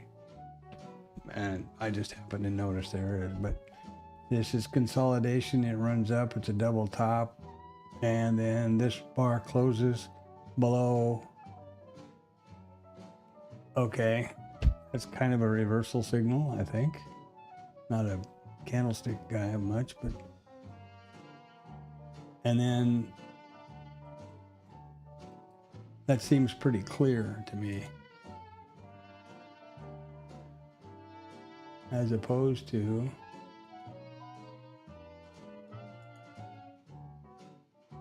well, there's this way, which is pretty clear. Or come on. Oh, what is going on, man? As opposed to that. Well,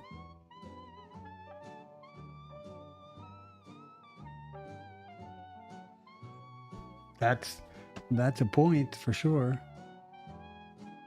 Where would I expect to now maybe maybe when it's widened out more, where you get more movement like that, and consider that these would be the two tops, I guess, and then yeah, maybe not. Maybe I just got it wound in, maybe screwed in too tight. That might be it.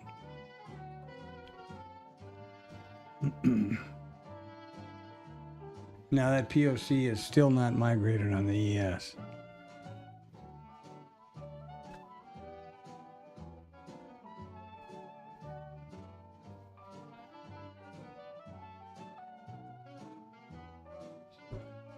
Still has quite a ways to go, quite a few more contracts to go.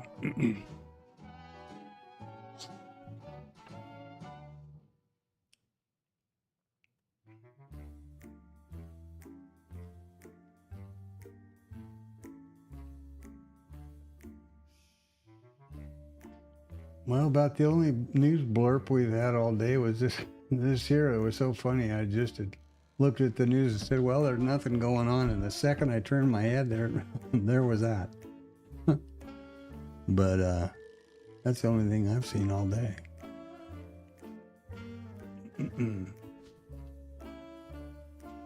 Now, maybe I just haven't looked.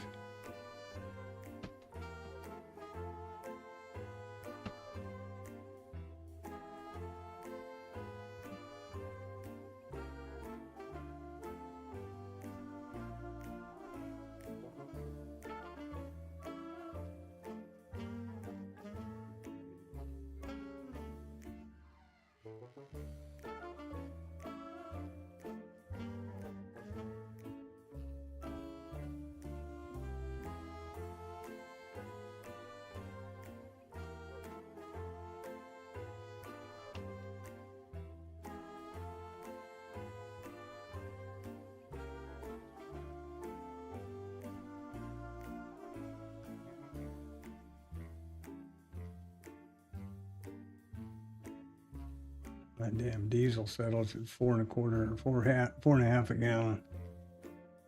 Oof.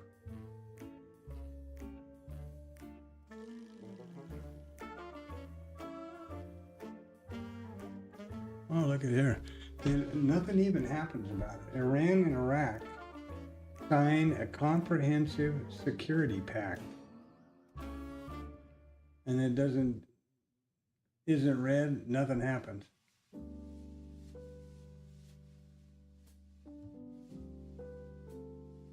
Huh.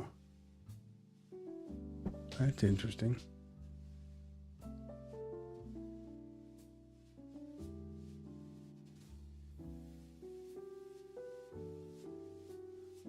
And here's more about that one that moved the market right here. That's okay. I guess they decided. I guess nobody cares. That was the last 15 minutes. This is the new news cycle. We don't care about that anymore. Jesus Christ. Let's have the human printer run something off for Trump. That'd be more fun.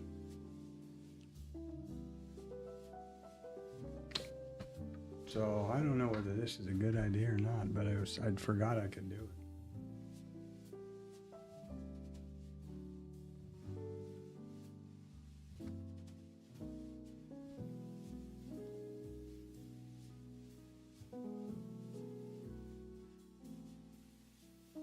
I remember back in the day when I was starting to trading, and I kind of why I ended up with NQ, I guess. The ES was famous in the summer for, like 5 points all day. I mean, I'm sure you were trading back then. You remember those days, I guess, Anton, probably better than I. But yeah, it's pretty crazy. Used to have to drive stakes to see if it was moving, The summer doldrums, they called them. Sell in May. How'd that go? Something, I forget how. Something in May and come back in September or whatever.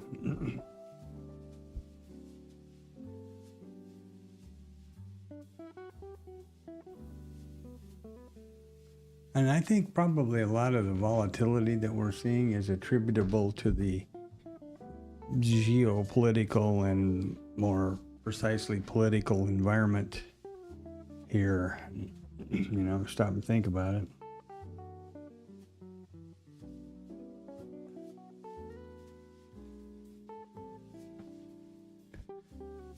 Keep stirring the pot.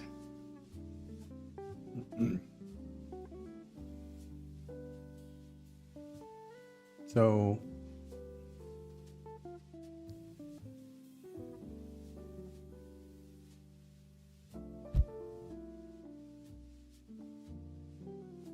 yeah, just kind of between these levels, we're just banging back and forth here. Same story over here. Boom, boom, boom, boom.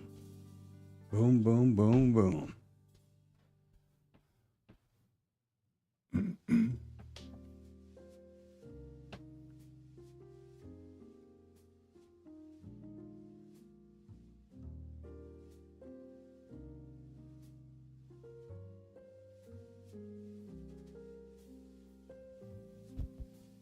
I think you caught the great move, Anton. Good man. I'm sure Magic's pulled some magic out of his hat today as well.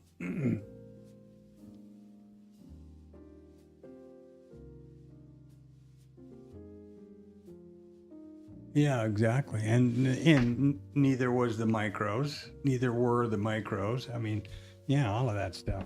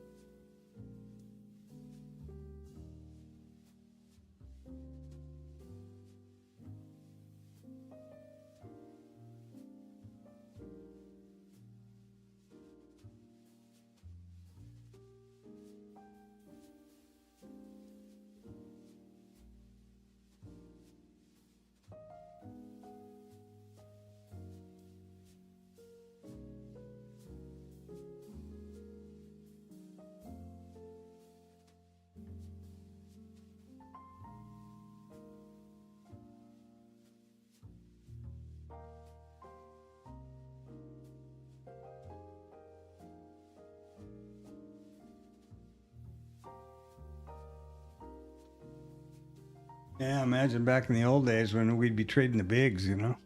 I don't even think they still exist. Maybe, but I don't think so. $250 a point. Yeah.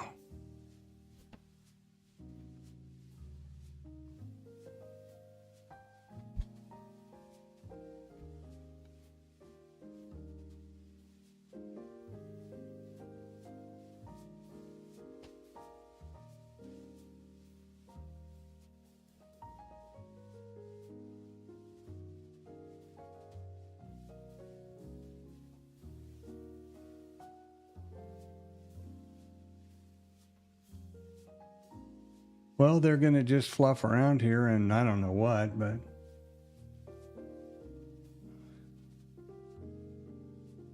right exactly on the open.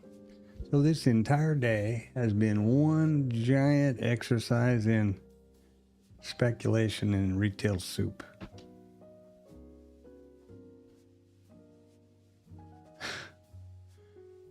Assuming that this, yeah, would have been one hell of a magic box this morning there, my brother. And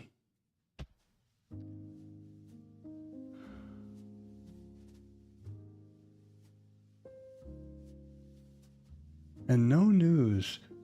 This crap had nothing to do with news that I'm aware of. So what was this? Just to squeeze back some of the shorts from the last couple of days, or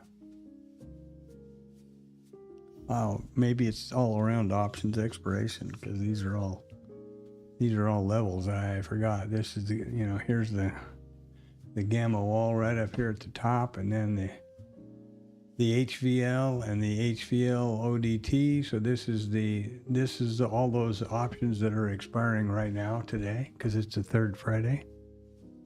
And then these are the daily expirations. So I guess maybe that's the whole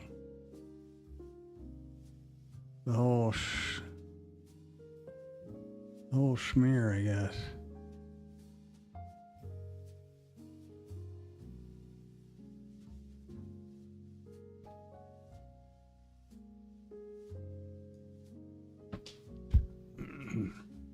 Maybe that's what today's all about.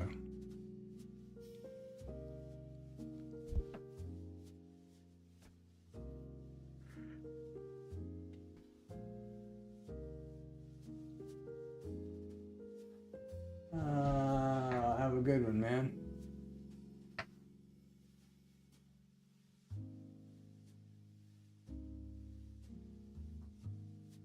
Yeah, all right. Take care, Anton. Have stay dry, stay high, and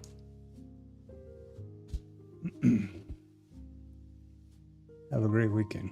Nice trade again, super. And you called it right out, and I hesitated and didn't go with you, which I appreciate.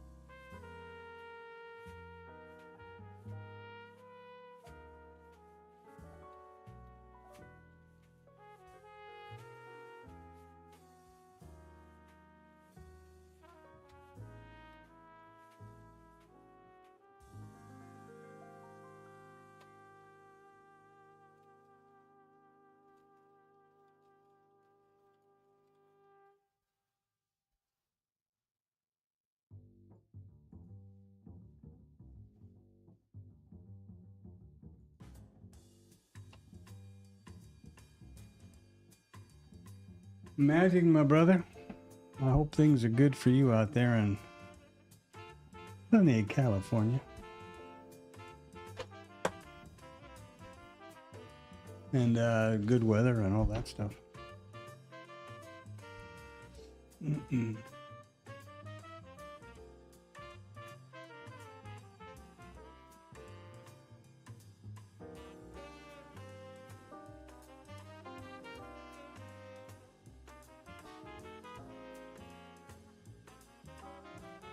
Oh my goodness, it's market recap time 6 minutes ago. Well, there you go.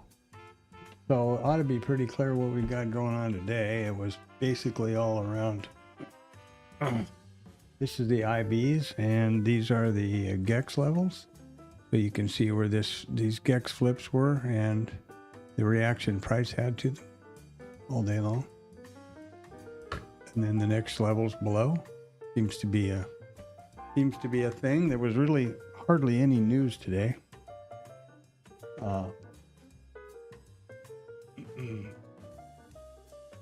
This is IRT. It is my charting package. You can see what the whole day was about in the Renko here, and where value is just overlapping. Smack on. Pretty much repaired this goofiness here. Yeah, so here we are. We will have another micro composite now for Monday, and starting Monday with these two, because they didn't.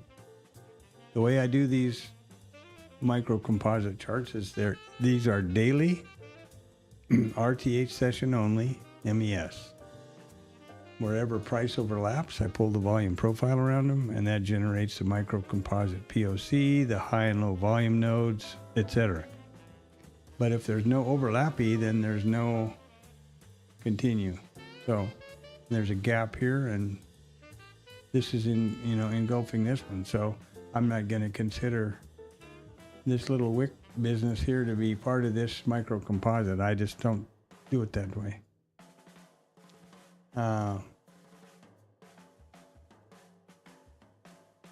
And actually, let's check if it actually is. What's the high? 1975, and what's the low? Ooh, wait a minute. The low is 10.25. I guess technically you could say this did overlap 9 points here. So I'll have to give that one a good thought, whether I'm gonna include these two in this micro composite.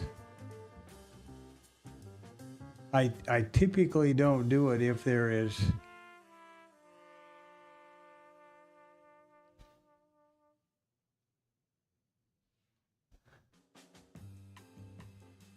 there's a gap, right? I'm trying to look back here and see if I've made that. I guess you could say that this wick was obviously into this low.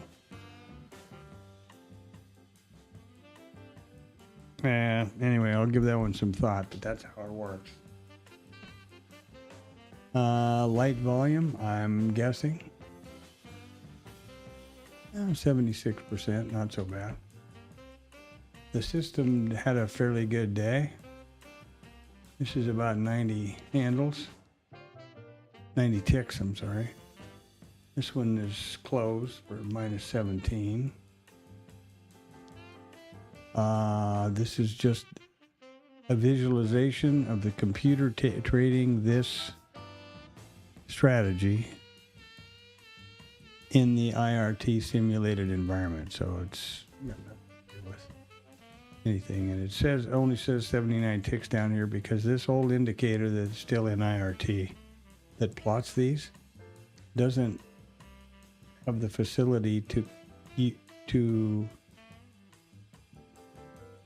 take into consideration multiple targets. So it doesn't take this target, which was T1, it doesn't recognize it and add it to the total.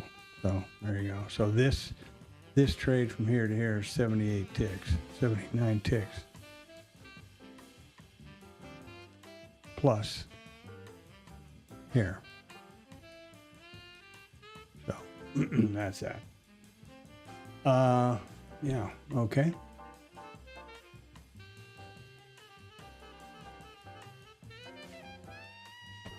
Let's look at the all-important stuff here, which is really what's driving the markets. And that is the snooze, baby. Let's look at next week. So why does it say Tuesday? Is next Monday a holiday?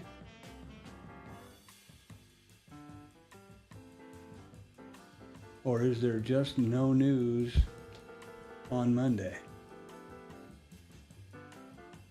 That's pretty weird. Consumer confidence is on Tuesday. New home sales is on Tuesday. Those are biggies. Wednesday we put PCE, GDP. Ooh, next week's a big one. Next week's going to be pretty good sized numbers, events. Oh, and Jackson Hole starts. Symposium starts. Well, they'll have a lovely time.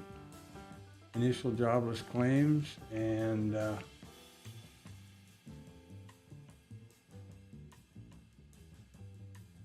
yeah, Michigan numbers on Friday, consumer sentiments. What have we got for? I'm real puzzled about Monday. What the hell happened to Monday? Have to look and see if it's a holiday or if there's just no news. We'll look on Financial Juice in a minute. So earnings, nothing for today that's worth a damn. Let's look at next week.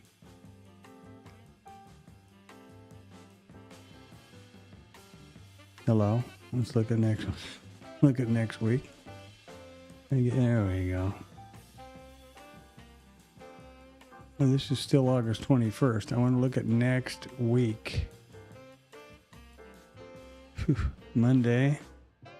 Oh, they're about done. You see how short these are? Sometimes these will take 10 twirls of the mouse wheel to get to the scroll to the bottom. NVIDIA's on Wednesday. That's what I was looking for. And CrowdStrike and Salesforce. And that'll be the last of the Mag 7s. And Friday's usually nothing. So we have got NVIDIA next Wednesday. By the way, this is investing.com.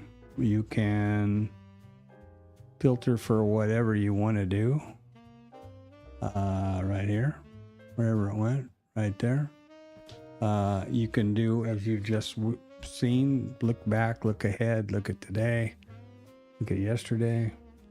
They only report traditional economic calendar events. And today, what is wrong with you, thing? Okay.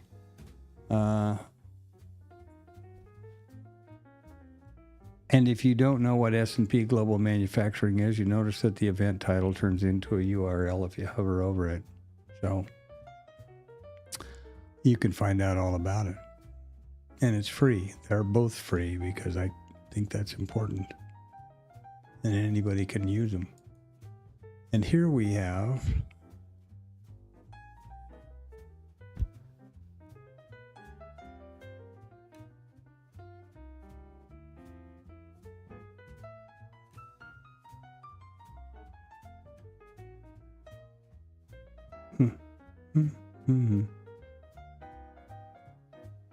Well, let's see something else here.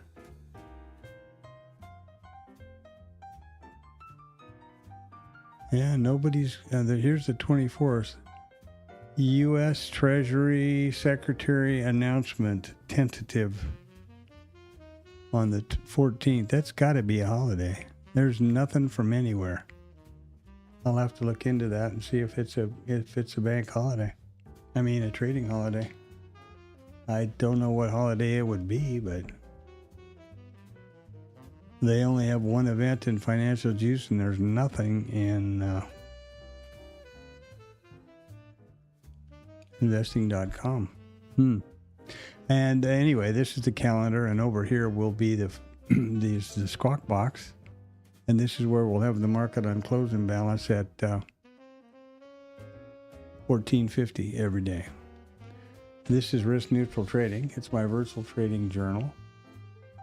I stream every trading day live and only trade lives on the live stream. I only trade trades on the live stream and only trade live. So none of this.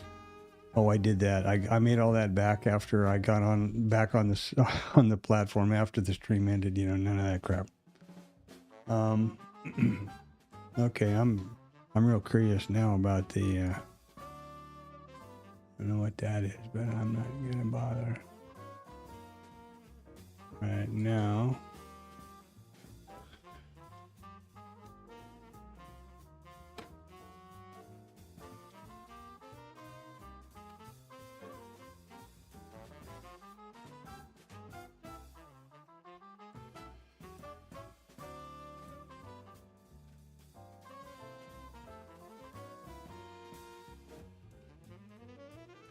No, the only holidays left from the CME are Labor Day, Thanksgiving, day after Christmas.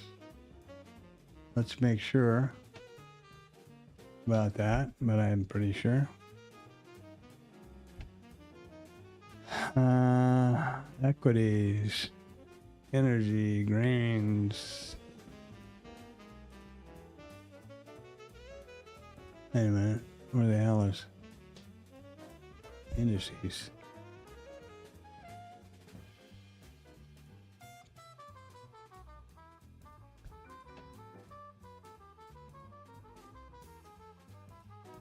What happened to this? Is Labor Day. That's the next one, Independence Day, then Labor Day. So there's no holiday coming up this Monday. I guess it's just we're lucky, I guess. Okay, cool. No news is good news. That's for sure. All right, so we'll just have a wait here and see when we get the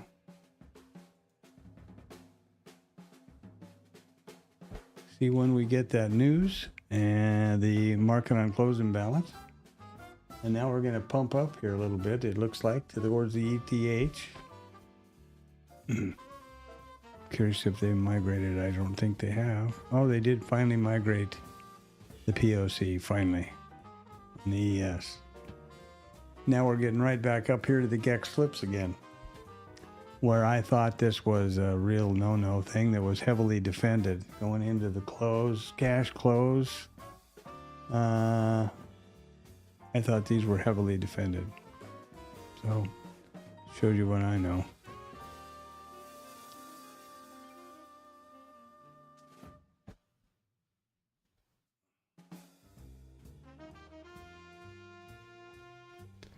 Shows you what I know.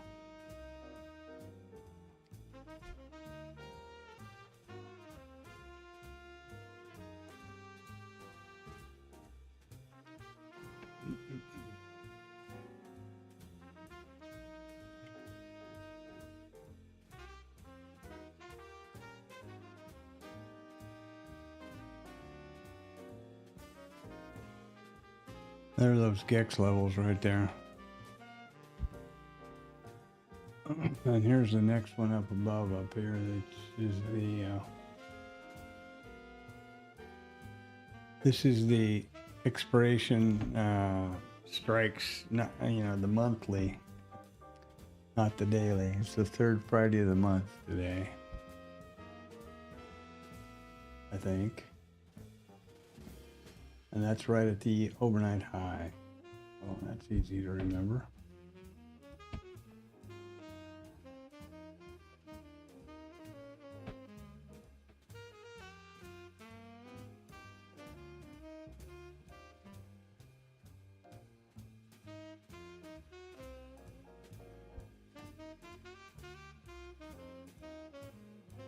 Oh, look at there. They got right up close there and somebody hammered them.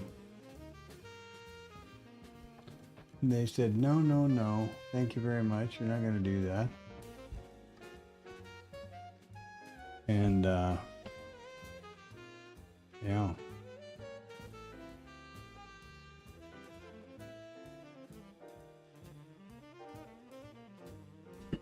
Well, if it isn't the little princess.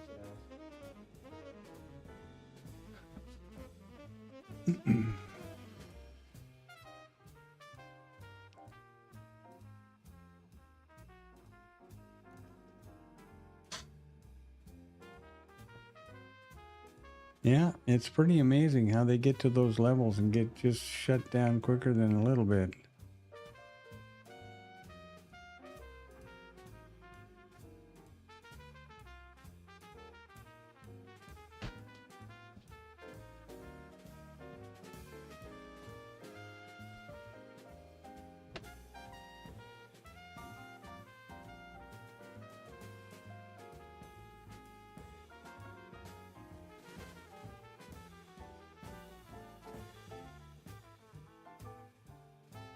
And that is also the market on close imbalance reaction. Here also, 1450. I didn't notice that. Oops. Let's look at the market on close imbalance. Okay, really light. Wow. 38 million, 101 million, 68 million. Buy, sell, buy. 163 million. Sometimes these are 5 billion. Billion with a B. This is like a, I guess this has got to do with the options stuff. I guess.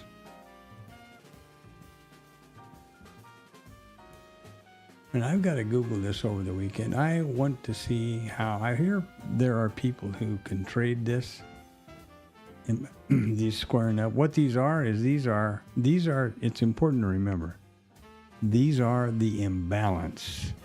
So there could be 5 billion S&P contracts for sale, market on close orders, you know, some buy and some sell orders, but the imbalance is 163 million buy side. So however many there are in total, there is an imbalance of 163 million to the buy side.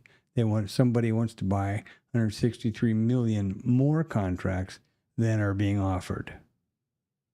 And that's how the numbers work, as I understand them. Certainly important to realize these are not the totals. This is the imbalance.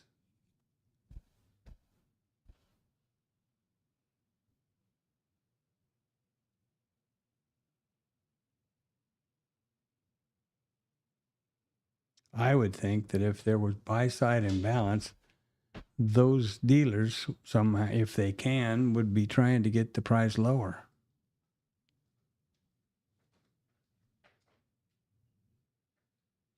Oh, not fast enough service, huh? You can't get good help nowadays, Tam. She brings her water glass in for me to go fill up, and I'm still busy here, standing here talking. Her water bottle or whatever you call it, thermos thing. Oh, yeah. So we're going to wind this puppy up for the week in another couple of minutes here. 6 of them to be exact. So thanks for coming by. Magic, if you're still around, thanks a lot. Anyone else in the stream, thank you for coming. Thanks for dropping by. And feeding back input is, makes these days go a lot better. So I will be streaming every trading day next week. And maybe, evenings, I might stream Sunday evening. And if I have the urge to look at something, a potential, ooh, look at us go. Look at us dump.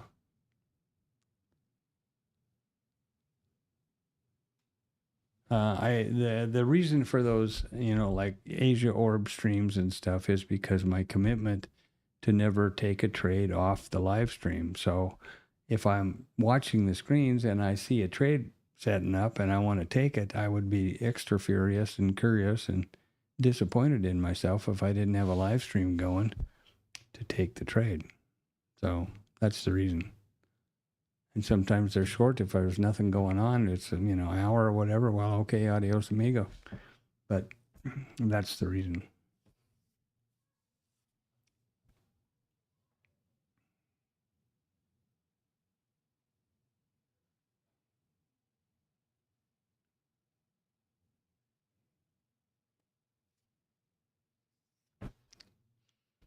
$5 minutes, 4.5, 4, I guess. I really don't know what that market on close. I don't want to think of it. Well, and look at this, And then we just tanked down here to the VWAP, past the 25% pullback, and then zoom back up with just a sharp V spike, basically. What's that about? There's no GEX level. Well, there's a blind level down there. These blind levels, according to Mentor Q, are places where other instruments and things that don't necessarily have options association have a correlation, or a confluence where that may have. For example, there's no options on the Dow. And look at where that went. It's just exactly to that. Line level 3, and then back away. Here again. For whatever reason, that's got some horsepower, that thing.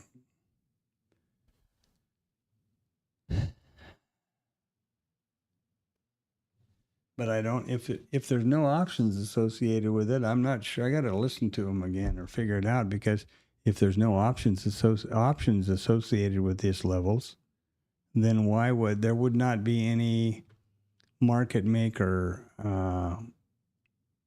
activity that is the reason we watch the GEX, as I understand it.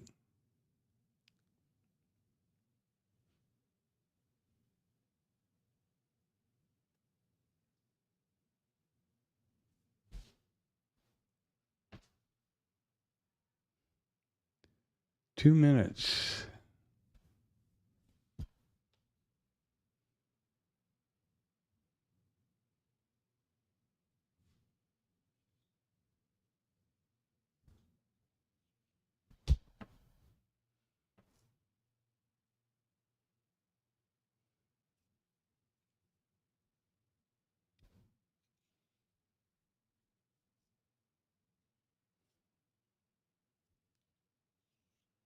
Now this is in the GEX flip, so I don't think we're going to ever get back there anytime soon. Right there is a flip. For the 0 days, 0 DTEs, and this one is just the standards for the monthlies.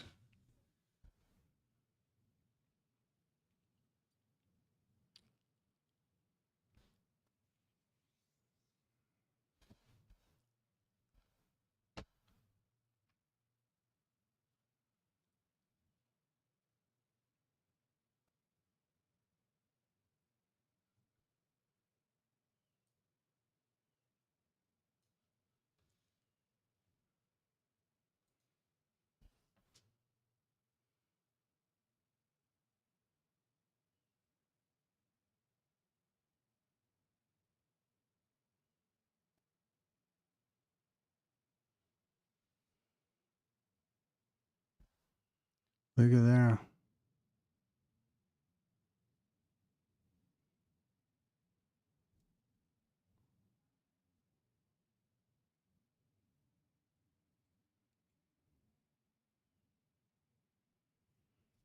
Don't usually see that volume jam in around price. It just completely filled up around the sides over here. Used to watch that a lot. I haven't noticed it for a long time. Just had it today. And that's the cash close. Boom. Now the market will trade for another, until 1600, but that's going to be it for the stream there, boys and girls. Thanks a lot for coming by. like and subscribe and tick the little bell thing, and you know if I'm going to schedule one for Sunday evening or not. Otherwise, I'll be here every morning, every trading day morning at 0800. So there you go. Damn, come on. Stupid thing. Stupid thing. Oh. IRT, you are just a pleasure. Maybe not.